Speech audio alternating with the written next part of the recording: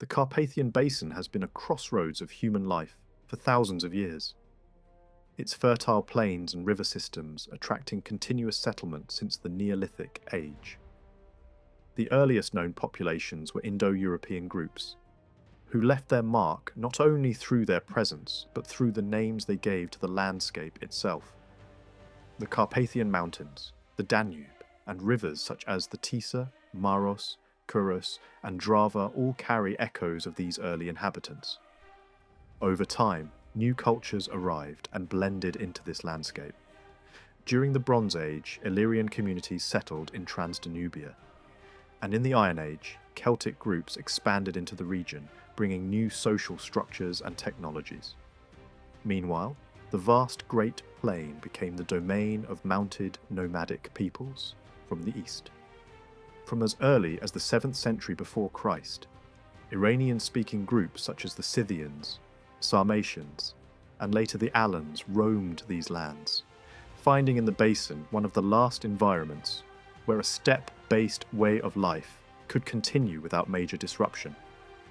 To the east, in the region later known as Transylvania, rich natural resources shaped a different kind of society. Abundant salt deposits and gold reserves supported the rise of the Dacians, an Indo-European people likely connected to the Thracian world. Further north, in the valleys and plains of present-day Slovakia, Germanic tribes established themselves, including the Markomans and Quads, whose clashes with the Roman Empire became part of imperial history. These groups left traces not only in written accounts, but in the landscape itself, preserved in place names that survived long after their departure. A new phase began when the Roman Empire expanded into the region. Under the rule of Augustus, Transdanubia was incorporated into the province of Pannonia, while the Dacian kingdom fell to Trajan in the early 2nd century. Roman administration reshaped the land, introducing urban centres, military infrastructure, and agricultural estates. Cities flourished, and the standard of living rose significantly, as seen in settlements such as Aquincum, which developed into a major urban centre along the Danube. The frontier of the empire was marked by a chain of fortifications, watchtowers, and military camps forming a defensive system that stretched across the region. Yet this stability did not last forever. In Dacia, Roman authority came to an end after less than 2 centuries, when increasing pressure from external groups forced the empire to withdraw. Pannonia endured longer under Roman control, but by the 3rd century, repeated invasions began to erode its cities and infrastructure. The collapse of Roman influence opened the door to new waves of migration and conflict. Among the most formidable of these newcomers were the Huns, a powerful nomadic confederation that swept into the basin in the 5th century. Under the leadership of Attila, they transformed the region into the centre of a vast but short-lived empire. From this base, they launched campaigns deep into the territories of both the Eastern and Western Roman empires. Their presence was intense but brief. After Attila's death, internal divisions and external pressures led to the rapid disintegration of their power. Despite this, their legacy endured, especially in later traditions, that attempted to link them with the origins of other peoples in the region. Following the fall of the Huns, Germanic tribes moved into the vacuum they left behind. The Gepids established control over territories east of the Tisa, while the Langobards occupied parts of Transdanubia before eventually moving south into Italy. Soon after, another steppe power arrived. The Avars entered the Carpathian Basin in the late 6th century, overpowering existing groups and establishing their own dominance. Like earlier nomadic societies, they relied on mobility, livestock, and raiding. For a time, they posed a serious threat to neighbouring empires, even taking part in a major assault on Constantinople, alongside Eastern allies. Over the centuries, however, their power gradually weakened. Military defeats and internal changes transformed their society, leading them to to adopt a more settled way of life. Archaeological evidence reveals that the Avar period was far from static. Around the beginning of the 8th century, a noticeable shift appears in burial practices and material culture, suggesting the arrival of new groups into the basin. These later communities, often associated with the onagers, represent a complex mixture of peoples linked to the broader steppe world. At the same time, Slavic populations began to spread into the region, especially along its fringes. Their presence is visible both in early written records and in the enduring legacy of place names, which reflect a deep and lasting influence on the cultural landscape.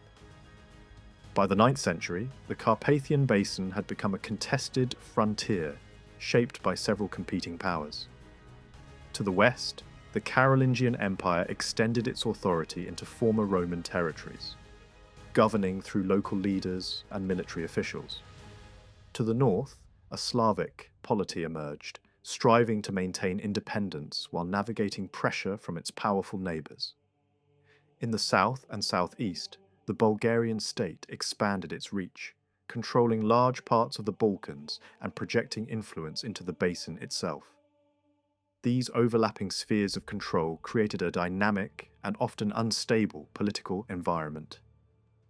During this period, another transformation was underway. Christianity began to spread once again across the region, carried by missionaries and supported by competing centres of religious authority. Western areas aligned with Latin traditions, while eastern regions came under the influence of Orthodox Christianity. This religious division reflected broader political rivalries and shaped the cultural development of the region for centuries to come. Despite these layers of history, a long-standing question remains unresolved. Traditional interpretations suggest that, by the late 9th century, much of the central basin was sparsely populated, awaiting the arrival of new groups who would reshape its identity. Yet this view raises serious doubts. The rapid emergence of organised settlements in the following century suggests that earlier populations must have remained in place, maintaining continuity beneath the surface of historical silence. Archaeological findings support this possibility, pointing to a degree of coexistence between older communities and incoming groups. The first scattered notices about the Hungarians appear in records from the 9th century, but for much of that time they remained distant and little understood by the Christian world. Only toward the end of the century did their name begin to inspire widespread fear when they entered the Carpathian Basin and from there launched a series of destructive campaigns into Western Europe. Before that turning point, they stood at the edge of written history, seen only in passing by neighbouring civilizations that observed them from afar. The early Hungarians left behind almost no written testimony of their own. It is possible that they knew a runic script influenced by Turkic traditions, yet no native narrative survives from their pagan age.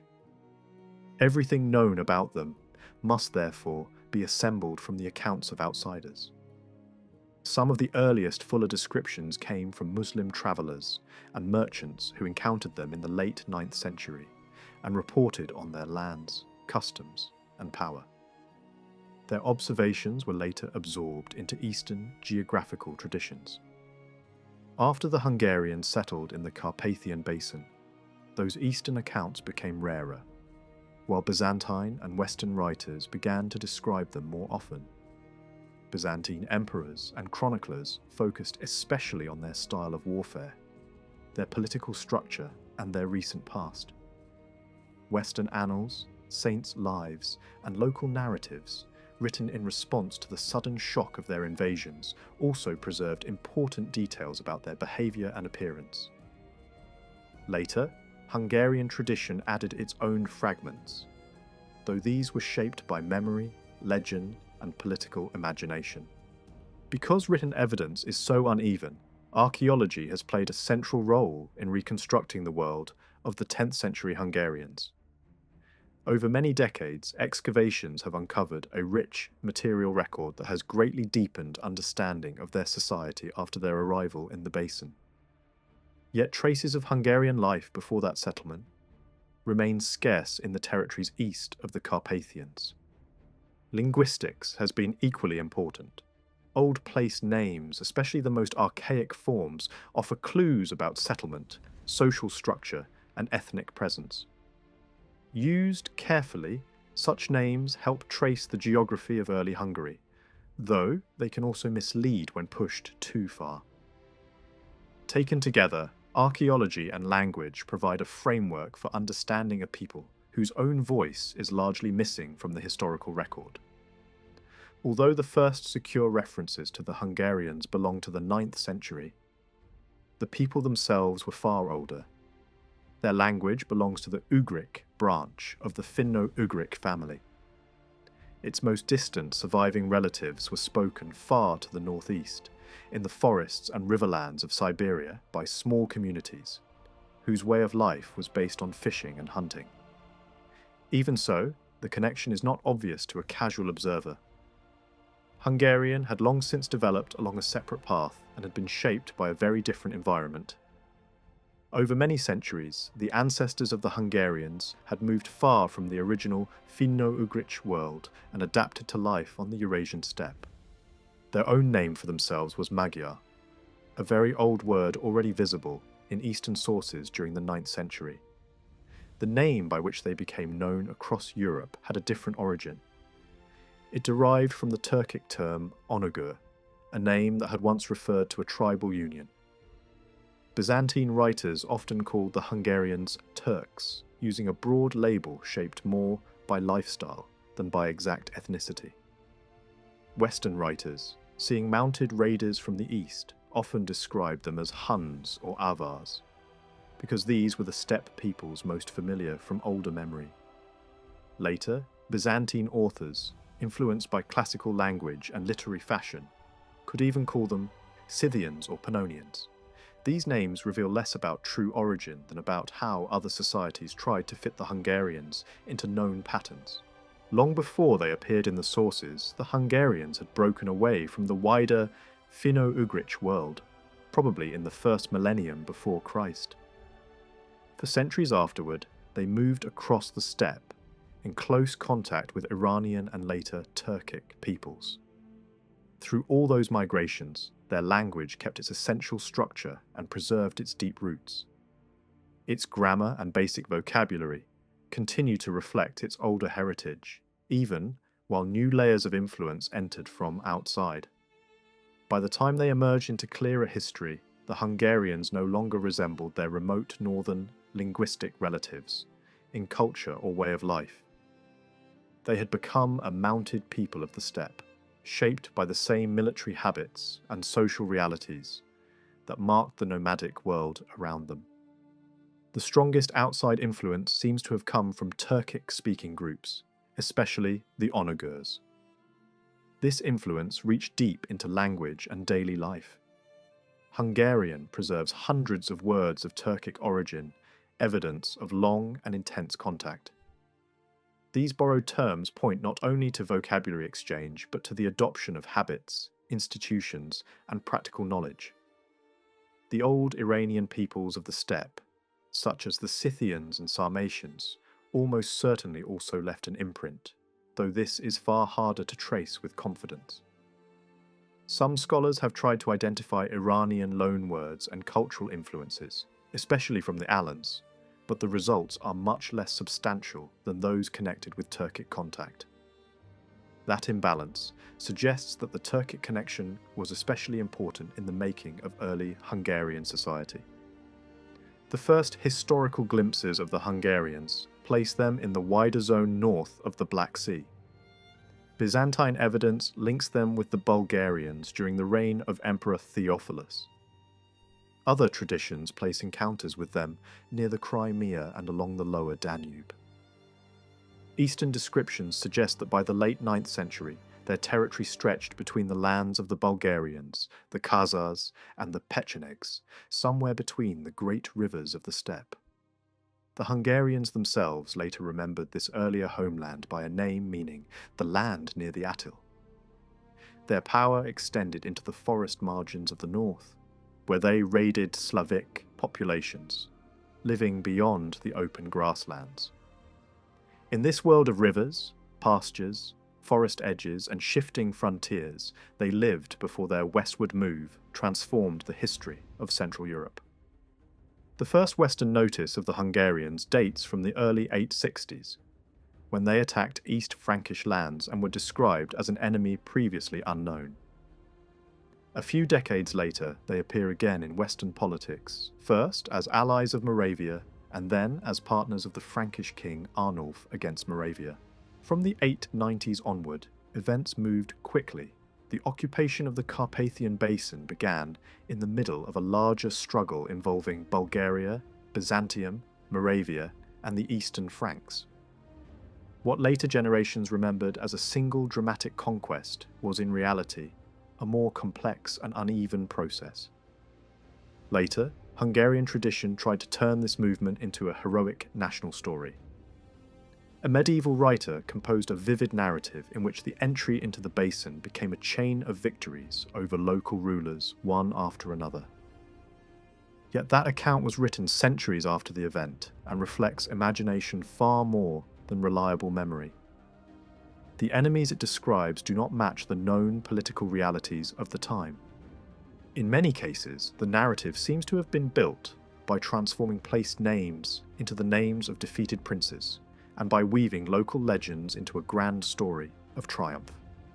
It remains valuable as a reflection of later medieval thinking, but not as a straightforward guide to what actually happened. A more convincing interpretation sees the Hungarian takeover in two stages.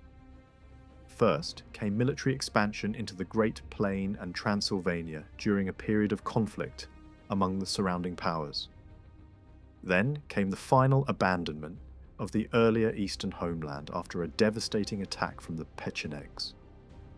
The initial advance appears to have been part of a broader war in which Byzantium and the Franks both sought Hungarian help against their rivals.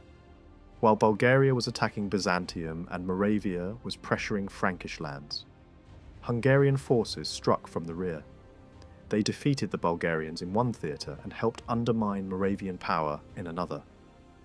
These victories opened the way for them to establish themselves across major parts of the Carpathian Basin.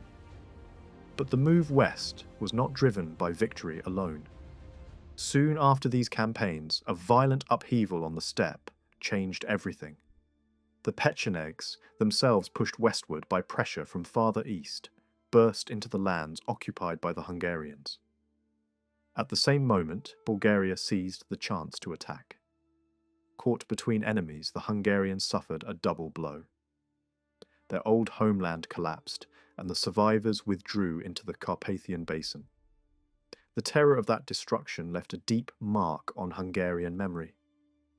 What haunted later tradition was not simply war with Bulgaria, but the trauma of the Eastern assault that shattered their former world. The occupation of the basin was not completed at once. Western Pannonia remained under Frankish rule for a few more years, protected by the alliance between the Hungarians and Arnulf. Only after his death did those lands fall under Hungarian control. What remained of Moravian power was destroyed not long afterward. Once established in their new base, the Hungarians began the long series of Western raids that made them famous and feared across Europe. Italy was among the first regions to experience this new threat directly. Hungarian forces entered as allies in local political struggles, defeated their enemies, and soon discovered how vulnerable the wealthier lands of the West could be. When Italian rulers agreed to pay tribute, the raiders turned elsewhere. Germany, then politically fragmented and often divided by internal rivalries, offered repeated opportunities. Over the following decades, Hungarian armies struck Bavaria, Swabia, Franconia, Saxony, Lorraine, Burgundy, and beyond. At times they reached the Atlantic coast. At other moments they swept south through the Alps into the Italian peninsula. Their campaigns were flexible, fast and unpredictable, crossing immense distances and exploiting every weakness in the political map of the age. Not every year brought a new invasion, and the surviving records often repeat the same events under different dates. Even so, the overall pattern is clear. For a long period, Western Europe had no reliable answer to Hungarian warfare. Some rulers tried to buy peace. Others attempted military resistance and were defeated. Great church centres and rich towns suffered badly. Monasteries were burned, cities plundered, and wide regions left in fear of sudden attack. Only gradually did the Western kingdoms begin to adapt. The turning point came with the rise of the Saxon rulers in Germany. Henry the Fowler first secured a temporary peace, using the respite to strengthen defences and prepare for the next attack. When the Hungarians returned, he defeated them in battle, showing that they were not invincible. His son Otto expanded that work, bringing more of Germany under tighter royal control and narrowing the range in which the raiders could move freely. Even so, Hungarian attacks continued for some time, sometimes taking advantage of rebellions within the German kingdom itself. The last great Western expedition ended in disaster. In the summer of 955, a major Hungarian army advanced into Germany. But near Augsburg, Otto confronted it and won a decisive victory. That defeat ended the age of large-scale Hungarian raids into the west. It also left a powerful scar on Hungarian memory. Stories grew around the few who escaped and around the leaders who were captured and executed. Their deaths were remembered not only as political losses but as spiritual humiliation, according to pagan belief, because execution at enemy hands carried meaning beyond the battlefield. The battle marked more than a military defeat. It forced a reorientation in Hungarian history. Raiding did not vanish overnight in every direction. Hungarian attacks against neighbouring Slavic lands had long been part of steppe politics, though these are less clearly recorded. Campaigns against Byzantium are somewhat better documented. Even there, however, imperial diplomacy often managed to contain the danger through negotiation, bribery, or calculated concessions. After the middle of the 10th century, as Byzantine strength revived and Hungarian power changed in character, even these expeditions faded. By the end of the century, the age of plundering warfare was drawing to a close. Contemporary observers almost all describe the Hungarians as mounted nomads, similar in their habits to earlier steppe peoples. They were seen as masters of horseback warfare, men who lived, travelled, fought, and rested in the saddle. Their military equipment reflected that way of life. They carried bows, sabres, and spears, wore protective leather armour, and relied on large numbers of horses. Their tactics were built on speed, distance, deception, and coordination. A favourite method was the feigned retreat, drawing the enemy forward in pursuit before turning back suddenly, while hidden forces attacked from another direction. Their skill with the bow, especially on horseback, gave them a deadly advantage over slower opponents. The terror they inspired did not come only from military efficiency. Foreign descriptions repeatedly stress the scale of destruction left behind them. Villages and towns were burned, adults were slaughtered, and captives were taken mainly among women and children. To Western writers, the Hungarians represented not ordinary warfare, but a more absolute kind of devastation, one that seemed aimed at breaking the very life of a region. That impression may have been sharpened by fear, but there is little reason to think it was wholly invented. Later centuries would teach the Hungarians themselves what such invasions could mean, when new nomadic powers descended on their own lands. Archaeology provides a vivid picture of the warrior world that supported these campaigns. Roughly 1,000 graves have been identified that belong to mounted fighters and their families. They are marked by weapons, ornaments, horse burials, and symbolic horse equipment. Some graves contain rich objects of gold or silver and must have belonged to people of princely rank. Others, still impressive but less lavish, reveal the existence of a broader warrior elite. The silver-decorated sabre tache appears repeatedly as a sign of status, though its exact symbolic value remains uncertain. These burials suggest a society in which high-ranking figures lived in separate residences, surrounded by their herds, followers, and dependents. Beneath this elite stood a larger stratum of armed men who may be thought of as a warrior middle layer. Their graves often appear in clusters, smaller and less rich than princely burials, but still clearly connected to the military life of the age. Coins found in some of these graves, many from Western Europe and especially Italy, show how closely the wealth of Hungarian society was tied to raiding, tribute, and long-distance contact. Eastern silver coins also appear, likely entering not as plunder, but through trade. Yet the Hungarians of the 10th century were not all mounted raiders. The vast majority of graves from the period belonged to poorer people, buried without weapons or luxury items. These cemeteries often contain hundreds of commoners alongside only a few distinguished men. Their material culture points to settled village life rather than mobile warfare. In some cases, the villages connected to these cemeteries have even been located nearby. For a long time, scholars assumed these poor rural populations must have been non-Hungarian subjects, especially Slavs, because they did not fit the image of the conqueror. But the later linguistic map of these same regions suggests that many of them were, in fact, Hungarian-speaking. More likely, the countryside contained a mixed population in which Hungarians, Slavs, and others lived together while sharing similar local conditions. Pagan Hungarian society, therefore, seems to have had three broad layers. At the top stood a narrow elite of noble families. Beneath them was a warrior class that carried out military campaigns and helped enforce power. At the base stood the common people, many of them peasants who worked the land and supported the upper strata. Eastern descriptions of richly dressed Hungarians with silver and gold weapons probably refer to the leading ranks of society.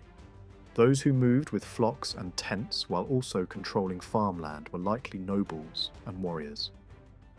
The labour of cultivation was probably carried out by dependent rural populations, settled in permanent communities. Language strongly supports this picture of a mixed economy. Hungarian preserves many old loanwords, from Turkic connected with stock breeding, dairy production, and animal husbandry, exactly what would be expected in a people shaped by the steppe. But it also contains equally early terms for ploughing, sowing, harvesting, grain processing, viticulture, and horticulture. These words point unmistakably to agriculture and permanent settlement. The ancient Hungarians were not simply nomads, wandering without fixed routes. By the time they entered the Carpathian Basin, their society already combined pastoral traditions with cultivated land and settled rural life. The political structure of this pagan world is harder to reconstruct. The evidence is sparse and often contradictory. Eastern reports from the 9th century describe a dual leadership, with two rulers sharing authority. One figure held higher ceremonial rank, while the other exercised effective power, especially in war and practical affairs. This arrangement is often compared to that of the Khazars, who had a similarly divided system. Some scholars have therefore imagined a sacred ruler standing above a more active military leader. At the time of the conquest, traces of such a dual system may still have existed. Contemporary and near-contemporary sources refer to leaders, whose identities and offices remain uncertain. Later tradition preserved some names, but not in a clear or consistent way. One branch of Hungarian memory placed Almos at the head of the people before the conquest, and Arpad as the great leader who guided the entry into the Carpathian Basin. Another body of evidence, especially from Byzantine testimony, suggests a more complicated order in which Arpad was selected as principal ruler before the conquest, while other leading figures retained their own authority. Arpad himself stands at the centre of Hungarian dynastic memory. Later, chronicles traced his ancestry back through Almos and surrounded the family with mythic elements, including stories of supernatural birth and sacred signs. These tales reveal how the ruling house was understood in later centuries, even if they say little with certainty about the original political system. What matters most is that the dynasty, later known as the House of Arpad, came to embody continuity, legitimacy, and princely rule. Byzantine evidence from the middle of the 10th century suggests that the Grand Prince was not an all-powerful monarch. Alongside him stood other great dignitaries, including the Gyula and another powerful office holder.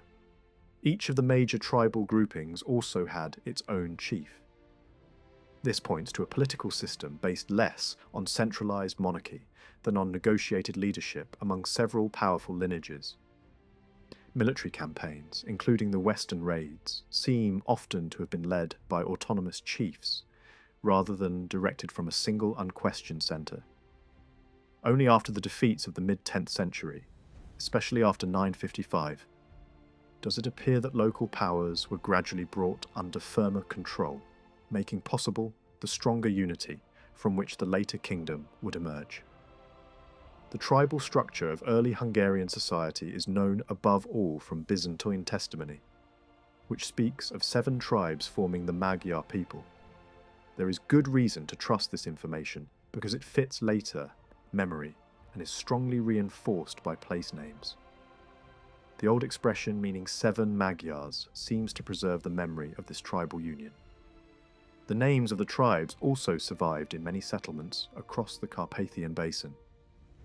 These names are scattered widely rather than concentrated in neat blocks, and this pattern is highly significant. It suggests that the tribes of the 10th century were not separate ethnic communities, occupying clearly bounded territories. The kingdom that later developed in Hungary appears, by early medieval standards, remarkably uniform in language, law, and material culture across a broad area. Efforts to assign each tribe to a fixed province have not produced convincing results. The scattered place names instead point toward a people that had already become deeply integrated before or during the conquest. The tribal framework still existed, but it no longer worked as a map of distinct ethnic homelands. Another important element in the formation of the Hungarians was the joining of the Kavar groups. Byzantine accounts describe them as 3 tribes that had once belonged to the Khazar world, and later attached themselves to the Magyars after internal conflict. A Western source confirms the existence of a similar name in connection with Hungarian activity. The Kavars were almost certainly of Turkic origin, and the emperor was told that they and the Hungarians had once spoken different languages. Yet the linguistic and archaeological record of the Carpathian Basin does not support the survival of a separate Turkic-speaking Kavar population in the 10th century. No clearly distinct Kavar material culture can be isolated there, and Hungarian itself does not preserve signs of prolonged bilingual coexistence inside the basin. The most likely conclusion is that the Kavars had merged with the Magyars before the conquest, or long before the 10th century had advanced very far. By then, they no longer formed a separate people in any practical sense. What survived was the memory of their union. That memory may have mattered because it explained how the Hungarian people had once been formed out of more than one component. In this light, the old connection between the name Onagur and a 10-tribe federation takes on special meaning. If 7 Magyar tribes joined with 3 Kavar tribes, then the political and ethnic structure remembered in later names begins to make historical sense. The people who entered the Carpathian Basin were not a simple, isolated tribe arriving untouched from the east, but the product of a long process of fusion, movement, and adaptation on the steppe. The early footprint of the Hungarian conquerors can still be traced across the Carpathian Basin through 2 powerful clues. burial sites of mounted warriors, and the enduring memory of tribal names preserved in place names. When these elements are placed together, they outline a clearly defined zone of settlement. This territory covered the central basin, stretching across its plains and rolling hills, enclosed by the natural barrier of surrounding mountain ranges. It was here that the Hungarians established their core domain during the early 10th century, shaping a landscape that would remain central to their identity for generations. Within this region, the map reveals something even more complex. Alongside Hungarian settlements, numerous place names point to the presence of other ethnic groups. Some of these names preserve memories reaching far beyond the basin itself. Settlements like Varsani echo the ancient Iranian name of the Alans, while others, such as Ozolar, reflect a Turkic version of the same people. Names connected to distant regions of Central Asia also appear, hinting at the movement or influence of groups linked to the Khwarezmian world. Villages bearing names like Varkani recall the early Avars, while others preserve the memory of Bulgar groups through names derived from older Turkic forms. Still more place names suggest the scattered presence of Pecheneg communities, marking the traces of yet another nomadic people who once moved across these lands. Together, these names reveal a mosaic of populations, each leaving its mark on the geography. The memory of individuals also survived in the landscape. Certain place names are linked to figures known from early Hungarian history, suggesting that the names of rulers and notable leaders became attached to settlements over time. Locations bearing the names of Arpad, Taxony, Faj, Bulcu, or Lel appear in different parts of the basin, especially along key routes and river systems. Some historians have proposed that these names might indicate seasonal centres of power, places where leaders moved between summer and winter quarters as part of a still partially mobile way of life. Others reject this idea, arguing that such interpretations go beyond what the evidence can safely support. What remains clear is that memory, authority, and geography became closely intertwined. The arrival of the Hungarians also brought them into direct contact with existing populations, especially Slavic communities. Many Slavs came under Hungarian rule during the conquest, and their presence is clearly visible in place names that predate Hungarian settlement. In some regions, particularly in Transdanubia, these older Slavic names appear embedded within later Hungarian landscapes, suggesting that the population was already established when the newcomers arrived. Over time, these communities became part of the evolving society of the basin, contributing to its cultural and linguistic diversity. Transylvania stands out as a region with its own distinct character. Its very name reflects a geographical concept describing a land beyond the forest. From the beginning, it appears to have been treated as a separate zone within the broader Hungarian world. Archaeological evidence confirms that Hungarian warriors were present there during the 10th century, yet the pattern of place names tells a different story. Unlike the central basin, Transylvania shows a striking absence of tribal names, while at the same time preserving a strong layer of Slavic place names. Even major rivers and settlements bear names of Slavic origin, suggesting that this cultural influence was deeply rooted. These differences point toward a unique political situation. During the 10th century, Transylvania was not directly ruled by the main line of Hungarian rulers descending from Arpad. Instead, it appears to have been governed by a separate line of leaders, known by the title Gyula. These rulers may have been connected to the earlier leadership structure of the Hungarians before their settlement in the basin. One such ruler established relations with the Byzantine Empire, receiving honours and converting to Christianity in Constantinople.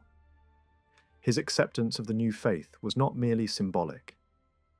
Religious figures sent from the empire worked to spread Christianity among the local population, gradually reshaping beliefs and practices. Even so, elements of older traditions remained visible, including the continued use of Turkic names within the ruling elite, suggesting that older cultural layers had not yet fully disappeared. This situation highlights the complexity of early Hungarian political organization.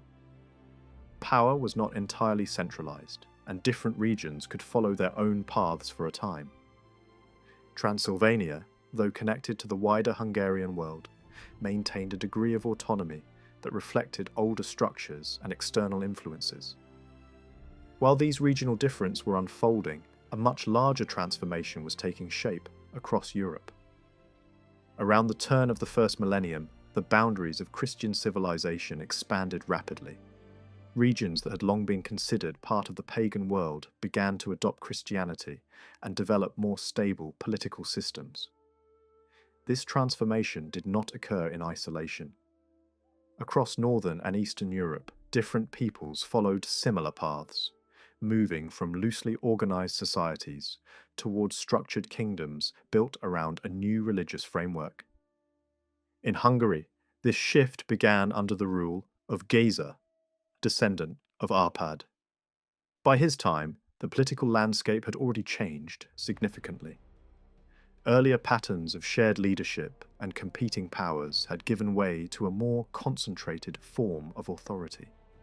Géza emerged as the dominant figure, and his rule marked the beginning of a deliberate effort to reshape Hungarian society. His methods were often harsh.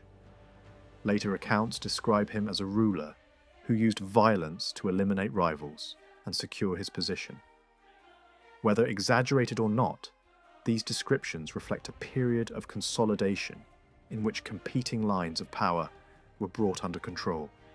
At the same time, Géza turned outward, seeking stable relations with neighbouring powers, especially the Holy Roman Empire. Diplomatic contacts were established, alliances formed, and territorial claims adjusted in order to avoid conflict. These moves created a more secure environment in which internal transformation could proceed. Among the most important steps he took was the introduction of Christianity. With support from abroad, missionaries entered Hungary, and Géza himself accepted baptism along with members of the elite. Yet his commitment to the new faith remained incomplete. He enforced conversion among his people and suppressed older practices. But he did not fully abandon the traditions of his ancestors. The result was a period of overlap in which old beliefs and new religious structures coexisted uneasily. The transformation reached its decisive phase under his son, who became known as Stephen. When Géza died, Stephen inherited not only power, but a process that was still unfinished. His rule marked the transition from a loose tribal federation to a unified kingdom. His first challenge was to secure his authority against internal rivals. One of the most significant threats came from a relative who claimed leadership based on older traditions. Stephen defeated him in battle and took drastic measures to demonstrate that resistance would not be tolerated. These acts sent a clear message that a new order had begun. Stephen then turned to the wider question of legitimacy. To establish his position beyond dispute, he adopted the title of king and was crowned in a ceremony that symbolized the birth of a new political system. This act transformed Hungary into a recognized monarchy within the European world. The new title carried more than symbolic weight. It marked the beginning of a structured state built on Christian principles, supported by institutions that would endure long after his reign. The adoption of Christianity under Stephen went far beyond personal belief. It became the foundation for organizing the kingdom. Churches were established, clergy were appointed, and a network of religious authority spread across the land.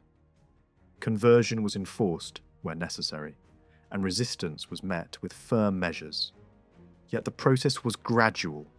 Old customs did not disappear overnight, and the transition required sustained effort over many years.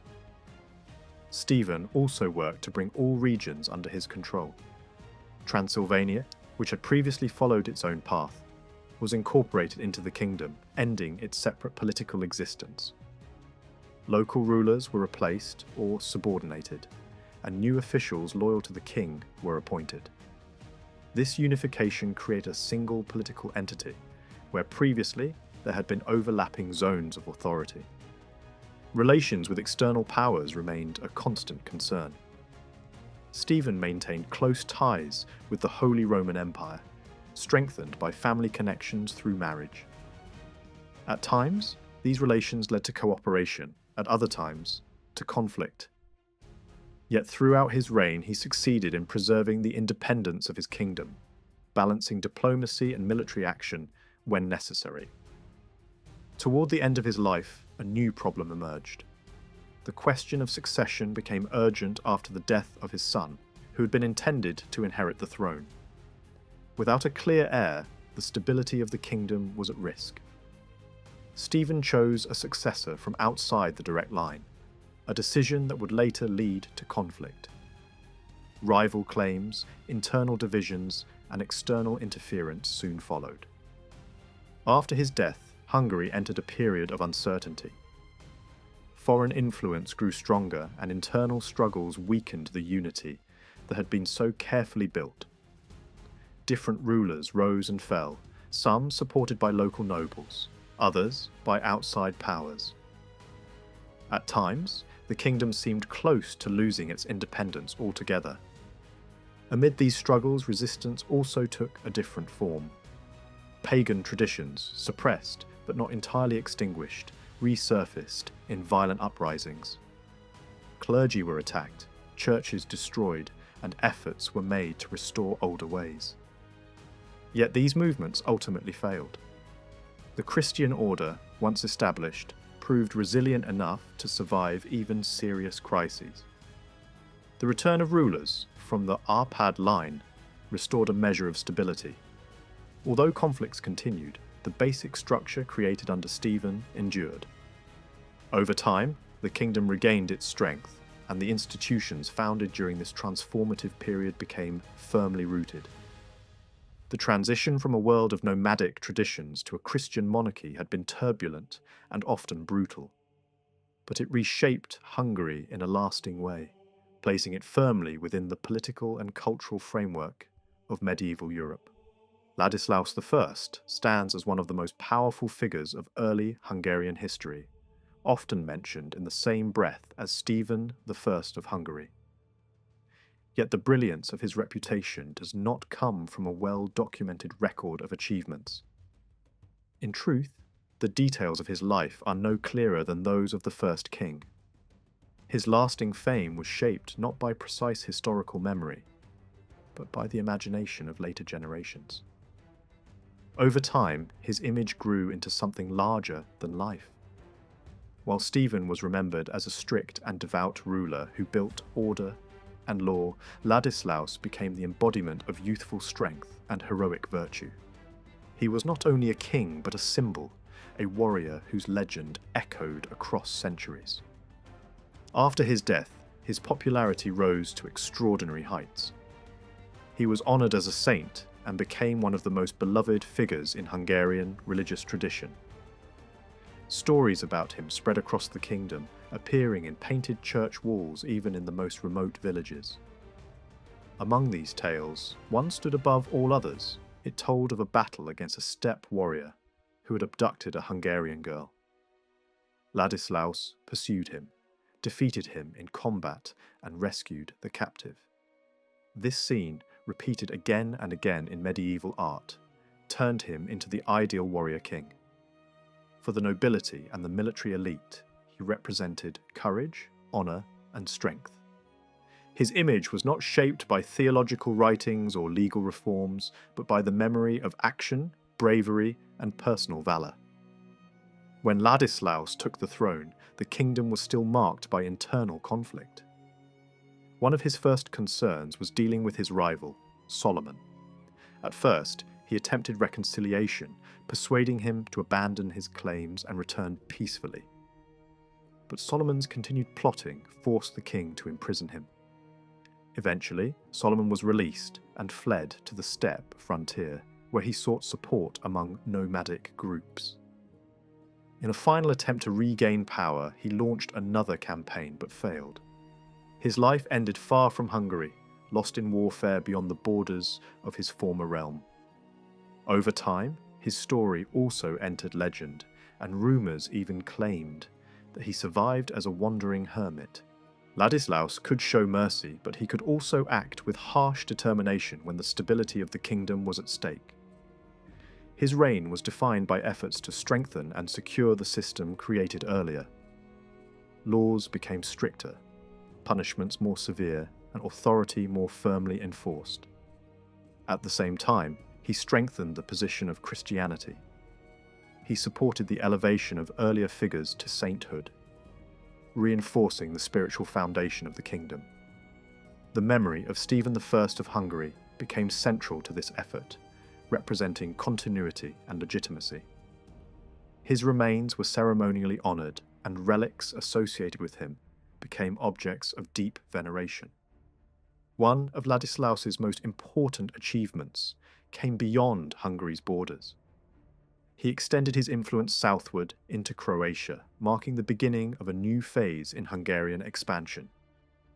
This neighbouring kingdom, situated between the mountains and the Adriatic coast, had its own traditions and political structures. Its ruler, who had secured his position with papal support, left no strong successor.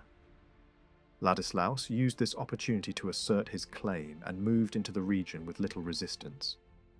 Croatia was brought under his authority, though not absorbed entirely into Hungary. Instead, it remained a distinct kingdom, linked by the person of the ruler. This expansion also brought changes within the region known as Slavonia. Located between the rivers and mountains to the south, it became more closely integrated into the Hungarian political system. Its administration followed patterns similar to other frontier regions, maintaining certain local characteristics while acknowledging royal authority. A new bishopric was established, reinforcing both political control and religious influence. The region retained a unique status, shaped by its mixed population and earlier connections to surrounding lands. After Ladislaus, the crown passed to his nephew Koloman, a ruler very different in character. Unlike the heroic image associated with his predecessor, Koloman was known for his intellect. Contemporary descriptions portray him as physically unremarkable, even burdened by various infirmities, yet highly educated and capable. His abilities earned him the reputation of a learned king. However, his reign was far from peaceful. His brother, Almos, challenged him repeatedly, leading to years of tension and rebellion. At first, Koloman showed restraint, granting him authority over part of the realm, but repeated uprisings forced him to act decisively. Eventually, he ordered the blinding of Almos and his son, removing them permanently from the line of succession. During Koloman's reign, Hungary encountered one of the most dramatic movements of the medieval world. Waves of crusaders passed through the kingdom on their way to the eastern Mediterranean. Some travelled peacefully, maintaining discipline and respecting local authority. Others behaved more like unruly bands, threatening order and stability. Koloman managed this situation with firm control. He allowed organised groups to pass safely, even escorting them personally across parts of the country, while stopping and dispersing those who attempted to plunder. His handling of the situation prevented large-scale destruction and demonstrated the growing strength of royal authority. Koloman also completed the process of integrating Croatia into the Hungarian sphere. He defeated local rivals and was crowned there as king, establishing a lasting political connection. Croatia retained its own identity and institutions governed by local leaders, under the authority of the Hungarian crown. This arrangement allowed for stability without direct domination. The Croatian nobility continued to follow its own customs, and its obligations remained limited, especially in military service. Beyond Croatia lay Dalmatia, a region very different in character. Its coastal cities were part of a Mediterranean world, shaped by trade, maritime culture, and connections to the Byzantine sphere. These cities were largely autonomous and governed by their own elites. Koloman extended his authority there as well, but his control remained less secure. He secured recognition from these cities by respecting their privileges and allowing them to retain their autonomy, while ensuring their loyalty through economic arrangements. As Hungary expanded, its rulers began to redefine their authority. The title of the king changed, reflecting not just leadership over a people, but control over territories. The kingdom itself became a defined political entity, with clear boundaries and recognized domains. This shift marked an important step in the development of medieval statehood. Authority was no longer based solely on personal rule over a group, but on governance of land and institutions. During this period, Hungary moved from being a target of invasions to becoming an active regional power. Earlier threats from the west and east gradually diminished.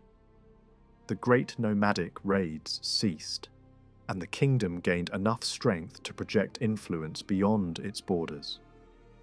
Expansion, whether through direct conquest or political influence, became a defining feature of Hungarian policy for centuries. At the heart of this transformation stood the Christian monarchy. The adoption of Christianity reshaped not only belief, but the entire structure of power. The king now ruled by divine authority supported by the church. This gave his position a legitimacy that earlier rulers had never possessed. At the same time, it placed new responsibilities upon him. He was expected to maintain order, uphold justice, and protect the faith. The balance between spiritual and political authority became a defining feature of the system. The foundations of this new order were expressed in teachings attributed to the first king, emphasizing the importance of moral rule, openness to foreign influence, and respect for tradition. These ideas reflected a kingdom still in formation, aware of its fragility and the need for stability. Foreign knights, priests, and administrators were encouraged to settle, bringing new knowledge and practices.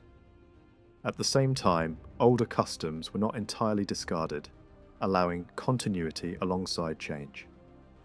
The organization of government relied on a network of officials and fortified centers. Royal authority extended through local leaders who governed territories on behalf of the king. These regions formed the basis of administration, taxation, and defense. Over time, they evolved into the counties that would define Hungary's internal structure for centuries. Alongside these officials stood the church, whose leaders played a crucial role in governance. Together, they formed the core of political power. The spread of Christianity required more than royal support. It demanded the creation of an entire religious system. Bishoprics were established, churches built, and clergy appointed across the kingdom. Many of the earliest religious figures came from abroad, bringing with them knowledge and traditions from Western Europe. Gradually, local clergy emerged, and the church became rooted in Hungarian society. This transformation was not without resistance. Pagan beliefs, deeply tied to identity and tradition, did not disappear easily. Revolts broke out, rituals continued in secret, and old customs persisted in daily life. Laws were introduced to enforce new practices, regulating behavior and punishing those who resisted. Over time, these measures succeeded. Paganism faded, leaving only fragments preserved in folklore and language. Some of these ancient beliefs survived in altered forms. Myths about sacred trees connecting different worlds, or ideas about the human soul existing in multiple forms, continued among rural populations. Traditions associated with shamans, figures believed to possess supernatural abilities, also lingered. These elements, though stripped of their original religious meaning, remained part of cultural memory. By the end of the 11th century, Christianity had firmly taken root. The old order had been replaced, and a new system stood in its place. The transformation was profound. It reshaped society, redefined power, and connected Hungary to the wider world of European civilization. The institutions created during this period endured long after the struggles that gave birth to them had faded into memory. By the 12th century, the kingdom established by Stephen I of Hungary and expanded under Ladislaus I of Hungary and Koloman of Hungary had reached a stage of relative stability. Unlike the turbulent era of its foundation, this period appears quieter on the surface. Yet this impression is shaped partly by the nature of surviving evidence. Written records from this century are fewer and less revealing. Legal codes, which could illuminate internal structures, are almost entirely absent. Instead, knowledge comes from scattered documents and the observations of foreign visitors. Among them were a learned Arab geographer, a German bishop who travelled with crusaders, and a Muslim traveller from the Western Mediterranean. Their accounts, based on direct or indirect experience, offer rare glimpses into a kingdom that otherwise remains partially hidden. After the death of Koloman, power passed to his son, Stephen II, who ascended the throne at a young age. His reign was marked by constant warfare. Year after year, he launched campaigns into neighbouring lands, yet without a clear long-term direction. These expeditions brought little success. Defeats, retreats, and lost territories followed one another. Dalmatia briefly returned to Hungarian control, only to be lost again. Conflicts with the Byzantine Empire escalated, drawing the kingdom into a cycle of attack and retaliation. At the same time, it became evident that Stephen would leave no direct heir. In response, attention turned to a relative who had once been cast aside. Bela, blinded as a child and hidden away, was brought back into political life, married into a foreign dynasty, and prepared for succession. Shortly after, Stephen's reign came to an end. Bela II formally took the crown, but real authority lay elsewhere. His wife, Helena, emerged as the dominant force behind the throne. Her rule began with a brutal purge of those she blamed for past injustices. Leading figures associated with earlier regimes were eliminated in a single violent act. Opposition quickly gathered around a rival claimant, a figure connected to the royal family but raised abroad. With foreign backing, he attempted to seize power. Though defeated, he remained a persistent threat for years, appearing again and again in political struggles. Despite internal tensions, the kingdom continued to expand its claims. Military expeditions reached into regions to the south, including Bosnia. Although no lasting territorial control was secured, titles were adopted that suggested authority over these lands. These claims would endure long after their original meaning had faded, becoming part of the royal identity. Following Bela's death, the throne passed to his son, Geza II, who ruled during a time of growing international complexity. His reign was dominated by shifting alliances and constant military engagement. Hungary found itself positioned between two powerful empires, each seeking influence.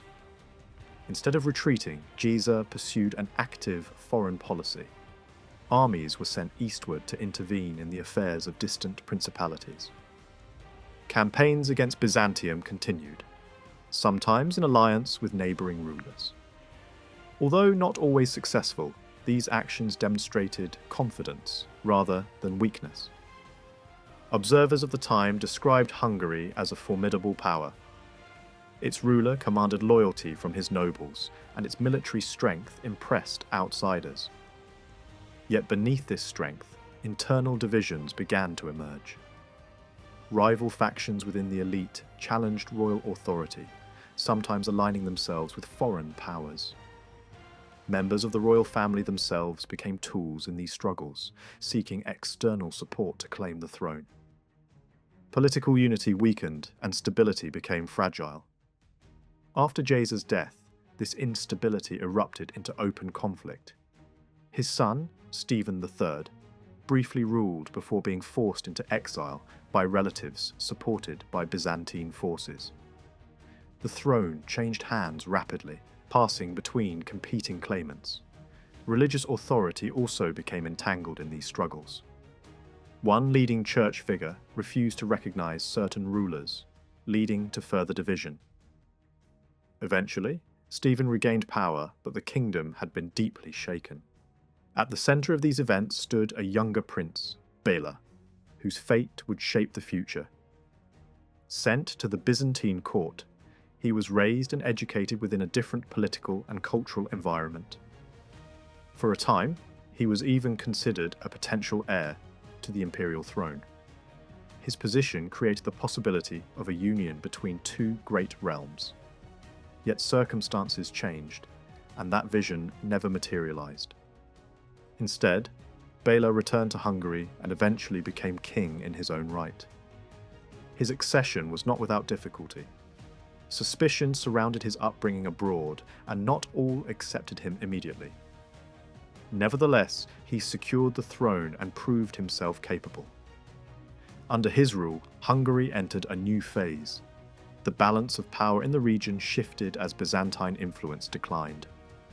Neighboring states asserted independence, and new political entities emerged. Bela responded quickly, reclaiming lost territories and launching campaigns into contested regions.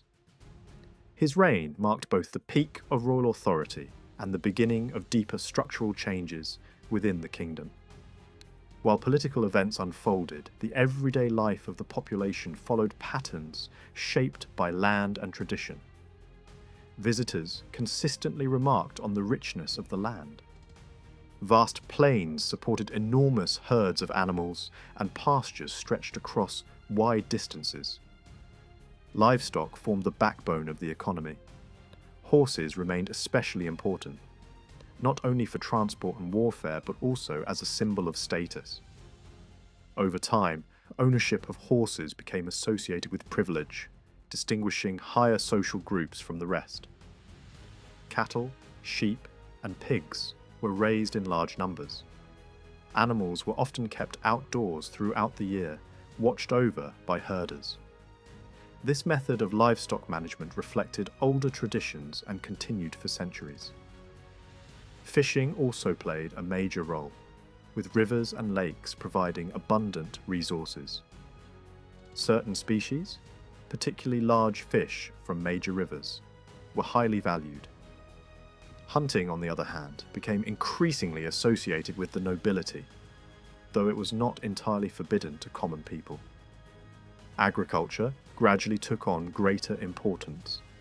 The fertile soil produced abundant crops, and observers frequently commented on the ease of life compared to other regions.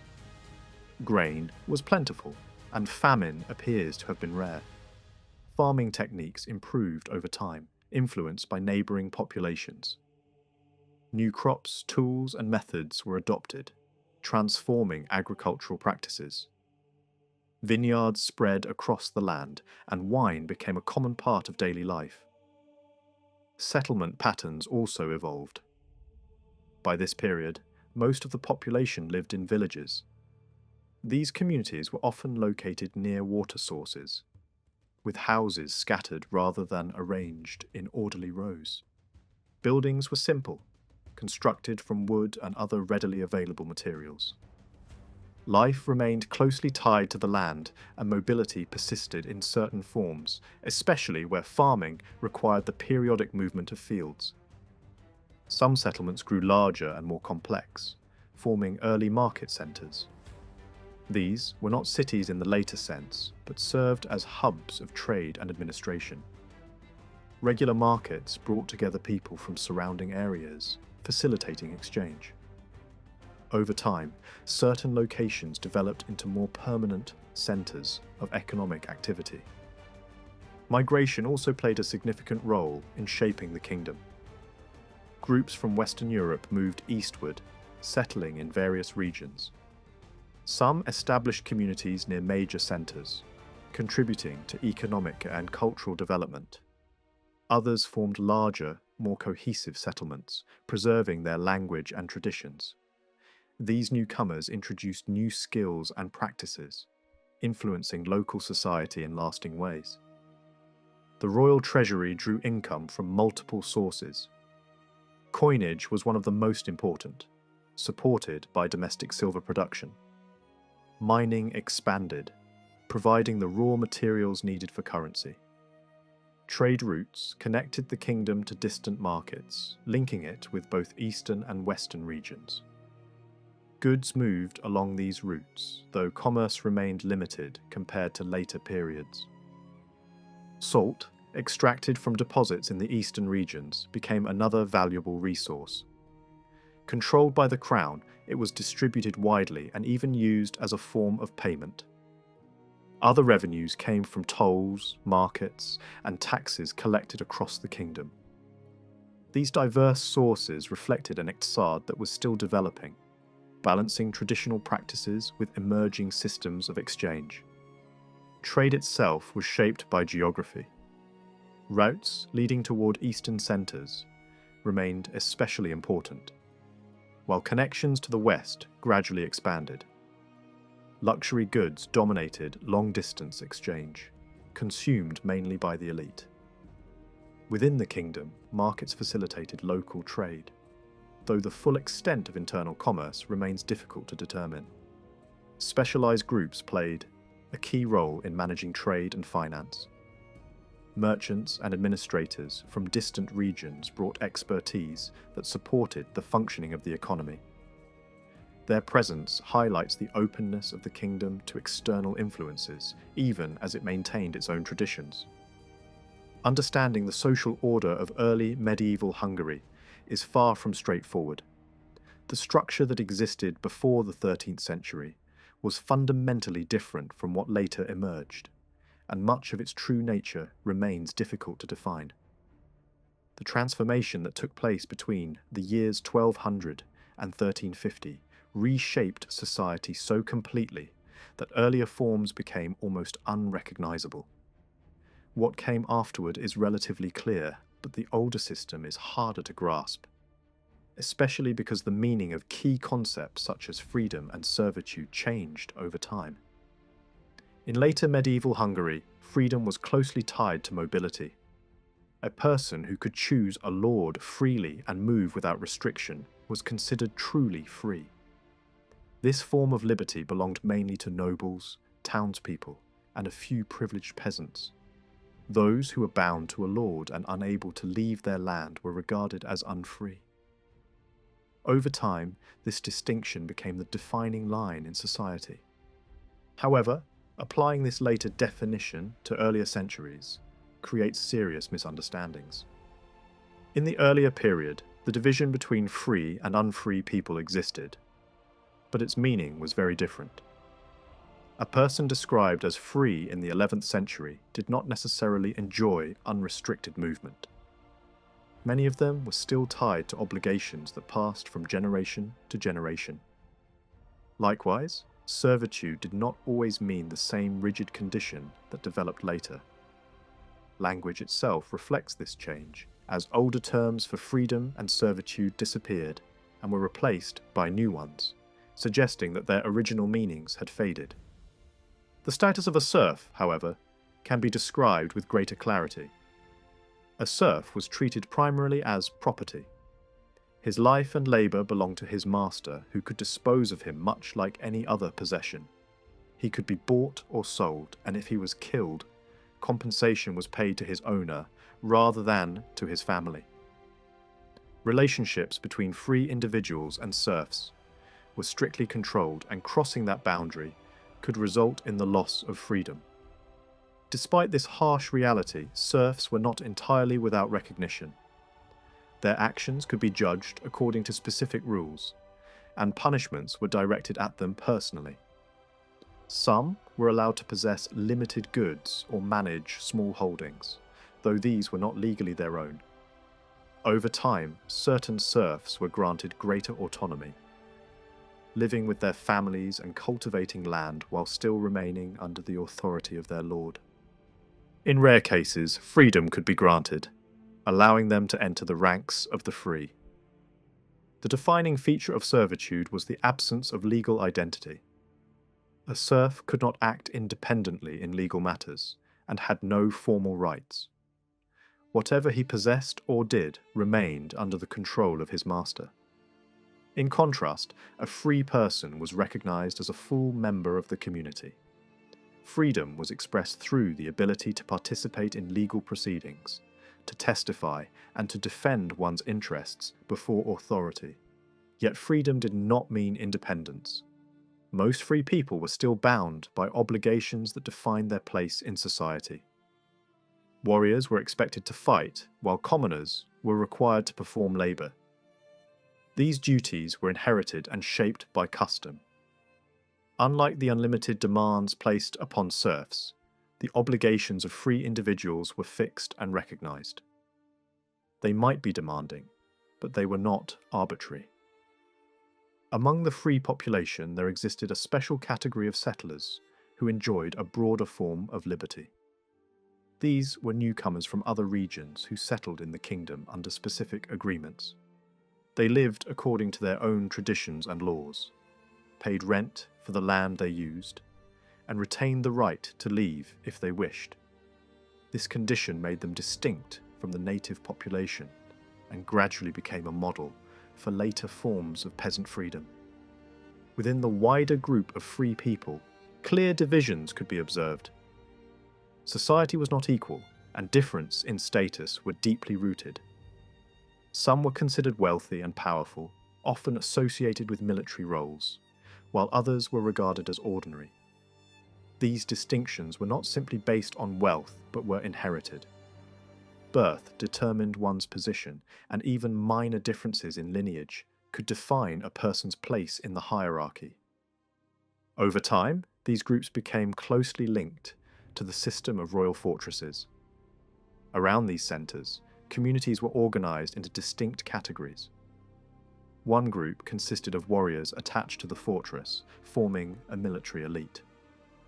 The other included the general population living under the authority of the fortress. Both groups were bound to their roles, yet they retained their status as free individuals. The people living in these communities worked the land and supported the administrative and military structure. Their obligations included providing food and supplies to officials and troops.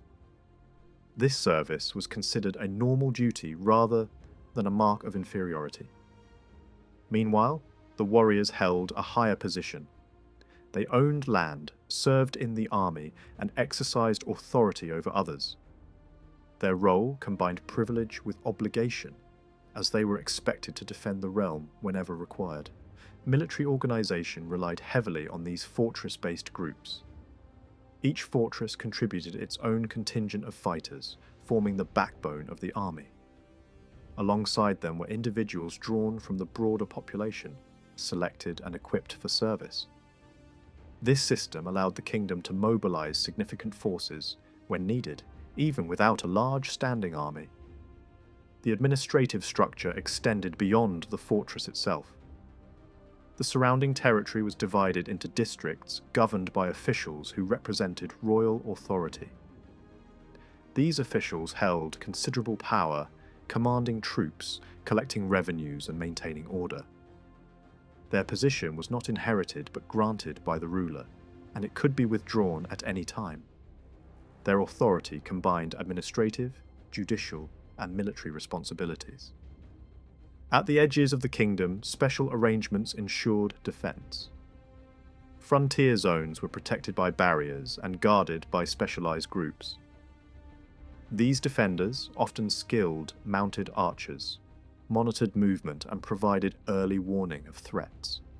The system created a layered defence that combined natural obstacles with human vigilance. Between the clearly free and the fully unfree stood intermediate groups, whose status was more complex. One such group occupied a position that blended elements of both freedom and servitude. They were subject to obligations but retained certain rights. They could be judged under the same rules as free individuals, yet their testimony was not always accepted. Their origin likely lay in populations that had been absorbed into the kingdom and placed under royal authority. These intermediate groups lived in organized communities, much like other peasants, and their duties were clearly defined. Some provided military service, while others fulfilled economic roles. Their obligations were fixed, and their position, though limited, offered a degree of stability. Another category included people defined by specific services. Entire villages might be associated with particular tasks, such as crafting tools, managing livestock, or producing goods. These roles were inherited and shaped the identity of each community. Despite their specialized duties, these people remained primarily agricultural workers, supporting themselves through farming while fulfilling their assigned functions. The status of these groups varied widely. Some enjoyed respect due to the importance of their work, while others were viewed as lower in rank. What united them was the fixed nature of their obligations. Each group knew its role, and these roles formed an essential part of the broader social system. Over time, many of these distinctions began to fade. As society transformed, older categories disappeared or merged into new ones. Yet traces of this earlier structure survived, revealing a world where status was determined by birth, obligation, and tradition. It was a system that balanced hierarchy with stability, shaping the lives of all who lived within it. Private ownership did not suddenly appear with the rise of the Christian kingdom. Some form of it must have already existed in earlier times, although its exact shape remains unclear. By the age of Stephen, however, the situation had changed noticeably. Villages had clearly defined borders, and different social groups lived within them under established conditions. Powerful families controlled wide stretches of land and pasture, necessary to sustain their herds and retainers.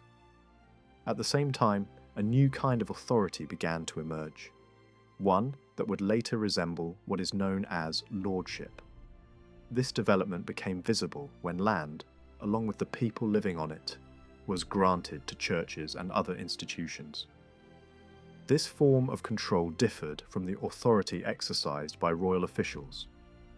A landholder possessed direct power over his estate, and everything attached to it. Property could be inherited, divided, or transferred according to the will of its owner. Land could pass to children, relatives, or religious foundations, and once granted, it was expected to remain in the hands of the new holder. This created a system in which ownership was no longer tied only to the crown, but also to individuals and institutions. Religious institutions played a crucial role in shaping this new order. Because they insisted on recording their rights, much of what is known about early landholding comes from them. Monasteries and bishoprics received entire villages, sometimes with detailed descriptions of their boundaries. Many place names still reflect these early donations, preserving the memory of lands once belonging to bishops or abbots. One of the clearest examples comes from a large estate granted to a monastery in the early 11th century. The population living there was organized into many specialized groups, each defined by its duties. Some cultivated vines, others farmed the land, fished in rivers, or worked as craftsmen. There were also individuals who paid their obligations in raw materials, rather than labor. Alongside them stood a group of armed men responsible for defending the estate and escorting its leaders when required. Additional workers provided transport and logistical support, often using horses and carts. This arrangement reveals a society structured around function and obligation. A significant portion of the population consisted of ordinary free peasants, while others occupied intermediate positions between freedom and servitude. Armed retainers formed a smaller but important group, reflecting the need for defense and order.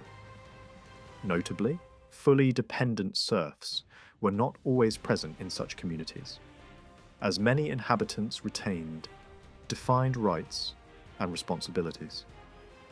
At this stage, transferring land did not immediately strip its inhabitants of their status. Those who lived on the land continued to follow established customs, and their duties remained largely unchanged.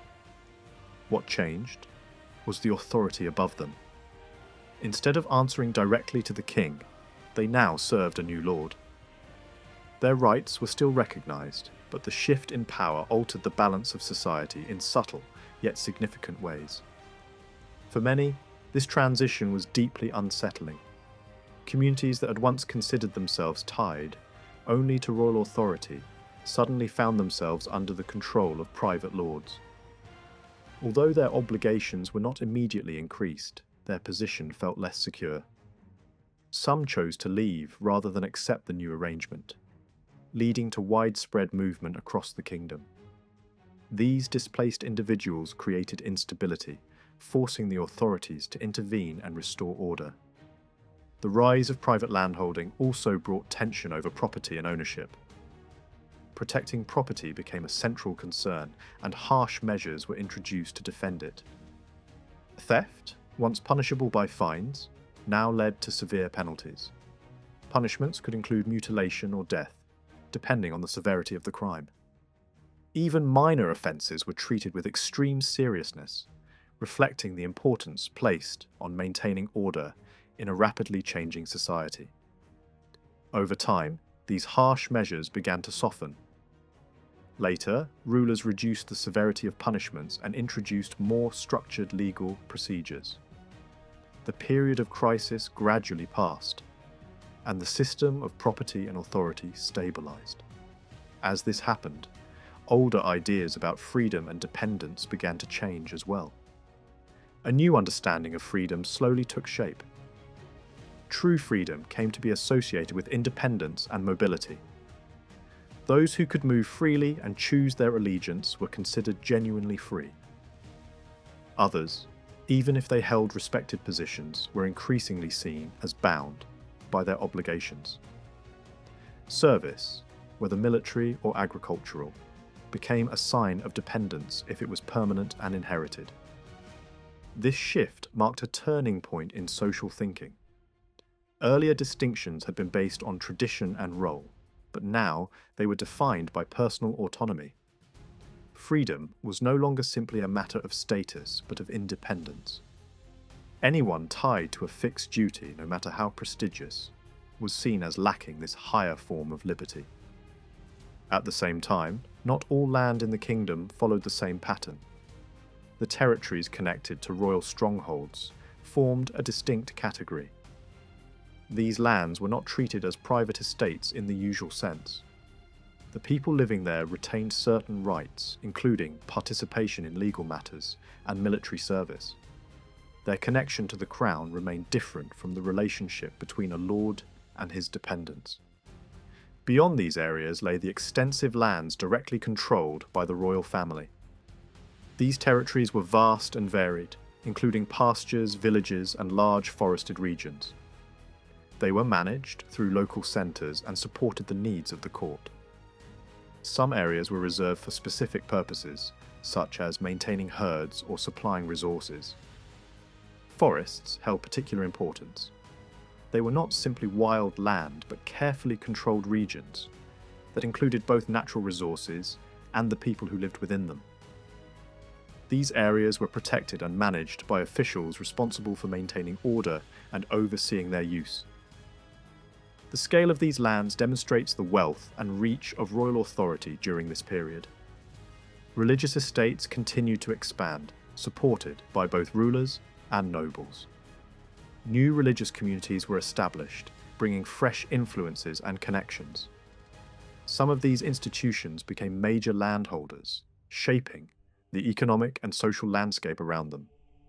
Their growth reflected the increasing integration of the kingdom into broader European developments. The lands of the nobility are less well documented, but it is clear that powerful families controlled large estates. These holdings served as both residences and centres of authority. Within them lived households composed mainly of dependent workers, who cultivated the land and produced goods. The lord exercised extensive control over these communities, which functioned as self-contained units. Such estates formed the foundation of aristocratic power. They provided resources, manpower, and status, allowing their owners to maintain influence within the kingdom. The household itself included not only the family, but also servants and labourers, all bound together under the authority of the landowner. By the opening years of the 13th century, the darkness that covers the earlier story of Hungary begins to lift with surprising speed. Around 1200, the surviving evidence suddenly becomes far richer than before. Earlier centuries had left behind only a thin scattering of written records. But now, charters multiplied rapidly until they were being issued in vast numbers each year. For the period before 1300 alone, thousands of documents survive. At the same time, Hungary's connection with Rome entered a new phase. During the age of Innocent III, the papacy followed the affairs of the Hungarian Kingdom, with unusual attention and at times intervened directly. Because of this, correspondence between the Pope and the Hungarian crown became one of the clearest windows into both the kingdom's foreign ambitions and its domestic struggles. The central transformation of this age was the rise of the Hungarian nobility as a distinct social body and, even more importantly, as an organised political force. Yet this nobility was not the same as the noble class found in much of Western Europe. In many lands, nobles traced their identity to knightly birth, great inherited wealth, and a social world shaped by chivalric ideals. In Hungary, however, noble standing rested above all on ownership of free landed property. A man was noble because he held land as his own possession, not because he belonged to a mounted warrior aristocracy in the Western sense. This created a remarkably broad noble class.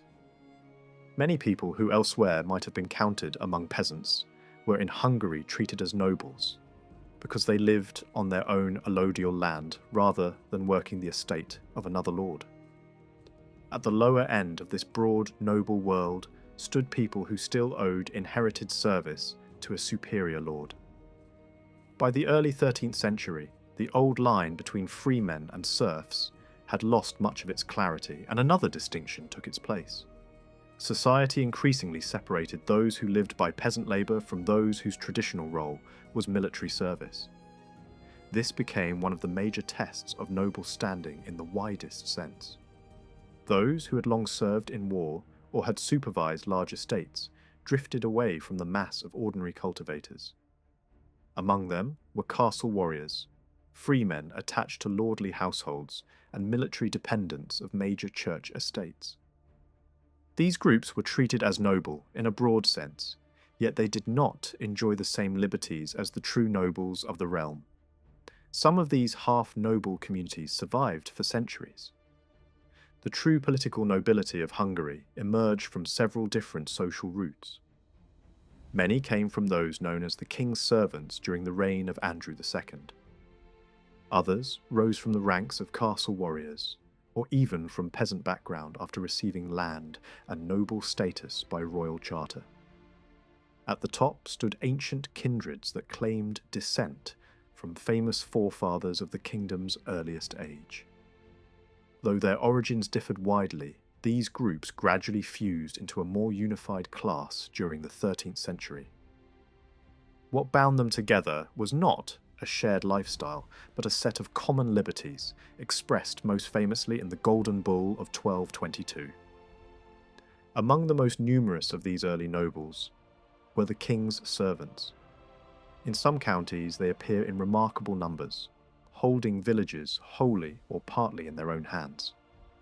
Their position resembled that of warriors, who served the ruler directly rather than a local bishop or count. Some had clearly received their lands from royal favour, especially from the middle of the 12th century onward, and such grants became increasingly common after 1200. A recipient might be a foreign guest, a native Hungarian raised up from unfree status. or a man from an older warrior family whose ancestors had held land since the earliest Christian kings. By entering the king's service and holding land directly from the crown, such men formed the backbone of the rising lesser nobility. Yet the word noble had once meant something narrower. Originally, it referred above all to those born from ancient noble kindreds, families that traced their male line back to the leading men of the 11th and 12th centuries. By the late 13th century, a chronicler counted more than 100 such kindreds. Whether the exact number was accurate matters less than the fact that a recognizable group of old-born lineages still stood apart from the wider noble world. Around 1300, these families remained distinguished by wealth, prestige, and ancestral memory. Many claimed descent from pre-Christian chiefs or heroic figures linked to the conquest of the Carpathian Basin. Even poorer kindreds could preserve great pride in such origins, while richer ones often had less need to advertise them. The memory of descent mattered deeply. Families identified themselves by the name of a famous ancestor, even when the exact chain of generations was unclear. Some noblemen proudly described themselves as belonging to the lineage of a celebrated forefather, simply to mark their elevated birth. In fact, the weaker or poorer a branch became, the more useful this ancestral identity could be. For men sinking into obscurity among the lesser nobility, noble lineage was a shield against being lost in the crowd. This attachment to ancestral prestige remained powerful well into the late 13th century. Families descended from foreign settlers, even when successful and influential, could still be marked out as newcomers. Some of these immigrant lineages became among the greatest in the kingdom, yet memory of their outside origin remained alive. In this way, noble society in Hungary balanced two forces at once: deep pride in ancient native descent and a steady absorption of outsiders who rose by royal service and landed wealth. Heraldry helped strengthen that identity. As foreign knightly customs spread into Hungary, the outward signs of chivalric culture also became attractive. Names from popular romances appeared among the elite for a time, and coats of arms became fashionable. The royal court led the way, adopting symbols that later came to define the kingdom and dynasty. Noble families followed this example, often transforming an older family emblem into a formal coat of arms. Over time, related branches could still be recognized by similar symbols on their seals and shields. In some cases, these emblems preserved memories reaching back to the 11th century or earlier. Heraldry did not create noble identity, but it gave visual form to claims of descent and continuity. Even so, membership in a kindred did not mean that property remained communal. Since the age of St. Stephen, land in Hungary was inherited by equal division among sons. Estates were split branch by branch, generation after generation, and each line then lived independently. Only monasteries founded by the family tended to preserve a lingering form of collective association. This pattern of equal inheritance steadily broke great fortunes into smaller pieces. Some once prominent kindreds fragmented into modest, landed families that drifted into the lesser nobility. In later centuries, a family that eventually rose to great fame might have begun as one tiny offshoot of a once larger lineage. The system preserved freedom, but it also ensured constant division. Around 1200, one writer gave voice to the ideals of these old noble families. Though a cleric, he filled his narrative with admiration for the pagan conquerors of the land and argued, in effect, that Hungary ought to be governed by their descendants. His picture of the past turned the conquering leaders into founders of hereditary right, as if rule over counties and high offices should naturally belong to their bloodlines. Yet the leading barons of his own day were largely absent from his story. Perhaps for that reason his work had little immediate influence, but the spirit behind it endured. It expressed an aristocratic vision of Hungarian history that would echo for generations. When Emmerich came to the throne in the late 12th century, Hungary's foreign policy took a new turn. For the first time, a Hungarian king pursued an active and sustained interest in the Balkans. This shift was closely tied to the ambitions of the papacy, which sought not only to guide, but also to expand Latin Christianity. Hungary stood on the frontier between the Latin world and neighbouring peoples viewed from Rome as pagans, schismatics, or heretics. That position gave the kingdom new importance. In the south and east lay Serbia, Bulgaria, Bosnia, and the lands of the Cumans. Against them, Hungary could present itself as a defender and extension of the Roman Church. From this point onward, Hungarian expansion and papal policy often moved together. Emmerich involved himself in Serbian dynastic struggles by backing one claimant against another, but his intervention brought no lasting result. Serbia remained independent and would continue to challenge Hungarian influence for generations. Even so, Hungarian kings adopted the royal title connected with Serbia and kept it long afterward. Bulgaria, meanwhile, was growing stronger under its own rulers and established direct ties with Rome, frustrating Hungarian hopes of dominance there. Bosnia, weaker than its neighbours, offered more room for Hungarian influence. By the early 13th century, Hungary was already pressing its authority there, especially under the excuse of suppressing heresy. Then came the great shock of 1204, when the Fourth Crusade captured Constantinople. For Hungary, the most painful event connected with that crusade was the attack on Zadar, a city under Hungarian rule. Despite papal protests, the damage could not be undone. Not long after, Emmerich died, leaving a young son and a dangerous political situation. His brother Andrew became regent, but almost immediately behaved as if the crown were already his. The widowed queen fled with her child, and when the boy soon died, Andrew took the throne for himself. Andrew II gave Hungarian foreign policy a different direction. He launched repeated campaigns toward Galicia, becoming deeply involved in the struggles of the Russian principalities. Sometimes he acted as a protector, sometimes as a kingmaker, and at one stage he even tried to secure the region for his own sons. Though these efforts brought temporary success, they never produced stable Hungarian control. In time, Galicia slipped from Hungary's grasp.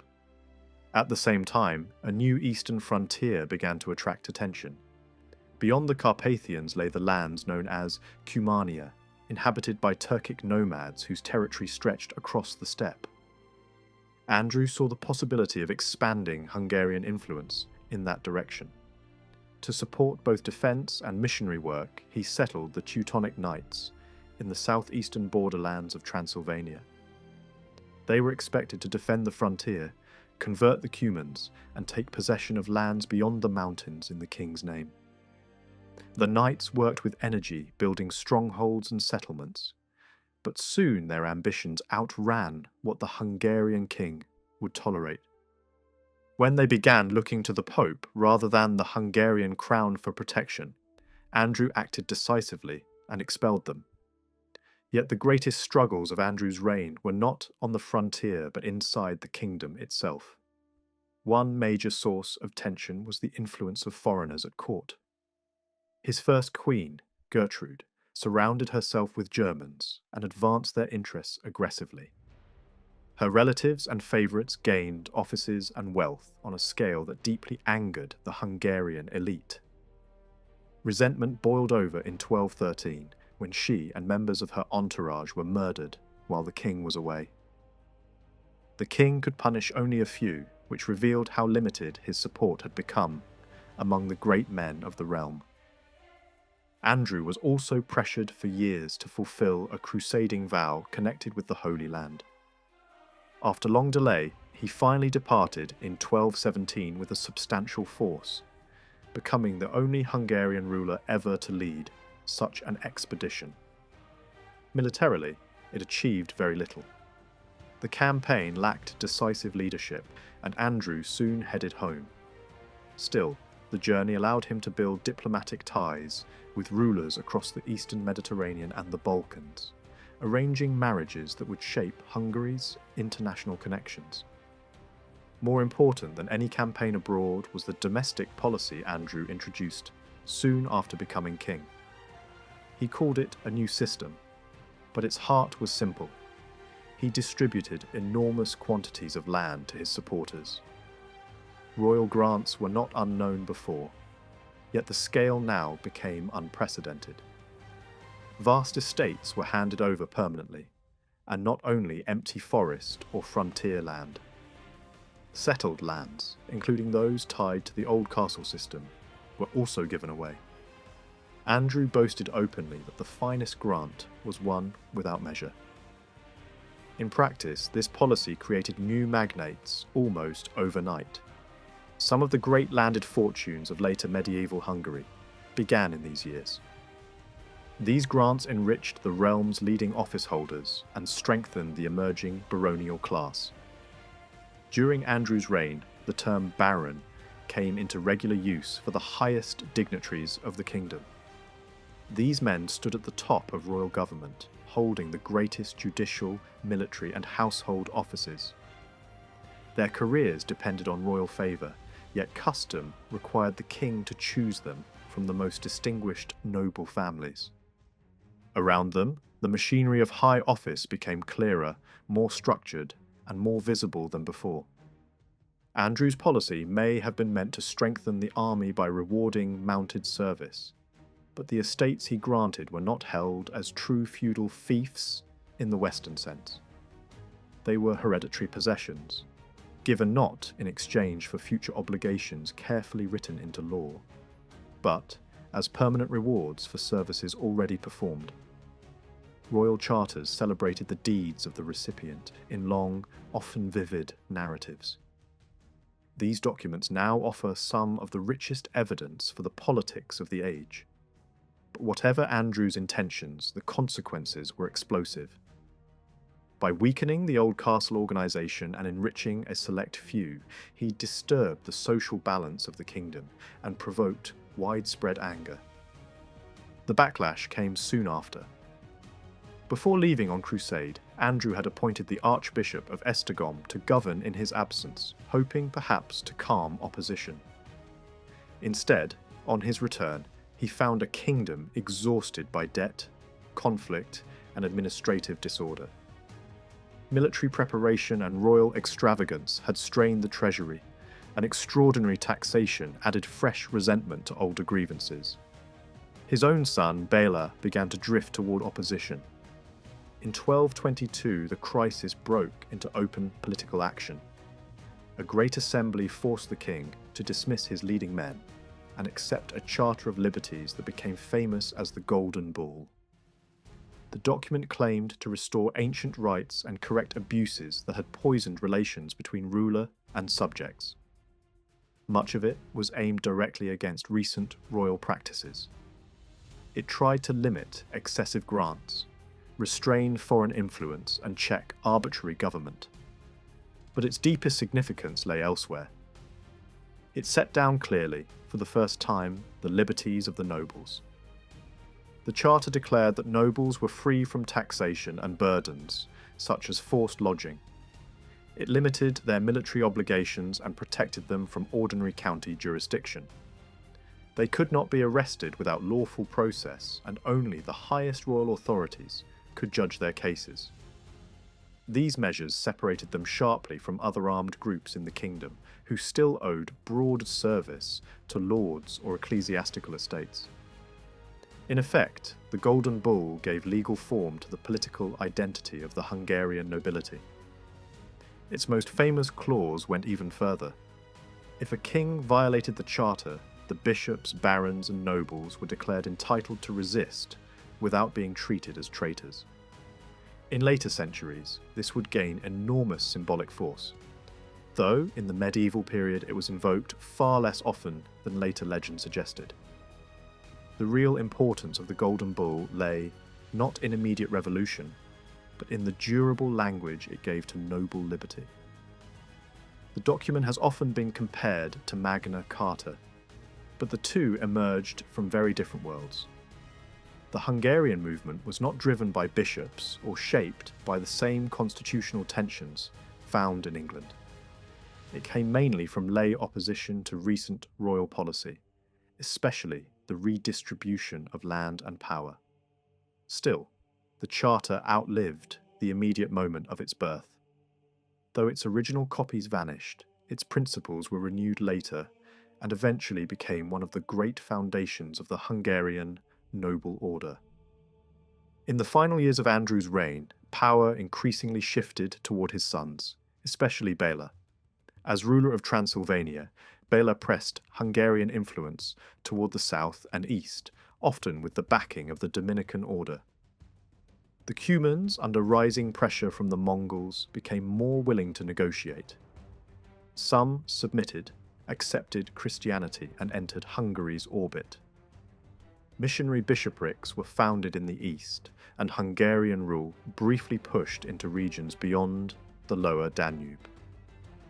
Béla even adopted the title King of Cumania, a sign of growing ambition just before disaster struck.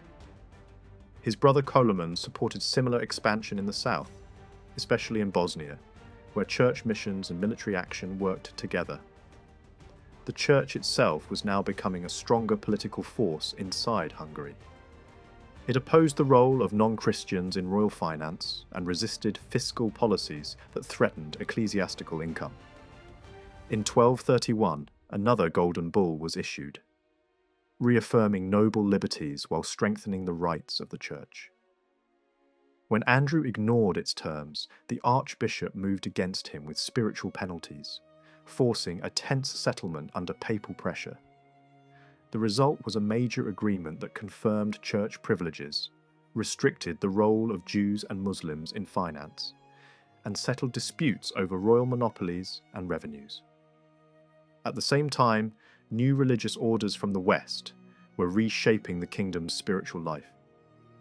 The Dominicans and Franciscans spread rapidly, and their influence soon reached the royal family itself.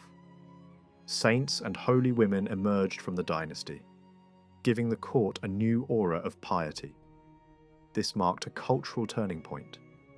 In earlier generations, Hungary had still preserved a visible Eastern flavour, with Muslim communities, Greek monks, and a certain religious diversity. But the age of papal reform and Latin zeal gradually erased much of that older world. Muslim communities faded from the record, Greek monastic life withered, and Western Christian uniformity grew stronger. Andrew died in 1235, and Béla IV took the throne with a determination to reverse much of his father's legacy. He viewed Andrew's great grants as reckless and destructive. Once king, he moved harshly against those he blamed for the disorders of the previous reign, confiscating estates and punishing leading figures. He also tried to restore the authority of the crown to an older and more commanding form. Barons were made to stand in council, symbolic signs of familiarity were stripped away, and grievances were to be submitted in writing for formal review. Most of all, Béla sought to halt the collapse of the old royal estate system and recover lands lost under his father. These measures temporarily reinforced royal power, but they also bred resentment. Some contemporaries believed that the growing tension between king and subjects weakened the kingdom on the eve of catastrophe. It was during these years that a strange and long-forgotten branch of Hungarian history briefly returned. Medieval memory had once preserved the idea that not all Hungarians had entered the Carpathian Basin together. Some, it was said, had been left behind in the east. That story had faded, but Dominican friars searching for these distant kin set out in the 1230s. One of them, Julian, eventually found a Hungarian-speaking people far to the east, near the Volga. His discovery was extraordinary, but even more alarming was what he learned there. The Mongol world was moving westward with terrifying force. When a second mission tried to return, it found the region already consumed by invasion. The Eastern Hungarians vanished into that storm. The Mongol advance also drove the Cumans into Hungary in greater numbers. Their leader sought refuge under Béla's protection, promising loyalty and conversion. Béla accepted them, partly because he hoped they could serve as allies against the Mongols and perhaps against his own discontented nobles. But their arrival only sharpened internal tensions. Complaints multiplied over violence, disorder, and the behaviour of the newcomers. The king was accused of favouring them, and distrust spread across the realm just as the real danger approached. That danger became real in 1240, when Kiev fell. In the following spring, Mongol armies moved against Hungary from several directions at once. One force swept through Poland before descending from the north. Another crossed the southern passes. The main army pushed straight through the Carpathians toward the heart of the kingdom. Even then, many in Hungary failed to grasp the scale of the threat. While the royal army gathered near Pest, panic and suspicion turned into violence. The Cumans were accused of collusion with the enemy, and their leader was murdered by a mob. Enraged, his people abandoned the kingdom, ravaging as they withdrew. Even without them, the Hungarian army remained large, and Béla marched east to confront the invaders. The decisive battle came near the Sejo River at Muhi. There, on open ground, the Hungarian forces drew up behind their wagons in a tight defensive camp. The Mongols surrounded them with speed and precision. By dawn, they had crossed the river at multiple points, encircled the Hungarian position, and turned the trapped army into a killing ground. Arrows, confusion, and panic did the rest. It was one of the greatest defeats in medieval Hungarian history. The highest leaders of church and state fell in huge numbers. Béla himself escaped only with difficulty, aided by loyal men who brought him fresh horses as the country collapsed around him. He sought help abroad, but little came. Western rulers were distracted by their own struggles, and some took advantage of Hungary's weakness, rather than assisting it. Meanwhile, the Mongols spread across the country. Towns and settlements burned. Early in 1242 they crossed the frozen Danube, took key centres, and chased the king deep into the southwest. Yet just as suddenly as the storm had arrived, it began to pass. News came that the great Khan had died, and Batu turned back east. The Mongol withdrawal spared Hungary from permanent conquest, but the destruction was immense. Large parts of the kingdom lay devastated, populations had been killed or carried off, and the old order had been shaken to its core. To many observers at the time, it seemed as though the kingdom itself had been destroyed. In the decades that followed the Mongol invasion, Hungary entered a period of profound transformation. The shock of destruction and the pressures of internal change reshaped the kingdom in ways that would define its future. By around 1270, political authority had begun to fracture. Royal power weakened rapidly, and over the following decades, this decline deepened into widespread disorder. By the time the Arpad dynasty came to an end in 1301, the kingdom had experienced a long phase of instability. Yet this same period also witnessed sweeping social and economic change, unmatched since the early formation of the state. Older systems of servitude began to break apart. New lands were settled, and new political institutions started to emerge. These developments laid the groundwork for a society in which the nobility would soon act as a unified political estate. The devastation caused by the Mongol invasion remains difficult to comprehend. Entire regions were left in ruin within a single year. Large numbers of people were killed or carried away, and vast stretches of land were left empty. In many areas, survivors wandered through silent landscapes where villages had vanished. Churches stood as lonely markers in abandoned countryside, while fields lay uncultivated. The dead were often left unburied, and disease spread quickly in the aftermath. Hunger soon followed. Within a short time, famine claimed even more lives than the invasion itself. The scale of the demographic loss was immense. Although estimates differ, it is clear that a significant portion of the population disappeared. The impact can be compared to later catastrophes that struck Europe, and its consequences were just as far-reaching. Yet out of this destruction came unexpected change. The crisis accelerated processes that had already begun earlier in the century. Social structures shifted, settlement patterns were transformed, and the kingdom emerged in a new form. The effects of the invasion were not evenly distributed. Western regions suffered less, while the Great Plain experienced near-total devastation. Archaeological evidence shows that many settlements in this region disappeared entirely. In some areas, the ruins of churches stood for centuries as reminders of lost communities. Over time, the lands of abandoned villages were taken over by survivors and used primarily for grazing. This shift laid the foundation for a major expansion in livestock breeding, especially horses and cattle, which would later become a defining feature of the region's economy. At the same time, long-distance trade suffered a severe blow. The earlier disruption of major trade routes had already weakened commercial networks, but the destruction of key eastern centres brought this system to collapse. Regions that had once been economically active quickly lost their importance. Trade routes fell silent, towns declined, and entire areas became increasingly isolated. What had once been dynamic regions of exchange and movement turned into peripheral zones, with limited economic significance. Despite this decline in some areas, other parts of the kingdom began to grow.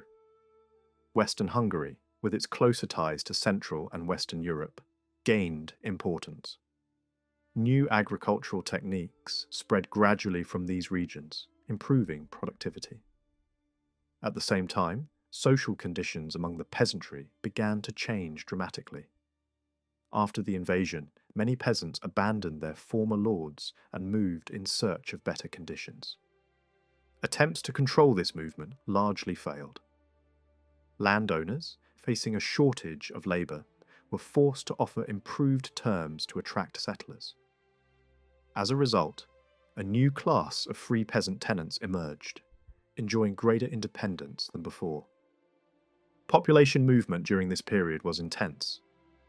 Entire communities relocated, and new settlements appeared in areas that had previously been sparsely inhabited. Royal grants of land encouraged this process, drawing settlers from both within the kingdom and from abroad. These newcomers were often granted favourable conditions, including reduced obligations and personal freedom. Over time, this reshaped the rural landscape and weakened older forms of dependency.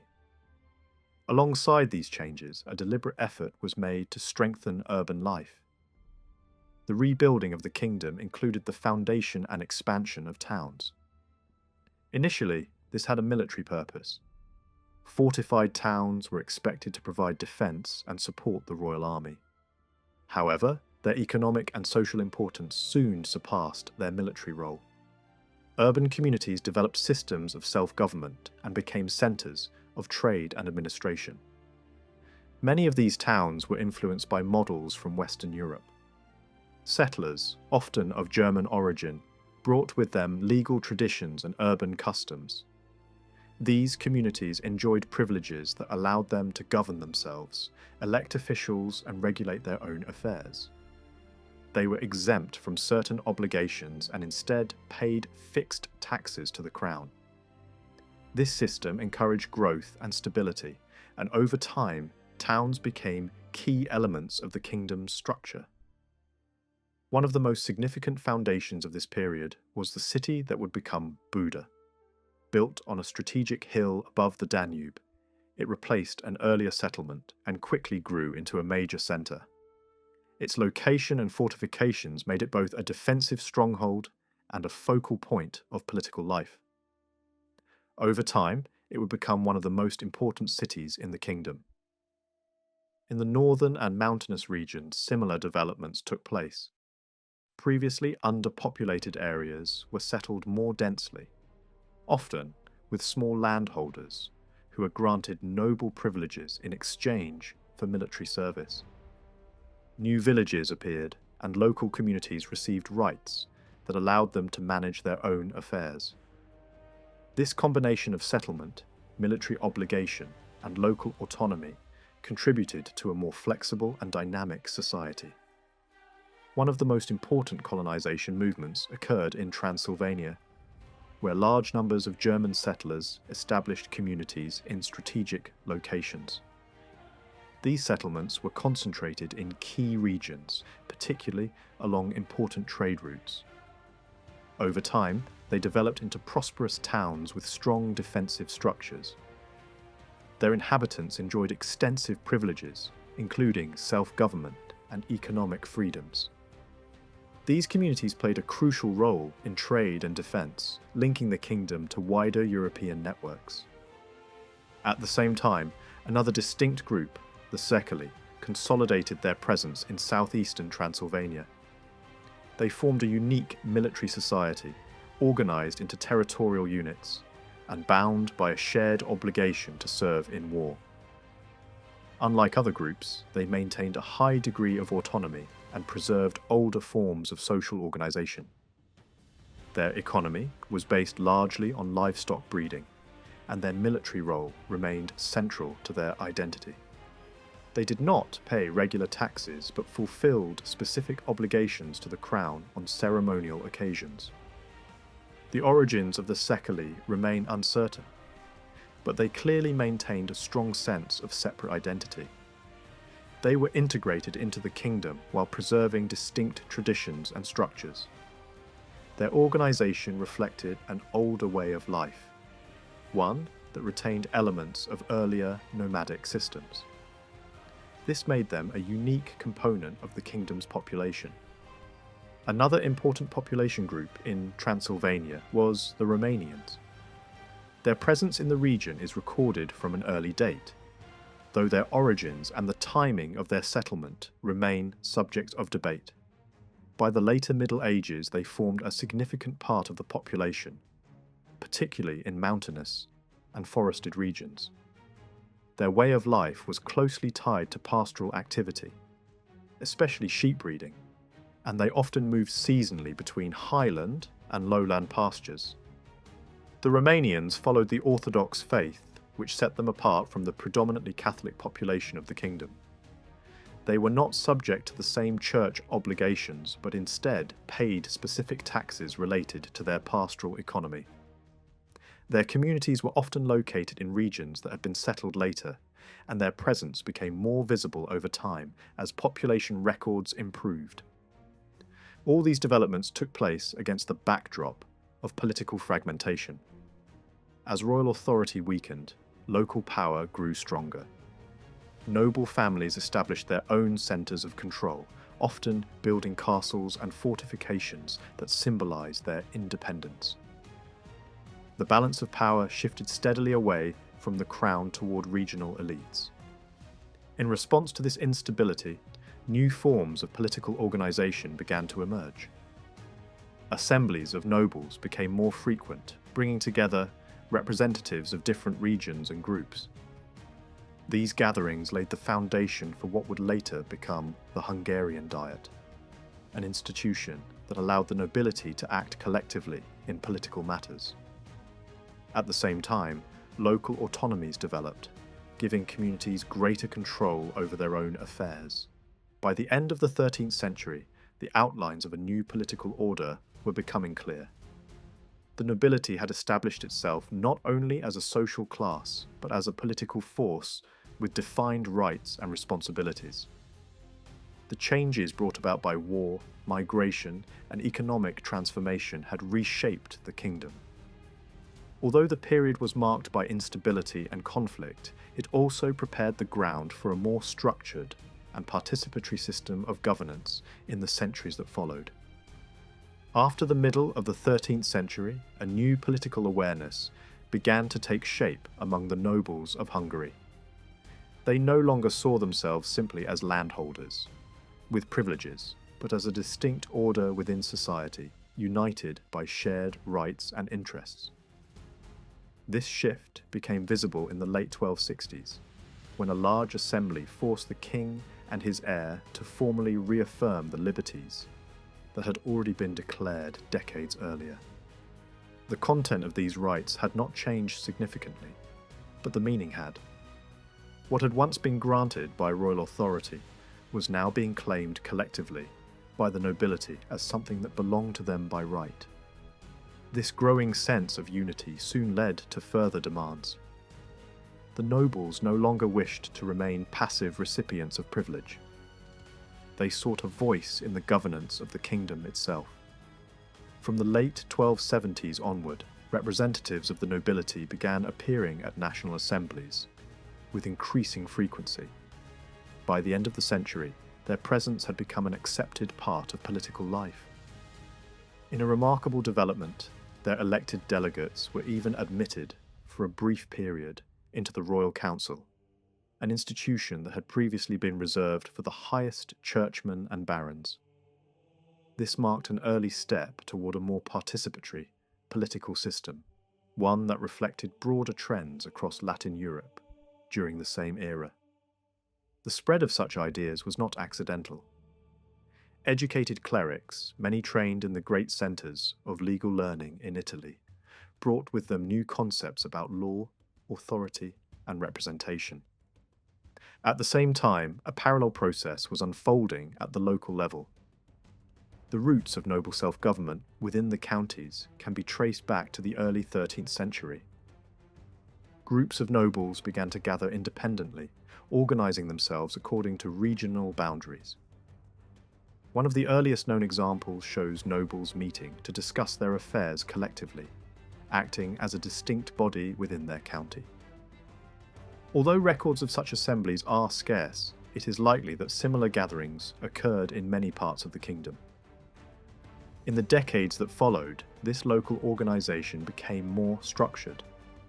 Officials drawn from the ranks of the local nobility were appointed to oversee legal matters and property disputes. Whether these officials represented the beginnings of full self-government or were still extensions of royal authority is debated, but their existence clearly pointed toward a new form of local administration. By the end of the century, the concept of a noble county had taken clearer shape. These counties were governed by elected magistrates from among the nobility, working alongside representatives of the royal administration. This system spread widely, and by the early 14th century, a large number of counties operated under similar arrangements. While these institutional changes were taking place, ideas about the nature of nobility itself were also evolving.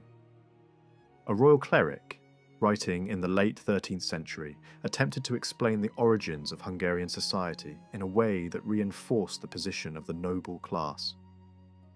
Drawing on older traditions as well as his own interpretations, he presented a vision in which the Hungarian people shared a common ancestry rooted in ancient times.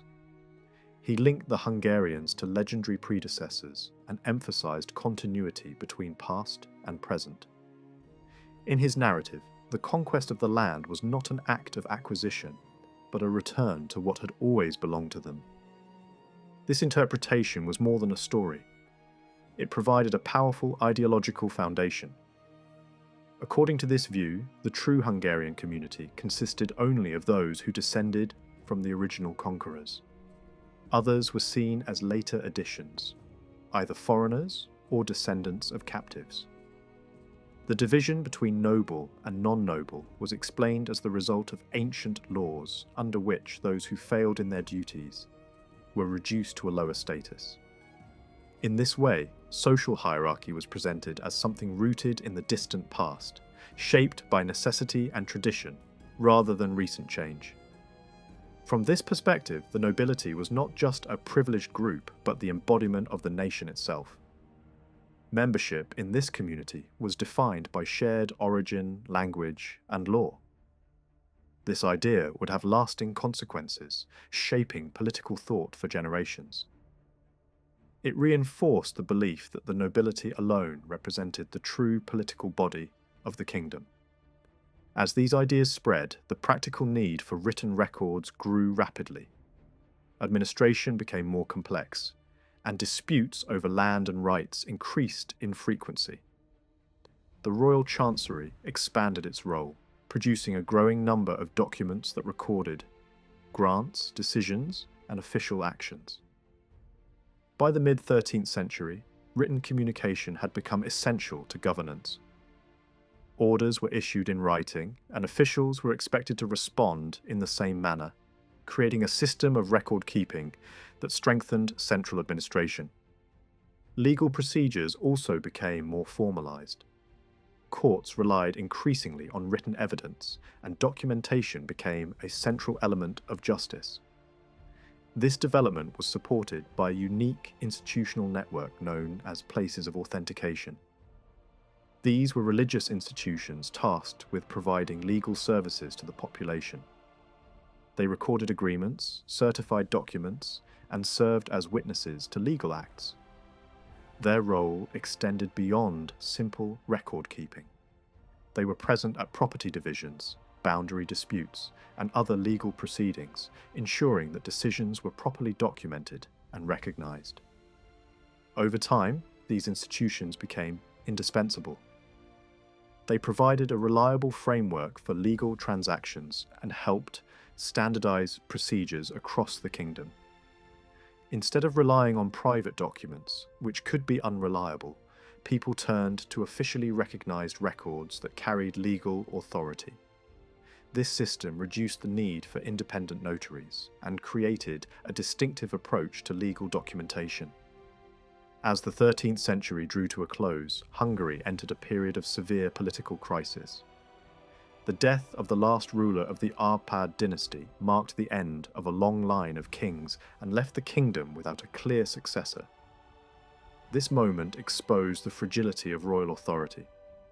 In the years leading up to this event, powerful lords had already begun to carve out their own spheres of influence. After the dynasty's extinction, these regional powers expanded further, threatening to divide the kingdom into separate territories. These lords, often described as oligarchs, controlled extensive lands and commanded their own armies. Their authority combined official power with private wealth, making it increasingly difficult for the crown to assert control. Although they still recognized the existence of a king in principle, their actions were largely independent. Each governed his territory as if it were his own domain, exercising judicial and military authority without interference. Their power rested on a network of followers bound by personal loyalty. These retainers, often drawn from the lesser nobility, served their lords in exchange for protection and opportunity. They formed the core of private armies and administrative systems, managing estates, collecting revenues, and enforcing authority. Unlike feudal vassals in other parts of Europe, their relationship with their lord did not involve land tenure. Instead, it was based on personal service, making it more flexible, but also more dependent on individual ties. As these regional powers grew stronger, the balance between central authority and local control shifted dramatically. The kingdom faced the real possibility of fragmentation. Yet even in this period of crisis, the idea of a unified monarchy remained strong. The question was not whether the kingdom should have a king, but who that king should be. Several claimants emerged, each supported by different factions. Among them was a young prince from a powerful European dynasty, whose claim was backed by the papacy. He entered the kingdom with limited support and was crowned under unusual circumstances. However, many of the leading lords rejected this coronation, insisting on traditional conditions that had to be met for a ruler to be considered legitimate. Another candidate was chosen by the barons, a prince with distant ties to the royal line. He was crowned with full ceremony and established himself in the capital, but his authority remained largely symbolic. Real power stayed in the hands of the oligarchs, who controlled the resources of the kingdom. Over time, the balance began to shift. Through a combination of diplomacy, external support, and changing alliances, the first claimant gradually strengthened his position. Rival candidates lost ground, and one by one, key figures in the kingdom began to support him. Even so, his authority remained contested until he was crowned again under the proper conditions, using the traditional symbols of kingship. Only then was his legitimacy widely accepted. With his position secured, the new king faced the immense task of restoring central authority. The oligarchs still held vast territories and operated with considerable independence. Rather than confronting them all at once, he moved carefully, consolidating his support and building alliances. Over time, he began to challenge their power directly. The struggle that followed was long and difficult. The king had limited resources at first, relying on loyal supporters, church backing, and those among the lesser nobility who sought protection from the dominance of local lords. Gradually, he gained strength. Some of his opponents hesitated to unite against him, allowing him to confront them individually. Each victory increased his prestige and attracted new followers. One by one, the great provincial powers were weakened. Some collapsed quickly when faced with royal authority, while others resisted for years. Key battles tested the strength of the monarchy, and although losses were heavy, the king managed to maintain momentum. Strategic alliances, both within and beyond the kingdom, played an important role in his success. The final phase of the conflict came when the strongest remaining opponent died without an heir. His territories quickly fell apart, and royal forces moved in to secure them. With this, the long struggle came to an end. The authority of the crown was restored, and the era of oligarchic dominance was brought to a close. In the years that followed, the king rebuilt the kingdom on new foundations. The old system of fragmented power was replaced by a more centralized structure, supported by loyal officials and a reorganized administration. Internal stability returned, and the monarchy entered a period of renewed strength. With internal order restored, attention turned outward. The king sought to reassert influence in the Balkans, reviving earlier ambitions. Campaigns were launched to recover lost territories and strengthen control over border regions. Some successes were achieved, but resistance remained strong, particularly from neighbouring states that had grown more powerful during Hungary's period of weakness. Efforts to expand influence met with mixed results. Certain regions were brought back under control, while others proved difficult to hold. Conflicts with neighbouring rulers became a regular feature of foreign policy. In some cases, alliances were formed to secure strategic advantages. In others, military campaigns ended in stalemate or defeat. Despite these challenges, the kingdom emerged stronger than it had been for decades. The restoration of central authority allowed the ruler to draw on the full resources of the realm. For the first time in many years, Hungary once again possessed the strength to act as a major power in the region. The long period of crisis had ended, and a new chapter in its history had begun. For a time, the relationship between Charles and his Habsburg relatives remained stable.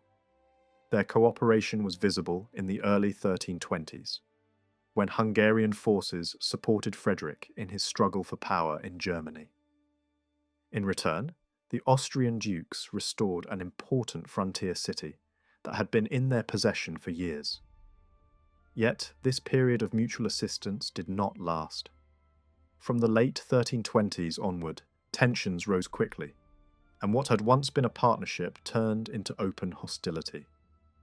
The first serious break came when Charles was forced to reclaim a contested border region through military pressure. The situation worsened further when the Austrian Duke openly supported rebellious Hungarian lords and even accepted their loyalty. This act challenged royal authority directly. Charles responded with force, launching a campaign into Austrian territory, while his commanders pushed deep into the southern regions under Habsburg control. Although peace was eventually negotiated, distrust remained strong on both sides. In the years that followed, Austrian rulers continued to offer refuge to those who resisted the Hungarian crown, ensuring that relations never fully recovered. While conflict defined the western frontier, Charles found more reliable allies in the north. His ties with Poland became one of the cornerstones of his foreign policy. Even in the early years of his reign, when his own position was still uncertain, he offered military support to the future Polish king. This alliance only grew stronger over time as both kingdoms faced common enemies. Hungarian troops were repeatedly sent to assist Poland in its struggles against powerful rivals to the north and east. This political cooperation was reinforced by dynastic marriage. After losing several wives without securing an heir, Charles married a Polish princess. The union proved decisive. It produced several sons and firmly linked the two royal houses. The importance of this connection became clear when the Polish ruler, lacking a direct successor, chose to designate Charles and his descendants as heirs to his throne. This agreement would later reshape the balance of power in Central Europe. Relations with Bohemia were also positive, though more cautious. The ruler of Bohemia had earlier supported Charles during his struggles against powerful internal enemies. Over time, their cooperation deepened, especially as both kingdoms found themselves opposed to Austrian ambitions. Yet maintaining friendship with both Poland and Bohemia was not simple. The two powers were rivals, each claiming rights over contested territories. Navigating this rivalry required careful diplomacy. Charles's greatest success in this area came in the mid-1330s. Through negotiation and persistence, he helped bring the two rivals to an agreement. Their envoys met to resolve long-standing disputes, and later, their rulers gathered in person to confirm the settlement. The meeting was more than symbolic. It marked the formation of a broader alliance that reshaped regional politics. Trade agreements followed, designed to weaken the influence of competing economic centres and redirect commerce along new routes. This diplomatic achievement secured stability in the region and strengthened Hungary's position as a mediator between powerful neighbours. At the same time, Charles pursued ambitions beyond Central Europe. His attention turned to southern Italy, where another branch of his family ruled. Although a different line had been granted the throne, Charles never fully accepted this arrangement. He believed that his own claim, based on senior lineage, remained valid.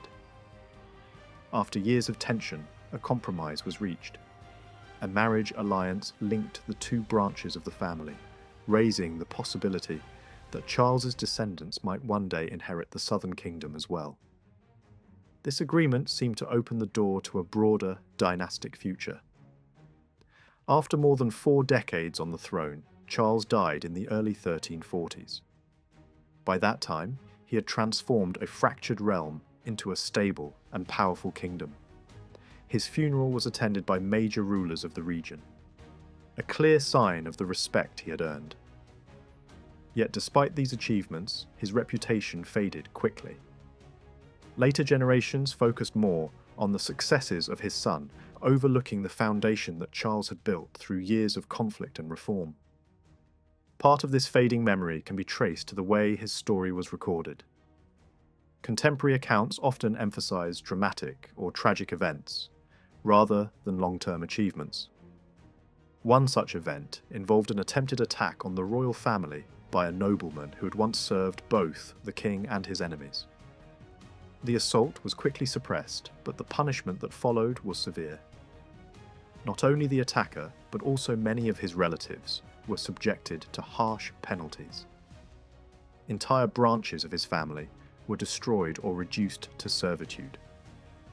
The scale of this response left a deep impression and became one of the most widely remembered episodes of the reign. The reasons behind the attack were never fully explained at the time, leading to speculation. A later account suggested that it was driven by a personal grievance involving dishonour within the royal household. Whether true or not, this explanation added a human dimension to an otherwise political narrative and helped ensure that the incident would be remembered long after other events had been forgotten. When Charles came to power, he presented himself not as a break from the past, but as its continuation. He claimed legitimacy through inheritance, emphasizing his connection to earlier rulers. Symbols and traditions reinforced this message. His family's emblem was combined with that of the previous dynasty, creating a visual link between past and present. This emphasis on continuity strengthened his authority and supported the development of a more centralized form of rule. Despite this claim of continuity, his approach to governance marked a clear shift. He reduced the role of large assemblies and concentrated decision-making in his own hands. Instead of relying on traditional gatherings, he governed with the support of a smaller circle of trusted advisors. Laws and privileges were often granted at his discretion, reflecting a more direct and personal form of authority. In theory, the king still ruled with the advice of leading figures from the church and nobility. In practice, their role became more limited. The structure of high office was reshaped, and the number of individuals holding the highest rank was reduced. This created a more controlled and efficient system, where power flowed from the centre rather than being shared widely. Military obligations also changed. Nobles were expected to support the king's campaigns regularly, often at their own expense. Warfare became a constant feature of political life, with campaigns taking place almost every year. These expeditions extended beyond the kingdom's borders, reflecting a more active and ambitious foreign policy. Relations with the church became increasingly strained as royal authority expanded. While the king had relied on church support during his early struggles, he later asserted greater control over ecclesiastical affairs. He influenced appointments, imposed financial demands, and involved church institutions in military campaigns. Complaints from within the church reveal growing frustration, but they had little effect. The balance of power had shifted, and the monarchy held the advantage. At the same time, the internal structure of the ruling elite was transformed. The old aristocracy, weakened by years of conflict, was replaced by a new group of loyal supporters. These men owed their positions entirely to the king and depended on his favour. Their rise marked a fundamental change in the nature of power. Instead of inherited influence, advancement now depended on service and loyalty. Some of these figures came from modest backgrounds and rose through military or administrative roles. Others were foreign knights who had accompanied the king and proved their value in battle. Together, they formed the backbone of a new governing class. Their authority came not from ancient lineage, but from their relationship with the crown. The royal court itself evolved into a more structured institution. A hierarchy of service developed, with clearly defined ranks and responsibilities. Members of the household acted as the king's representatives, carrying out orders, managing affairs, and even conducting diplomatic missions. This system allowed the ruler to extend his presence across the kingdom without being physically present. Alongside these administrative changes, elements of chivalric culture began to appear. Tournaments were held, symbols of knighthood were introduced, and orders of honour were established. These practices reflected broader European influences, though they were adapted to local traditions. Beneath the surface, the society remained rooted in older customs, blending new ideals with established ways of life. the royal residence also took on greater importance. Although the king continued to travel frequently, a central location emerged as the heart of government. Here, the treasury was kept, ceremonies were held, and major decisions were made. Over time, this place developed into a true centre of power, attracting nobles and officials who sought proximity to the ruler. The strength of the monarchy rested heavily on its control of land. By reclaiming territories that had fallen into private hands and redistributing them strategically, the king built a vast domain. This network of estates provided both income and authority, ensuring that royal influence extended across the kingdom. A new legal concept supported this expansion. Land without clear ownership could be claimed by the crown, reinforcing the idea that ultimate authority over territory belonged to the king. This principle allowed for further consolidation, though it also created uncertainty among landholders. The administration of these lands was organized through a system of offices. High-ranking officials governed regions on behalf of the king, controlling castles and collecting revenues. Their authority was temporary and dependent on royal favour, preventing the emergence of new independent powers. This system ensured that control remained firmly in the hands of the monarchy. Financial reforms played a crucial role in strengthening the state. Revenue collection became more organised, with regional centres responsible for managing income and minting coins. Specialists handled these tasks, bringing expertise that improved efficiency. The system covered a wide range of resources, from trade taxes to natural resources.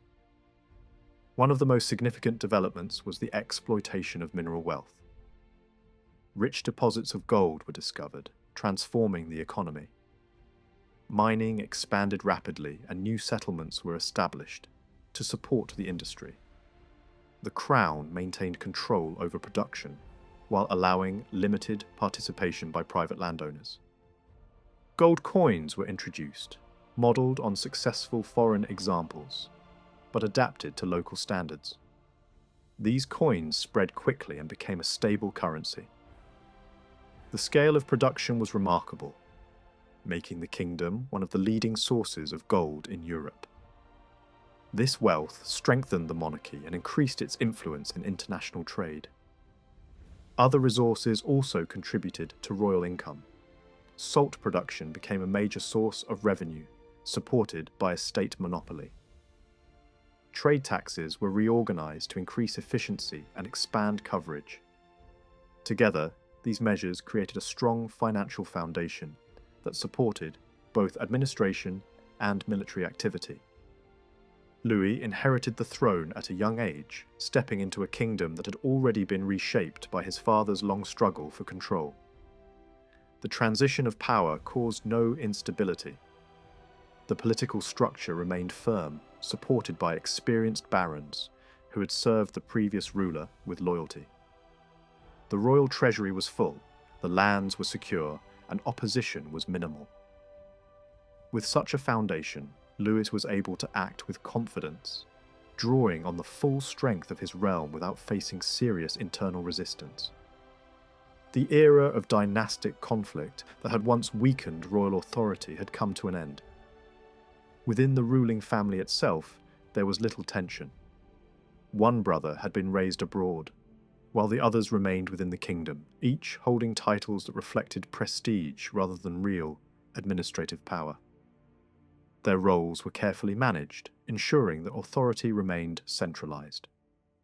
Even when younger members of the family were given responsibilities, these rarely translated into independent political influence. Over time, even these limited, autonomous positions were absorbed back into the royal system, reinforcing the unity of the state. Unlike his father, Louis sought to embody a different image of kingship. He was remembered not for caution or calculation, but for boldness and energy. Contemporary descriptions portray him as physically strong, confident, and commanding. His personality stood in contrast to the more reserved and pragmatic approach of the previous generation. He was open, generous, and eager to gain recognition beyond his borders. For him, the pursuit of honor and reputation was inseparable from the exercise of power. War became central to his identity. Campaigning was not simply a necessity of rule, but a personal passion. Almost every year, he led armies into the field, often without clear strategic objectives. The act of warfare itself seemed to satisfy him. He sought glory in action, sometimes placing himself in unnecessary danger. Accounts describe moments where his own commanders had to restrain him, reminding him of the risks expected of a king. Yet this boldness defined his reign, shaping both his successes and his failures. Outside the battlefield, he found similar excitement in the hunt. Vast forests and mountainous regions became his favoured retreats, where he pursued game with the same intensity he brought to war. Hunting was more than leisure. It was a demonstration of courage and control over nature. He invested heavily in residences near these regions, building strongholds and palaces that reflected both his authority and his personal interests. These places became symbols of royal presence even when removed from the political centre. Despite his martial nature, Louis was not indifferent to learning. He showed interest in books, collected manuscripts, and valued knowledge, though not in a scholarly or academic sense. His curiosity extended to subjects such as astrology and history, reflecting the intellectual trends of his time. Under his rule, important works were compiled and preserved, ensuring that earlier traditions were not lost. Art and culture also flourished in his court, blending local traditions with influences from abroad. Early in his reign, his attention turned to southern Italy, where family ties and political ambition intersected. A disputed succession offered an opportunity to claim a distant throne. Negotiations, alliances, and diplomacy failed to secure the desired outcome, leading Louis to pursue a more direct approach. The death of a close relative under suspicious circumstances intensified his determination, transforming a political dispute into a personal mission. His campaign into Italy began with confidence. His army advanced with little resistance, and his opponents fled before him. For a brief moment, it seemed as though his ambition had been realized. He entered the city as a conqueror and assumed royal authority. Yet this success proved fragile. External crises forced him to withdraw, and without his presence, his control quickly collapsed. Attempts to restore his position met with limited success, as local resistance and shifting loyalties undermined his efforts. The failure of this venture revealed the limits of his power. While he could conquer, he could not easily govern distant lands. Cultural differences, political hostility, and logistical challenges made lasting control impossible.